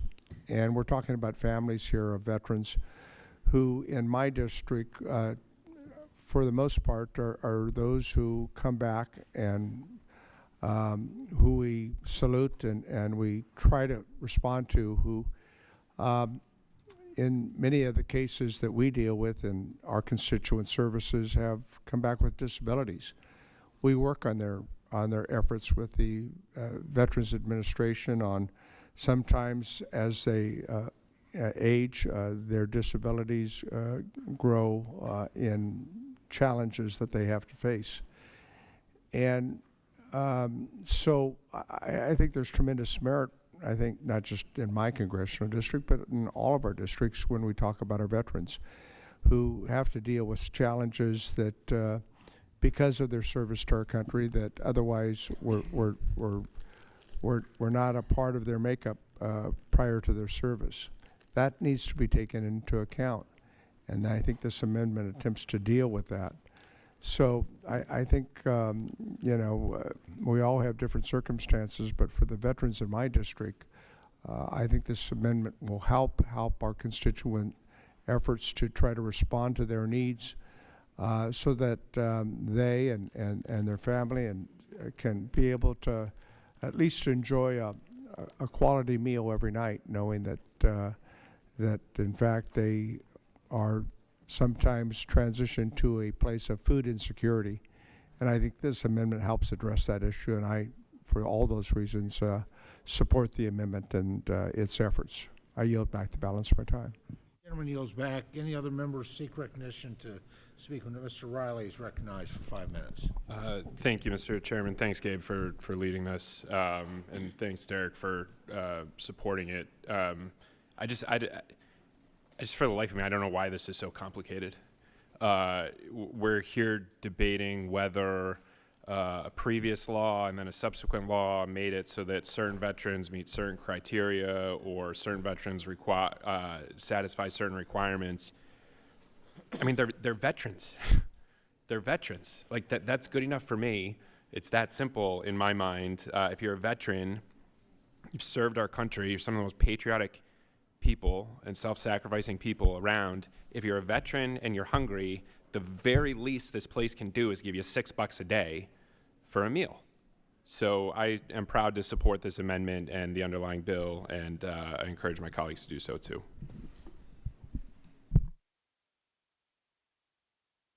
Gentleman yields. And I yield back. Any other members seek recognition to speak on this amendment? Any other members seek recognition? If not, I'll share my perspective and then we will call for a vote. You know, after the passage of H.R. 1 last summer, the states will once again be required to engage SNAP recipients who are veterans in work, volunteer opportunities, or job training for 20 hours a week after the first 3 months to continue, extend beyond the first 3 months of receiving SNAP. That was the status quo for 26 years before the Democrats demanded that we deny veterans a chance at the opportunity and upward mobility that comes from work and career and technical education and the Fiscal Responsibility Act negotiations. As you've heard previously, veterans who are over the age of 64, mentally or physically disabled, taking care of a dependent under the age of 14, taking care of a disabled child or aging parent in their home, participating in drug or alcohol treatment programs, in school at least half-time, or participating in a job training program at least half-time, are exempt from the work requirement. Exempting every veteran outright from this chance at climbing the ladder of opportunity is misguided. I think it's awful to deny these veterans an opportunity to be able to have, when they return to the community and take, you know, the first 3 months, it takes a little while. Like I said, my son's last day in uniform after 22 years was just about 4 nights ago. And so there's a 3 months transition period, but to deny veterans an opportunity to have our country invest in their future through SNAP employment and career and technical education, I think that's disgusting, quite frankly. And of course, I'm a huge fan of career and technical education. I think it's education is the pathway to opportunity, and so I strongly oppose this amendment and urge all members to do the same. Chairman, sorry, I'm late. Can I make a comment, or is that time over now? Well, it's technically over, and I can't see who's speaking. Who? Oh, there you go, Mr. Venman. There you go. Go ahead, Mr. Venman. I recognize you for 5 minutes. Thank you. Just briefly here, I mean, as a veteran myself, as a representative of 72,000 veterans in my district, and nearly 20,000 active duty service members, and having been minted a veteran as a result of a couple of decades of conflict in the Middle East, and now on the precipice of minting God knows how many more veterans in a new conflict, a war of choice in the Middle East. I think what we're actually losing is the opportunity to provide veterans a hand up when they're in need. This is not obviously every veteran that's seeking SNAP. It's veterans that are in a particular situation that have found themselves in a situation where they need $6 a day of support. And I think that's just not too much to ask, is that we provide veterans that are put their butts on the line and are ready to make the ultimate sacrifice for this country, $6 a day. And that's what it comes down to for me. So thank you. Hearing no further conversation, questions on the amendment. All those in favor of the amendment signify by saying aye. Aye. All those opposed by saying no. No. No. In the opinion of the chair, the noes have it. Mr. Chairman, I'd like to request a recorded vote. Yes, sir. A recorded vote has been requested pursuant to Committee Rule 312. Further proceedings on the amendment shall be postponed. And I've got a running list of folks who have reached out, starting with Ms. Takuda from Hawaii has an amendment at the desk. Thank you, Mr. Chair. I seek recognition to sorry. call up I screwed amendment up. number 128. It's supposed to be Cat. The clerk will report the title of the amendment. Amendment number 128, offered by Ms. Takuda of Hawaii. Very good. Having, There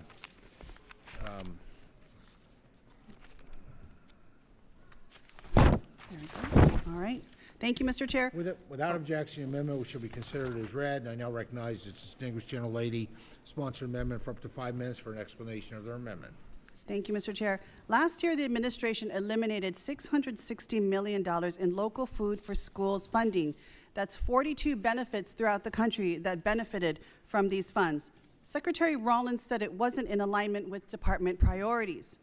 Feeding children fresh food grown by American farmers, helping schools buy directly from local producers, making sure kids have healthy meals on their trays, providing a $660 million guaranteed market for American farmers.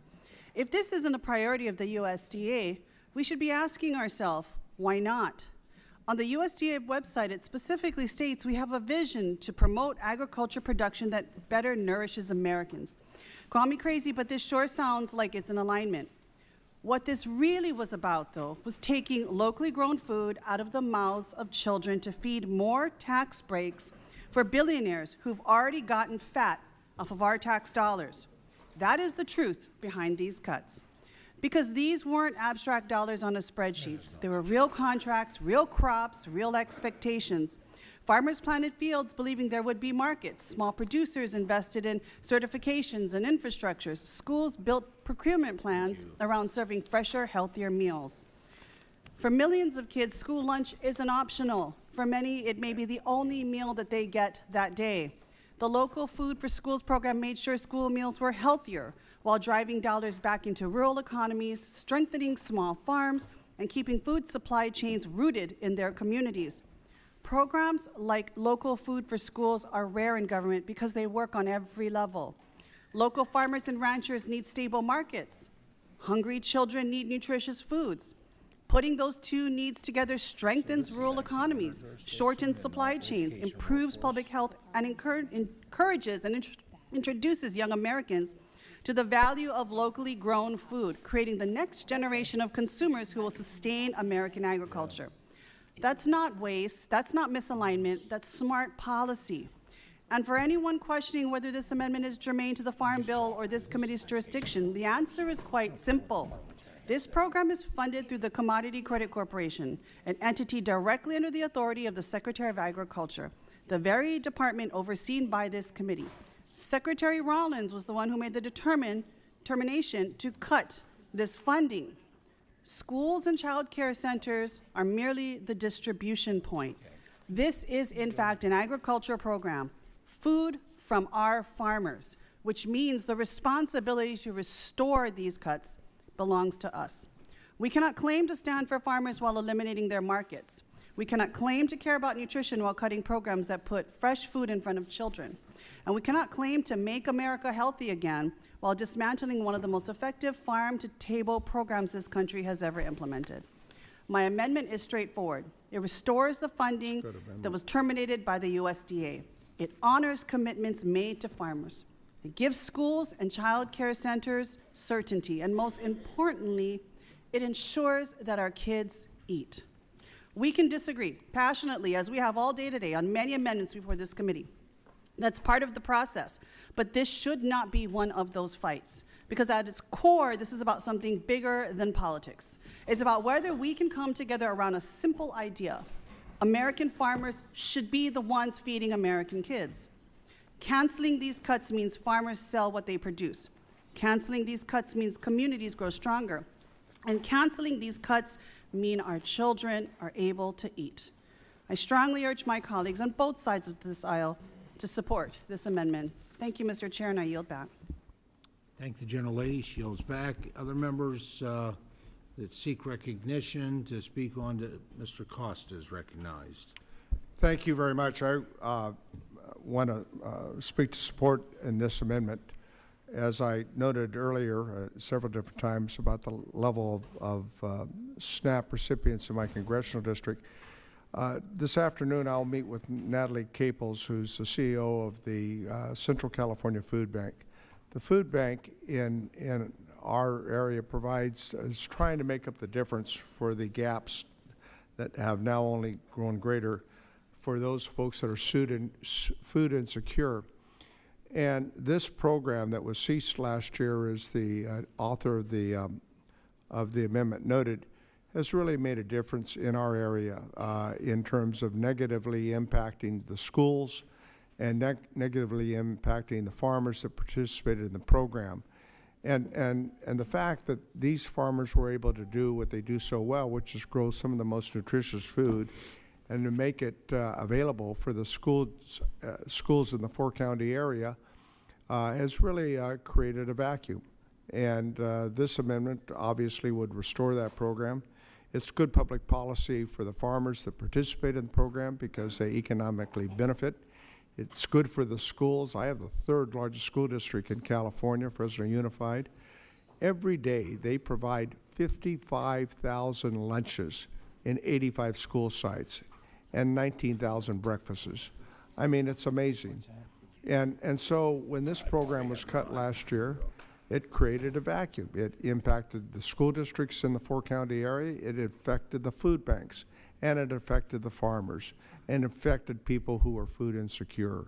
For all of those reasons, I urge you to consider supporting this amendment because it just makes good sense. It's good public policy when you can marry together the important needs of people who are food insecure and the farmers who are preferring to be able to provide that to local markets and also support the food banks in their efforts. For all of those reasons, this is a very good amendment.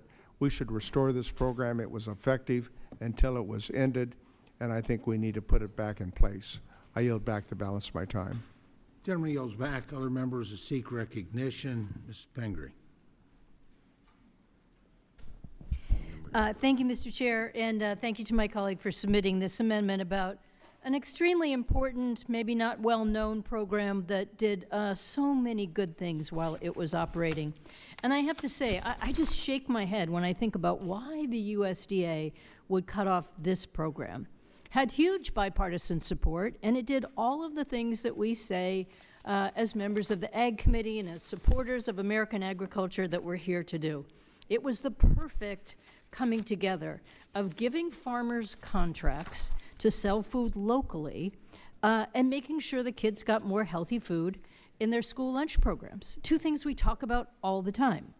Now, in a state like mine, in the state of Maine, this was very beneficial to many farmers who were able to get contracts with local school districts for something that they were producing. Perhaps they increased the amount of carrots they were growing that year.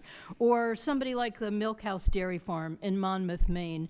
Their creamery was supplying yogurt to many Maine schools. And while I didn't participate earlier in the yogurt debate, let's just make it clear the best yogurt is produced in Maine by some of our farmers. And if you haven't tried it, please enter me in the yogurt contest because you will admit without a doubt that this is the best. But that gave kids an opportunity to try these locally grown foods that taste better.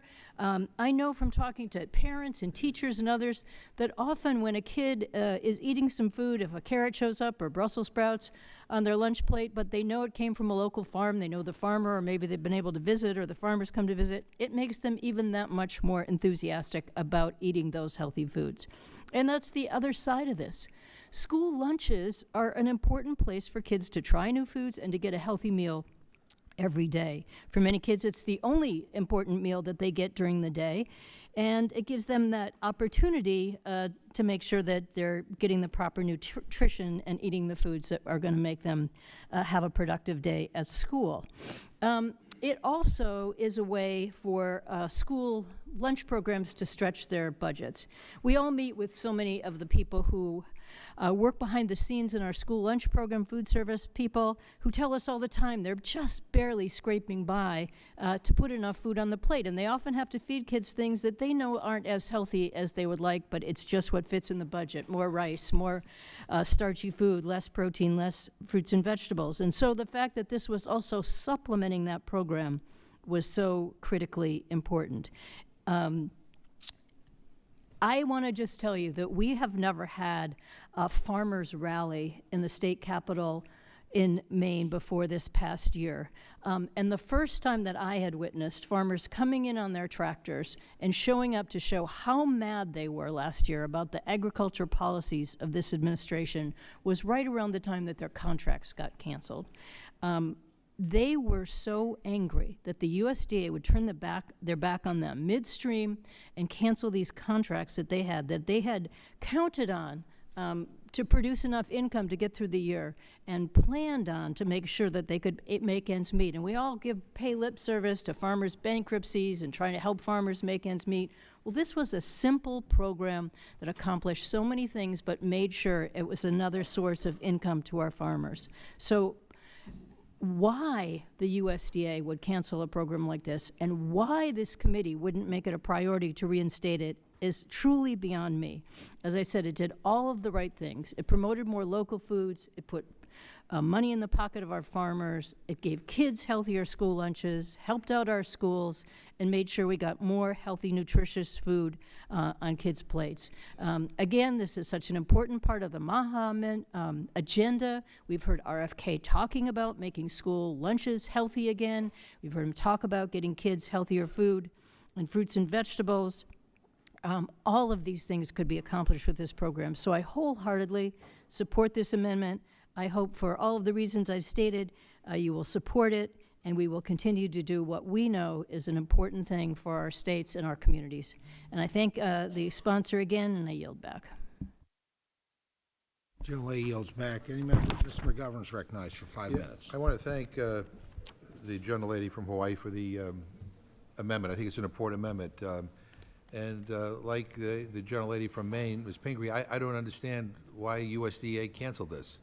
I mean, I thought this had broad bipartisan support. I thought everybody thought this was a good idea. And then all of a sudden, it's gone, and everybody's now rallying around defending it being cut. You know, the new dietary guidelines call for eating more whole foods, and our school meal programs are supposed to align with the dietary guidelines. I mean, eating whole foods like fruits and vegetables and meals that are scratch cooked are more costly, quite frankly, than serving our kids frozen pizza. That's just a reality. I mean, but we owe it to our kids to serve them nutritious breakfasts and lunches in schools. They learn better when they have access to nutritious food. That's why I have long championed legislation to increase the reimbursement rate for school breakfasts and lunches. But what I can't understand is how the Trump administration is on one hand telling schools to serve kids whole foods, and on the other hand, cutting the very programs that actually help schools purchase those foods. It just doesn't make any sense. So I strongly support Representative Takuta's amendment to reinstate the local food for schools program, which helps school districts buy fruits and vegetables from local farmers. It's good for our kids, it's great for our farmers, and it makes no sense as to why this administration wants to kill this successful program. I've visited schools all across Massachusetts that have used this funding to transform meals programs. I toured a farm in Hadley, Massachusetts, which is in the western part of the state, with the mayor of Boston, where they were purchasing vegetables from this farm to be used in meals in Boston public schools.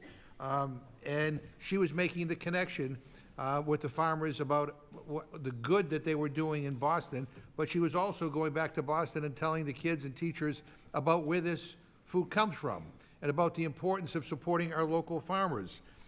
These kids are now more aware of where their food comes from and how it's grown. The kids love the food, and the farmers love the program because it gives them new markets for their products. So if we want to transform school meals and help make them more nutritious, we have to restore the local food for schools program. Again, this is hugely successful. It used to be bipartisan until this latest administration took place, but it just doesn't make any sense. You know, and I want my Republican colleagues to defend some of these programs that you know are good, push back a little bit on this administration when they're overreaching, when they're doing things that, quite frankly, are not only harmful to our farmers, but harmful to the health and well-being of our students. And so I support this amendment wholeheartedly. I hope we get a unanimous vote. With that, I yield back. Mr. Figurs is recognized. Thank you, Mr. Chair. I associate myself with the remarks of all of my colleagues on this point. This is an opportunity, I think, again, for us to, show the American people that in working on the Farm Bill, we actually remember where food comes from and who helps grow it and produce it for us. This is a wildly successful program, something that had tangible benefits and tangible outcomes, tangible productive and positive outcomes for hundreds of thousands of students across this country. The state of Alabama lost $16 million in this project.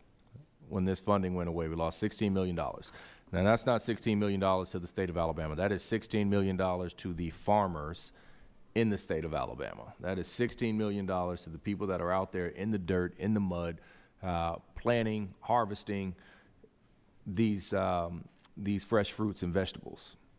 And that's what this bill is supposed to be about, is supporting the people that are supporting this country, supporting the people we say that we all want to support, supporting the people that are producing the things that we say are critical to our national security. I think national security is even in the title of this year's iteration of the bill, and I too think that food is a issue of national security.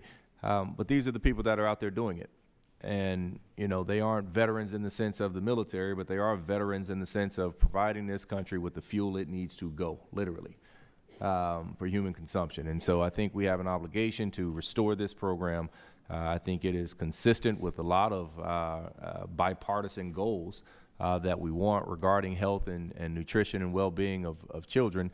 And it's a program that has made sense. There's not been any evidence produced of any fraud or any waste or any abuse or any gross mismanagement of the funds associated with this program. It's a program that's been around for a very long time, a program that has been doing exactly what it was designed to do, and a program that at the same time, while achieving those outcomes, is benefiting and supporting our local farmers.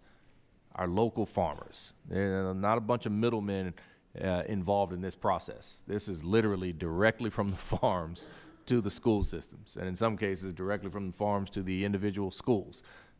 This is common sense. We haven't been provided with a sufficient explanation as to why this program was cut in the first place, but it has tangible results. I've met with some of the farmers who had contracts under this program in the state of Alabama, and it's a big hit. It's a big hit, $16 million in farm revenue.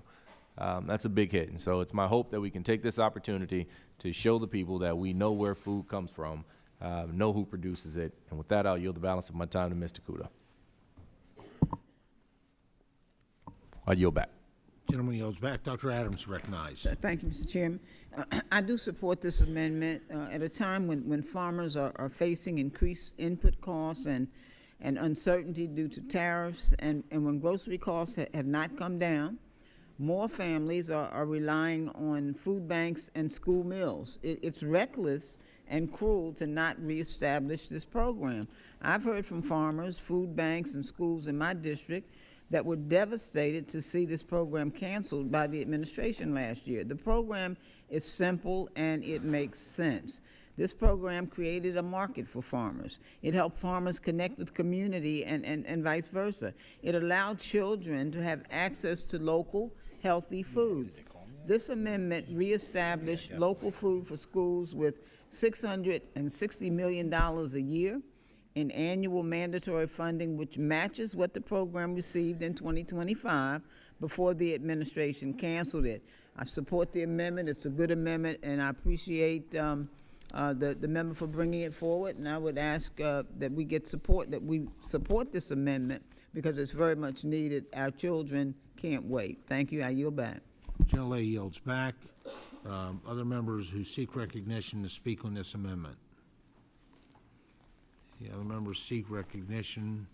The ranking member is recognized. I'd just like to reiterate my support. Thank you. And the gentlelady yield back. Okay. That's all right. If there's no other members seeking recognition, I'll weigh in on this, and then we'll call for a vote. Just a little background. The Local Food for Schools Cooperative Agreement Program was a temporary USDA program funded by the Commodity Credit Corporation in the Biden administration. It was not authorized by Congress. I'll be honest with you and give you some inside baseball. I thought it was a really good proposal, but unfortunately, Secretary Vilsack saw no use of the legislative branch. I thought this is how we do it. We're supposed to legislate it and not go ahead without that. USDA awarded funds to states in that circumstances for food assistance, purchases of domestic local foods for distribution to schools and child care institutions. I really liked it, not as chairman of the House Agriculture Committee, but quite frankly as a senior member on education workforce, connecting our kids with where their food comes from. But that's, I was shocked when the parliamentarians actually approved this amendment in our jurisdiction, and they did, but clearly we don't provide for the food.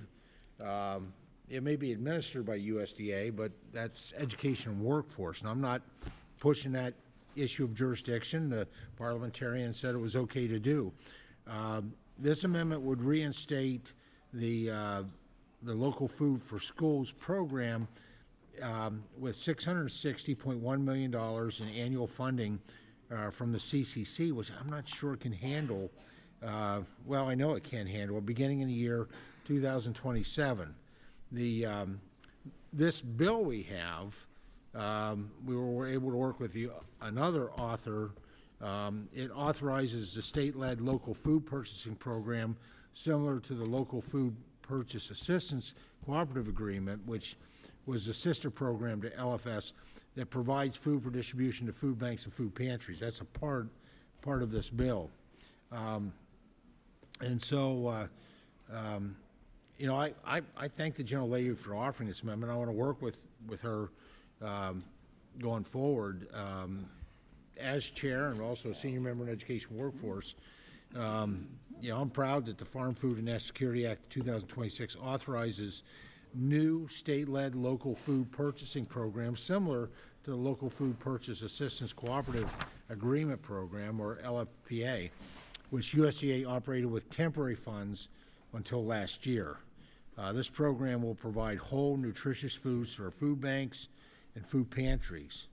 But because of the budgetary constraints, at this moment, I have to recommend a no vote on this amendment, but I would really like to work with Mrs. Takuda on ways to support local purchasing programs into our school system. I think it's not just great nutritional food, but having these kids connect with where their food comes from. But we do, we may need to be creative and find some ways to be able to get that funded. I'm not sure the CCC is going to be able to handle it. Maybe in the future we could, anyways, I look forward to working with you on that. Sadly, I'm going to have to recommend a no vote at this moment. So, hearing no further conversation, questions on the amendment, all those in favor of the amendment signify by saying aye. Those opposed by saying no. No. Independent chair, the noes have it, and the amendment is not Mr. Chair, I'd like to request a recorded vote. Thank you. Recorded vote has been requested pursuant to Committee Rule 312. Further proceedings on the amendment shall be postponed. And I believe let's see, Mrs. Kamick has an amendment at the desk. Well, thank you, Mr. Chairman. I have an amendment at the desk, and this amendment is simple. Hold on a second. The clerk will report the title of the amendment. Amendment number 126, offered by Mrs. Kamick of Florida. Without objection, the amendment will be considered as read. I now recognize the distinguished gentlelady from Florida, the sponsor of the amendment, for up to 5 minutes for an explanation of her amendment. Thank you, Mr. Chairman. This amendment is simple. If SNAP benefits are used to produce meat, if SNAP benefits are used to purchase meat, seafood, dairy, eggs, fruits, and vegetables, then these products should be grown, raised, harvested, or produced here in the United States, with the reasonable exception being that if something isn't available or it would create a financial burden, this requirement could be waived. I believe if American taxpayers are funding the program, then it should be American veggies, fruits, meat, and dairy products that should be used. This amendment is about strengthening our domestic agricultural production. It is about strengthening our supply chains, and yes, it is about national security, because as we all know, a nation that cannot feed itself is not secure.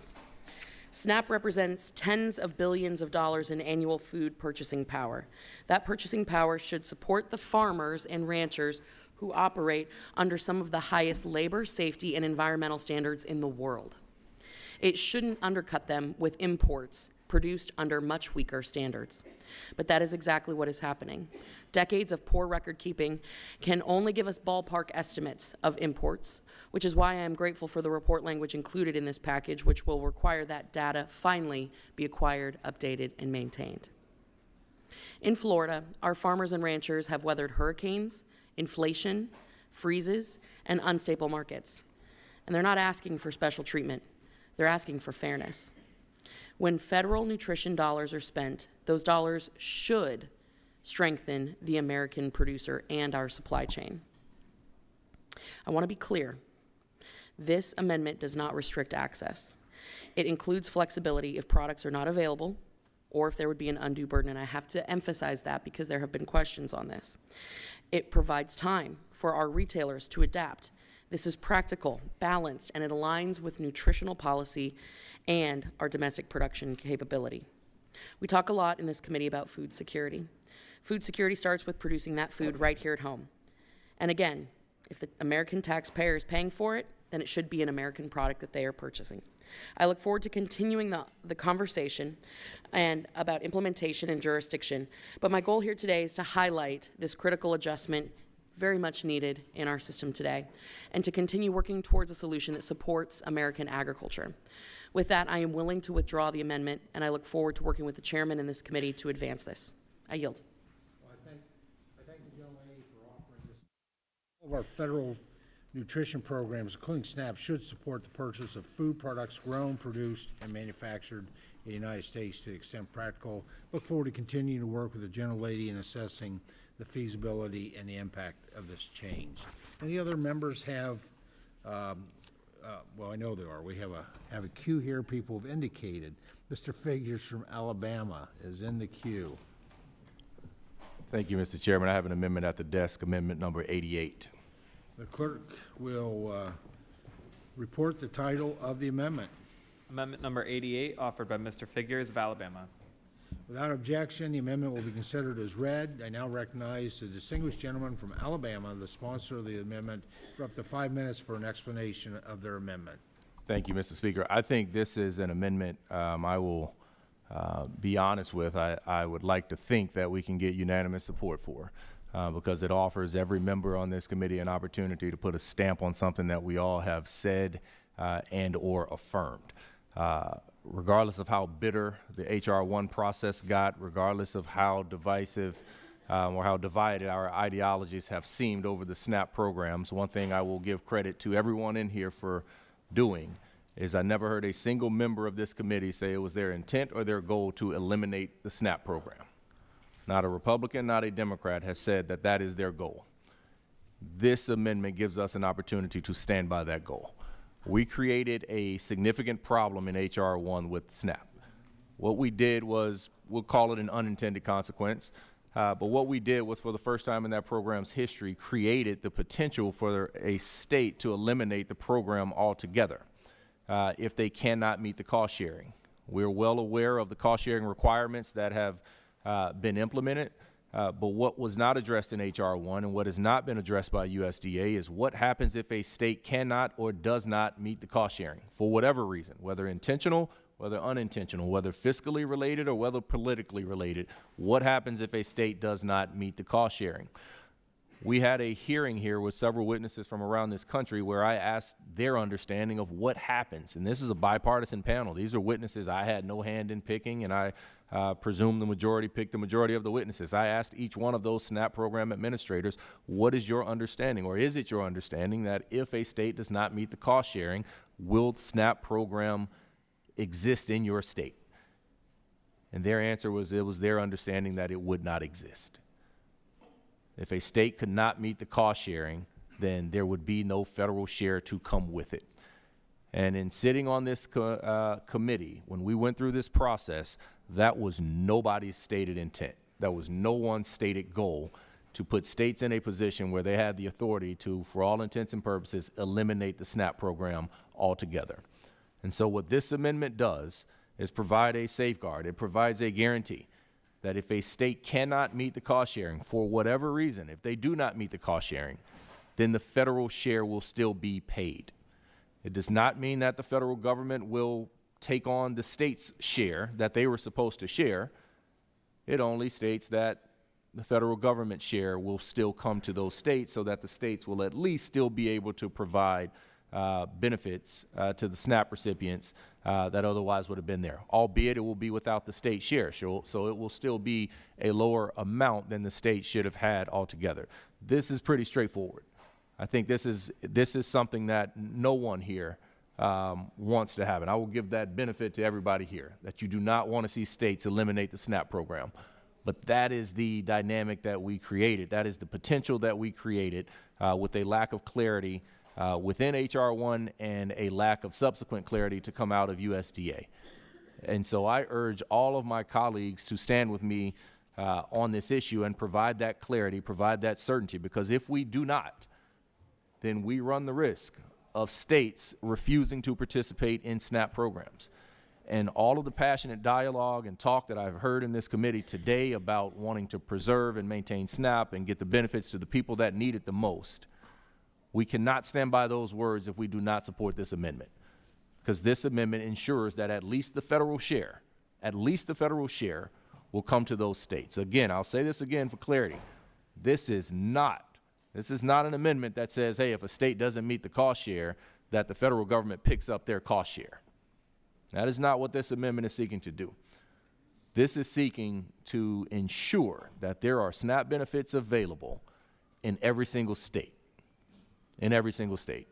And I would like to believe that everyone shares that same ambition, that same goal. We understand where we are with what is passed with H.R. 1, and I understand, I'm a realist. I know we aren't rolling back in all likelihood of the cuts associated with it.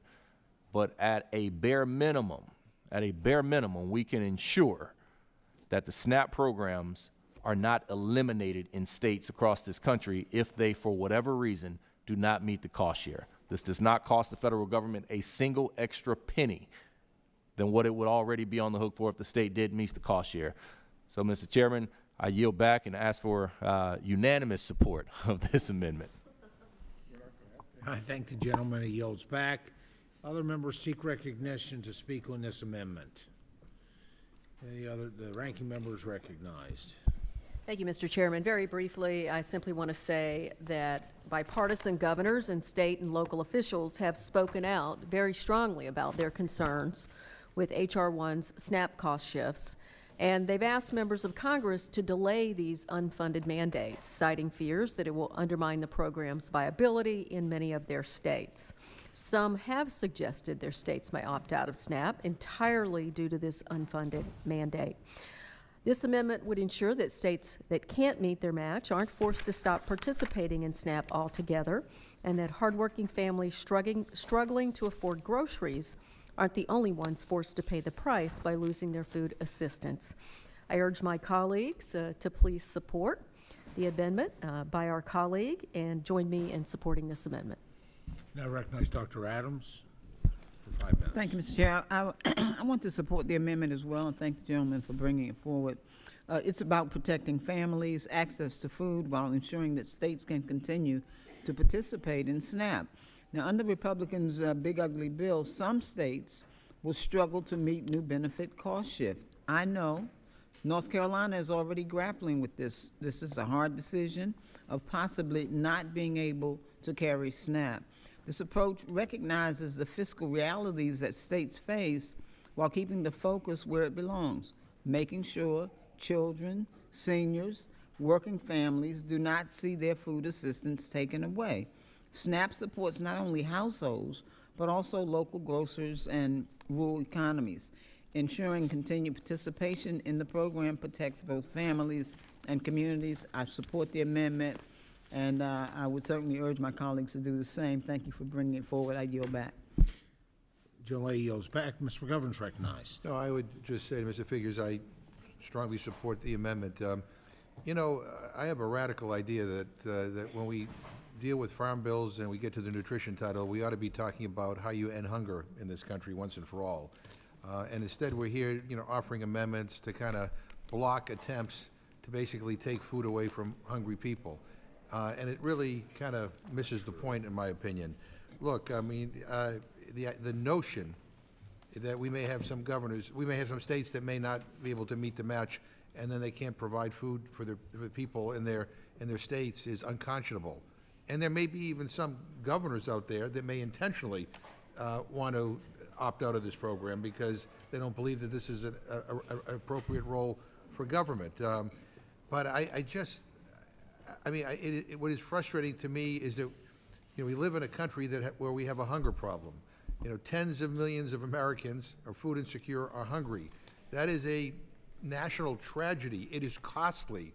And at a time when, you know, the federal government is now cutting all kinds of benefits to the state. I mean, in the big, beautiful bill, we cut Medicaid by $1 trillion. We're cutting programs left and right that are essential to states to maintain a clean environment, to be able to feed hungry people in their state. We're cutting all this stuff, and we know states are going to struggle to try to make up the difference.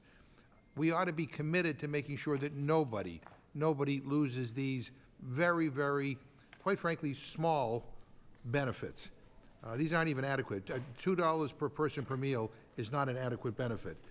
We ought to be talking about how we expand the program, how, you know, and how we get more people access to good nutrition in this country. But I strongly support the amendment, and I yield back my time. Anyone yields back. Any other members seek recognition? Mr. Riley, for 5 minutes. Thank you, Mr. Chairman. I want to yield to Shamari. Ms. Figures is recognized. Thank you, Mr. Riley. This is about us doing what we said we all wanted to do, or certainly not doing what no one said they wanted to do in terms of eliminating the SNAP program. There was HR 1 was a big bill. I'll give you that B. It was those 2 Bs. It was a big bill, a lot of changes, and relatively a rushed and condensed time frame. And when you rush big bills through short time frames, there's a lot of what ifs. There are a lot of things that are not addressed. There's a lot of lack of clarity. There are a lot of questions that are presented. What we did not get was clarity regarding the long-term viability and sustainability and existence of the SNAP program in the event that a state cannot meet the cost sharing. What happens to the benefits? What happens to, in a situation where a state can only meet part of the cost sharing, right? Does the federal government send zero money? Do they send a allocated percentage of the money? We don't know. It's not answered in that bill. We've not gotten that clarity from USDA, but what we do know is that under the current state of the law, there's nothing that prohibits USDA from saying, we ain't sending anything. We're not doing anything. That is a risk that is not worth taking. Not in my district, not in Mr. Moore's district, not in Mr. Finster's district, not in Mr. Bacon's district, not in your district, Mr. Chairman, not in anybody's district on this side of the aisle either. That is not a risk that we signed up to take. I don't think, look, I didn't vote for HR 1, but I don't think that's the risk any of you guys signed up to take. I do not think that. That is the optimist in me, right? But we have a chance to put that doubt to rest in a way that will have real consequences for people, because we have now complicated this process so much that, it's complicated enough to get, through a committee here authorizing language and appropriating language for a SNAP program. Now we have shifted this to the states as well. Now it has to go through a state committee, in some states, multiple states, then through a full legislative process on a House side, a Senate side, then get a governor to sign it. At any point in that chain of events, there could be a hiccup. And it could lead regardless of people's intentions, it could realistically lead to a state not passing a budget that is inclusive of the money that's required of them for the cost share. Should the citizens in that state be left with nothing in terms of SNAP benefits? I think if we went around this room and polled everybody individually, everybody would say the same thing. No, they should not sign up for that risk. That is not what we intended. And so now we have an opportunity to fix this. We can provide that clarity, we can provide that certainty, we can ensure that SNAP is not eliminated. 1 in 4 families in my district, 1 in 4 households in my district rely on SNAP. That's 25%. That's 25% of households, assuming those statistics stay the same after the new changes. But either way, even one person being in doubt is too many, right? We're talking about all of the vulnerable populations. When we've gone through around this committee and people have talked about all of the exceptions and what's included in the bill and what's not included, and when we've seen the differences of opinion in terms of who's eligible, who's not eligible, well, regardless of what your standard of eligibility is, it's everybody that we're talking about that's at risk now. These are the children, these are the pregnant women, these are the veterans, these are the people who are laid off at 64 years old. These are all of those people. If we do not clarify this, we run the risk of states literally saying, we can't do SNAP. And I don't think that's what any of us intended. So I think this is very straightforward, very commonsensical, and some clarity that we can provide that doesn't require us to alter H.R. 1, doesn't require us to spend a single extra penny than what's envisioned by H.R. 1. All this does is provide the certainty to say if a state cannot or does not, for whatever reason, meet the cost sharing, that the federal share will still come. And that federal share does not have to compensate for the state share. It's just what the federal share would have been under the current calculations, given the current error rates and, at that time. I think this is just as basic as it gets. And I think this is something we have the authority to do and something that we have all stated that we have the courage to do in terms of preserving SNAP for the people who need it. With that, I yield back. Gentleman yields back. Any other members seek recognition to speak on Mr. Figure's amendment? Any other members seek? If not, I will add the final word here. I want to thank the gentleman for raising the issue today. This amendment would allow the Secretary to waive the SNAP benefit cost share for a state who's unable or unwilling to pay for any reason. I want to remind everyone that states who have SNAP payment error rates under 6% do not have to pay a penny towards SNAP benefits. I think transparency and accountability is a responsibility of every level of government, and that includes the folks in the state, and in some states, unfortunately, they kind of, like California, I know is one of them, it's on a county level that they administer. The state kind of passes the buck on to the county to administer that. But so there's an opportunity here. We are incentivizing better behavior. We're incentivizing better management. We're incentivizing taking care of the beneficiaries by not underpaying or overpaying those benefits. I think that's a good thing. We did do it, so get it under 6%, because 6% was fair. There's some errors are counted, they're just clerical. Somebody didn't fill out the form correctly, something like that. So that was the minimum. And then and I don't think we, the cost share in terms of administrative costs, I mean, our states have a great opportunity to be more efficient. Honestly, I have watched the administrative costs by these states just balloon when it was 50-50. I mean, it's like they didn't care, it's, if you have a state where your state elected officials are not getting the job done, they're not serving these most vulnerable people in the most efficient way, well, that's what elections are for. Somebody else more competent needs to probably be in place, that will do the root cause analysis, look at what the actions are to take, to get the error rate under 6%, and quite frankly, to be very efficient, to bring their administrative costs down. They have that control. Every state on that list of all 50 states has achieved that less than 6% in the past at one time or another. Federal policy should not excuse more waste and mismanagement in the SNAP program. So based on that, I urge a strong no vote on this amendment. Mrs. Speaker, I Hearing no request a further recorded vote. conversation, the questions on the amendment. All those in favor of the amendment signify by saying aye. Aye. Those opposed by saying no. No. In the opinion of the chair, the noes have it, and the amendment is not agreed to. Speaker, I request a recorded vote. A recorded vote has been requested pursuant to Committee Rule 3I2 Further proceedings on this amendment shall be postponed. And I think that, are there any additional, trying to go back and forth best I can, any additional Republican amendments pending? If not, we're going to go to Mr. Riley from New York. Thank you, Mr. Chairman. I have an amendment at the desk, number 43. Very good. Ms. Riley has a amendment number 43, at the desk. The clerk will report the title of the amendment. Amendment number 43, offered by Mr. Riley of New York. Without objection, the amendment will be considered as read. I now recognize the distinguished gentleman from New York, the sponsor of the amendment, for up to 5 minutes for an explanation of his amendment. Great. Well, thank you, Mr. Chairman. I really appreciate the debate we've been having throughout much in the morning about SNAP. And look, we can disagree with each other. We have some real differences. But we also need to be able to use this process to try to find some common ground where we can. And I'll tell you, most of the folks, a lot of the folks at least, who sent me here, they don't really care all that much about political parties, don't really like political parties. They just really want us to come together and get some stuff done. And so I listened to the debate about SNAP benefits and everything, and I found two things that I heard in that debate that I think are common ground.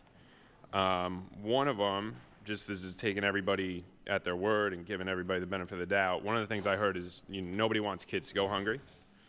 And the other thing is nobody wants to tolerate waste and fraud and abuse and theft and all that kind of stuff. We all, I think, based on the conversation, is the heated debate, but I think we all share those principles, and so I want to see if we can do something together about it. So this amendment number 43 that I've got, this is a bipartisan amendment that I'm leading here in the House with Mike Lawler and Dan Goldman.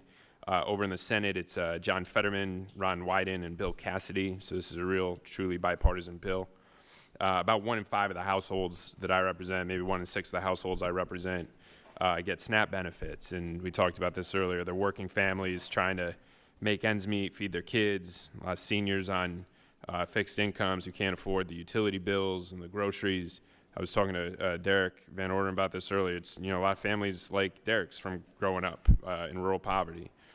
And the problem is you've got these criminals who are preying on these folks by stealing their SNAP benefits. I mean, these folks with SNAP benefits are some of the most vulnerable folks in our community, and the criminals are literally stealing their lunch money from them. So this amendment here, it's to fight that crime and also protect the crime victims. It's also about fiscal responsibility, because this vulnerability of SNAP theft has already cost the taxpayers tens of millions of dollars. And just a month or two ago, the USDA Inspector General published a study showing that it's going to cost over $500 million more if we don't get our act together and fix it. That's money we should be spending, obviously, I think, to feed these families and not enrich a bunch of criminals. And so what this bipartisan amendment does, super simple, it's going to equip SNAP cards with secure chips. So if you have a credit card, it probably has got a chip on it at this point.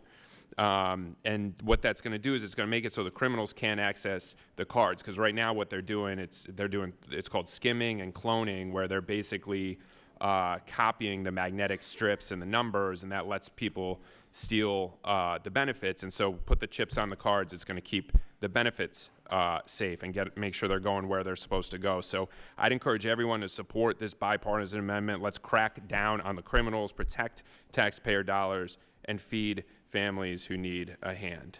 Thank you, Mr. Chairman. I yield back.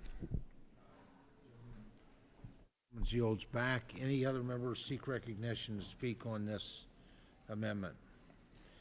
Mr. Boss is recognized for 5 minutes. Maybe bacon? I'm just teasing on you. He's a little bit older than me. No, I'm just... I speak in favor of the amendment. I'm the Cyber Subcommittee Chairman on the Armed Services Committee. We focus on external threats there.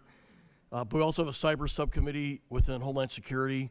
We know our agriculture is being targeted significantly from foreign actors, but also criminal actors out there. And I think we need to put more emphasis on defense. And so I've been just being short, I support the amendment. I yield. I thank Mr. Bacon. No, got it right that time. Other members seek recognition. Mr. Van Orden. I'd like to also speak in support of this amendment. You know, we talk about waste, fraud, and abuse and how it's rampant in the system. This is just a very practical way to bring 21st century technologies into the realm to prevent, in this case, fraud from taking place, so that we can get the money that we allocate for hungry kids to hungry kids, where it belongs, and not in some fraudster's pocket. So I speak in strong support of this amendment, and I encourage my colleagues to do so also. Gentleman yields back. Ranking members recognized. Thank you, Mr. Chairman. I want to speak in strong support of this amendment from my colleague, but I do want to point out here that USDA has been required to issue a rule on EBT security since the passage of the Consolidated Appropriations Act 2023 in December 2022. In October of last year, the administration told GAO they plan to publish the rule in January of 26, and as of yesterday, the Unified Regulatory Agenda website still indicates the same past due January 2026 timeline. So I want to congratulate my colleague, Mr. Riley, for his diligence here in encouraging everyone to vote for this, even though this should have already happened. But thank you for continuing your push, Mr. Riley. And I support this bill and encourage all of my colleagues to support as well. Thank you. Any other members seek recognition to speak on the amendment?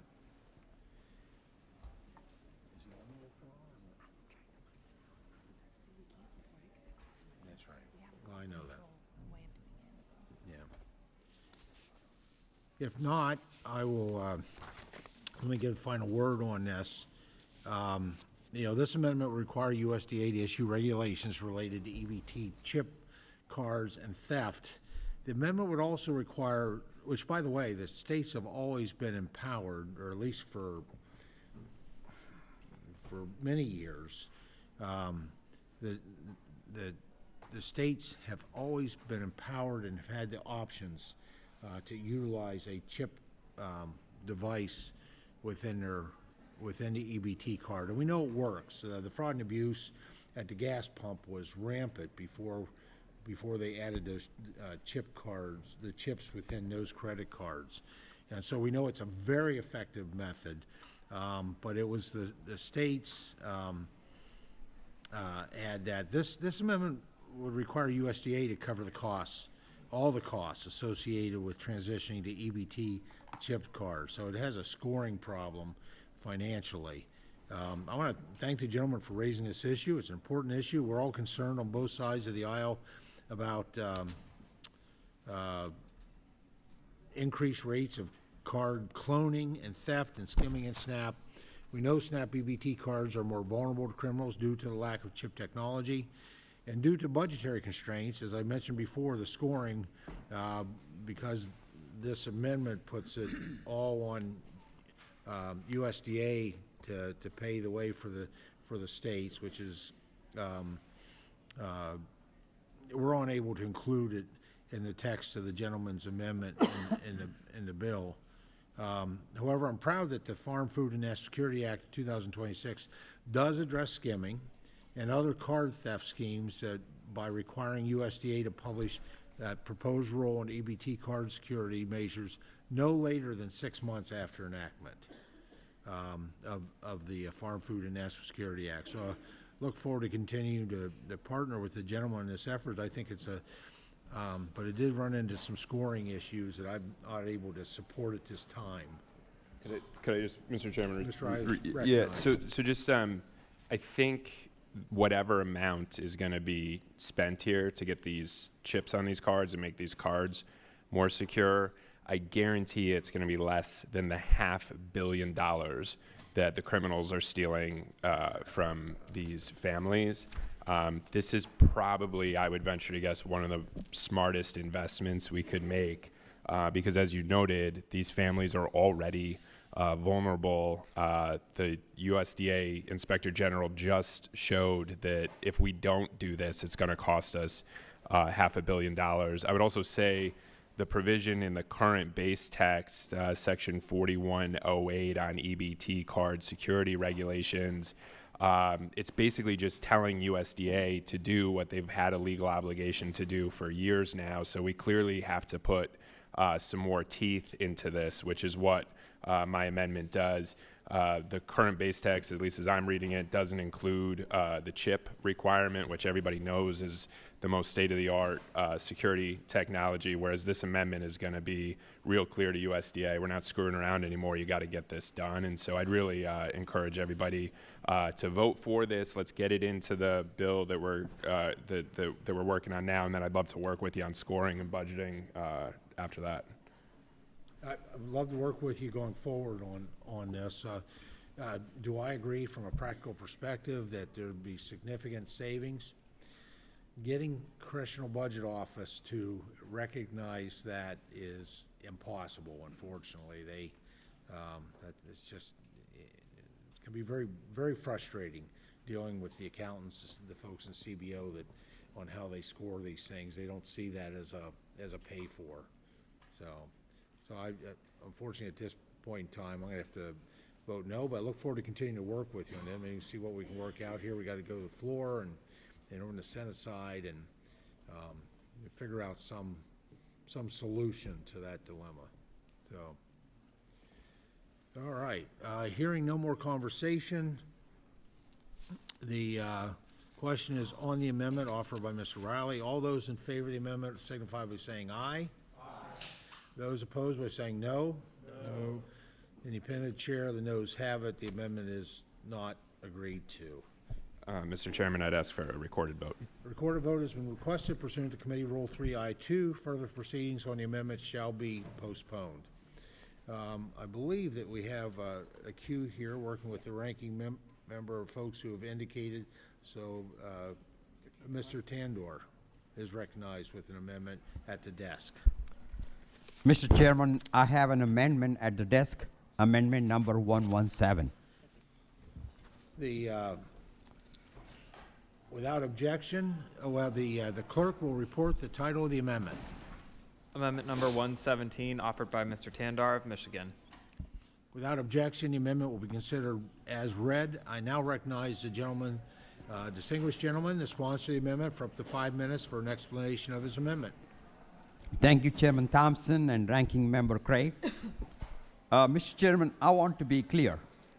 The recent Republican proposal in the One Big Ugly Bill that completely eliminates SNAP-Ed is not only harmful to the American people today, but it will also make it harder for the working class to achieve the American dream for generations to come.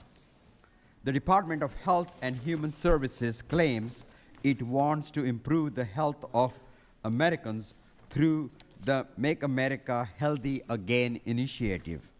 This farm bill even includes changes to the purpose of SNAP, saying that SNAP should be designated to prevent diseases like obesity, diabetes, hypertension, heart disease. If that is the case, Mr. Chairman, why are you and the Trump administration so hell-bent on eliminating programs that give participants the knowledge and tools to make the nutritional food choices that leads to a healthier life? All across the country, SNAP-Ed has made an incredible impact on the health of the American people. The two states implementing agencies in Michigan are Michigan State University Extension and the Michigan Fitness Foundation. Together, they serve more than 4,000 sites across the great state of Michigan. In my district alone, there were a total of 263 sites that provided SNAP-Ed programming in 2024, the last full year before the changes to the SNAP-Ed in your big ugly bill. Historically, SNAP-Ed has contributed to reducing food insecurity among children, older adults, and people with disabilities. The program has also proven to increase the consumption of nutritious food such as fruits and vegetables and boost physical activity in those enrolled in the program.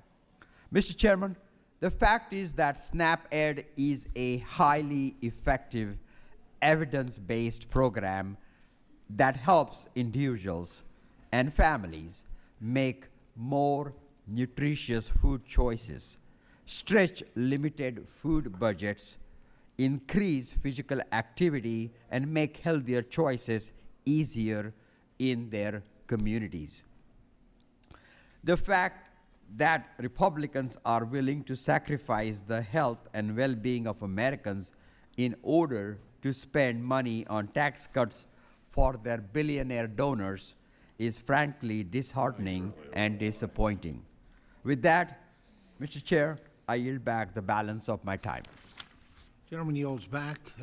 Mrs. Pingree is recognized for 5 minutes. Thank you, Mr. Chair, and thank you to my colleague for submitting this amendment about SNAP-Ed. And I just want to add my voice to all the others who have been talking for these many hours about Title IV of the Farm Bill and just the egregious cuts to SNAP benefits that occurred in the big ugly bill. It is hard to fathom, as we have said so many times, how in the wealthiest country in the world we insist on debating whether or not people deserve to have enough food on their table and how much they should be allowed to purchase. This committee should be fully dedicated to making sure that every opportunity we get, we are looking for ways to support that, and the idea that we allowed this to be cut $186 billion, which it was in the big ugly bill, and that funding went to tax cuts for the wealthiest people in this nation. We saw just recently that Amazon's tax bill, because of those tax cuts, went from $7.6 billion down to $2.8. In a year, they had a 45% increase in their profits, is egregious. This is such a valuable program, and it meets so many of the criteria of the valuable things that we want to do to make sure that people eat more healthy foods. When you look at the USDA's website, and they talk about some of the reform and innovation that they're trying to do at the SNAP program, they're looking at restricting certain foods and making sure there are stocking standards in the stores. And one of the things they've said is they're asking states for reform and innovation of enhanced nutritional programs. Well, nothing is better than SNAP-Ed. So many of us were able to see in our home states how well this program has been used. In my state, it's been implemented in all 16 counties. Over 20,000 people participated. And one of the things that people routinely said was it increased their confidence in buying food and cooking food. And if you're trying to feed each individual in your family for $2 per person per meal, you need a lot of assistance in figuring out how to cook the most inexpensive yet nutritious foods. And so this program has been incredibly beneficial in helping people do that. It's also been shown that kids eat more when there's been SNAP-Ed benefits in the family, when people have learned more about cooking healthy food. So I don't understand any rationale for cutting this program and not restoring it in this Farm Bill. We often talk about how this Farm Bill had to be put together in a budget-neutral way, but again, this is an expression of our priorities, and our priorities should be related to making sure that everyone gets enough healthy food and that people are able to afford it. So cutting SNAP benefits and then going even further to cut this educational program that has had so much benefit around the country doesn't make any sense to me. In my state, it was a $5 million value, which isn't a lot when you compare it to the full SNAP benefit program. It's $536 million in the United States. That is nothing compared to the $186 billion that was cut out of the big ugly bill. And it is nothing compared to the fact that we're giving tax benefits to some of the wealthiest people in this country, that we're starting another war in Iran that's already spent more than $1 trillion, that we have a $3.4 trillion deficit that was added to the national deficit because of the big ugly bill. So there is no logic to me in why we would cut a program as beneficial as this. I encourage my colleagues to support this. It's not a lot of money, but it's an important way that we enhance people's use of SNAP and make sure that they get healthy food on the table every day. I yield back the balance of my time. I thank the gentlelady, and she yields back. Ms. Pazinski is recognized for 5 minutes. Thank you, Mr. Chairman. I want to speak in support of my colleague's amendment.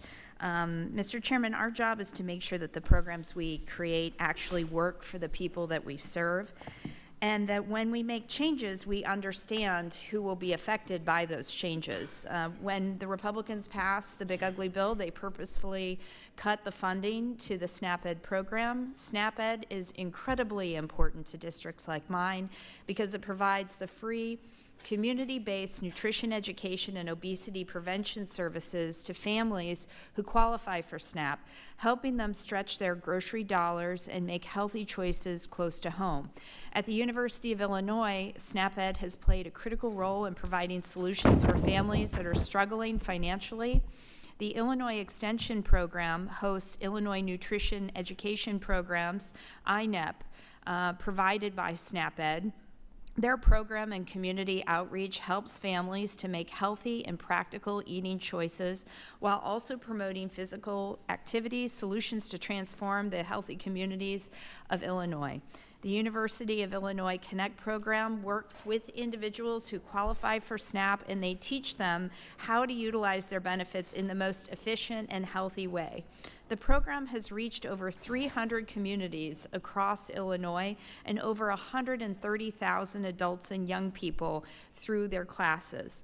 Children who participate prefer healthier foods and beverages, improve their cooking skills, and are more physically active, all because of SNAP-Ed. We have the reach. What we need is the resources. When COVID-19 hit, INEP worked to pivot their methods and expand digital education and messaging to reach their families and continue providing classes. These programs are working beyond their means to make sure that children and families are getting the nutrition that they need and making better habits for their future. We should not and cannot be the ones to stand in the way of this progress. In Illinois, approximately 36% of the population has obesity. The rate of adult obesity is projected to increase to 52% in 2030. Across the nation, adult obesity rates have reached 40.3%. This is about prevention. We need to be providing our districts with the resources and education to promote health from the bottom up, starting with what is on their plate. I want to extend my gratitude to Congressman Tander for filing the amendment to restore this program. This program has proven results, and by re-implementing this program, we are helping children and encouraging adults to make healthier choices for a healthier life. At a time when grocery prices are hitting record highs and our healthcare system is strained, we should not be pulling back on programs that educate the American public on nutrition. It just makes no sense. And so because of these reasons, I urge this committee to support this amendment. Thank you, and I yield back. Gentlelady yields back. Any other members seek recognition to speak on this amendment? Any other members seek recognition to speak on this amendment? If not, I'll take the final word, and then we'll call for the vote. I thank the gentleman for bringing up this issue. Two separate USDA studies, both under President Obama, I believe, if my math is right, 2012 and 2013. Feel free to correct me if I'm wrong. I'm married, I'm used to it, being corrected. So, found no evidence that the SNAP-Ed influenced long-term behaviors or affected nutrition or obesity in any meaningful way. I was shocked by that, quite frankly. I think education is really important when it comes to nutrition. In 2019, a GAO report found that USDA's nutrition education efforts lacked clear evidence of effectiveness. Specifically, the GAO found that USDA is unable to assess the effectiveness of the interventions used across the country to determine whether SNAP-Ed is achieving the program goals, end quote. Moreover, there is an entire office at the Centers for Disease Control and Prevention with a budget of over $1 billion that has the same focus as SNAP-Ed and provides identical services. Ending the SNAP-Ed program in H.R. 1 eliminated what appears to be ineffective duplicative spending and saved taxpayers $5.5 billion. So I urge so our country is not walking away from nutrition education. I urge a no vote on this amendment. And with that, hearing no further conversation, the question is on the amendment. All those in favor of the amendments signify by saying aye. Aye. Those opposed, nay. Nay. In the opinion of the chair, the nays have it, and the amendment is Mr. not Chair. agreed to. Mr. Chair, may I request ayes and noes? The recorded vote has been requested pursuant to Rule 3, Committee Rule 313I2. Further proceedings on the amendment shall be postponed, and have votes been called? Yes. Okay. I've been informed that a vote series has been called. The committee shall stand in recess until the vote series is, not until the vote series is complete, because we know that the votes can vote right away on that last vote. We want to reconvene 15 minutes from the time that last vote is called, so we can keep going here. Thank you, everybody.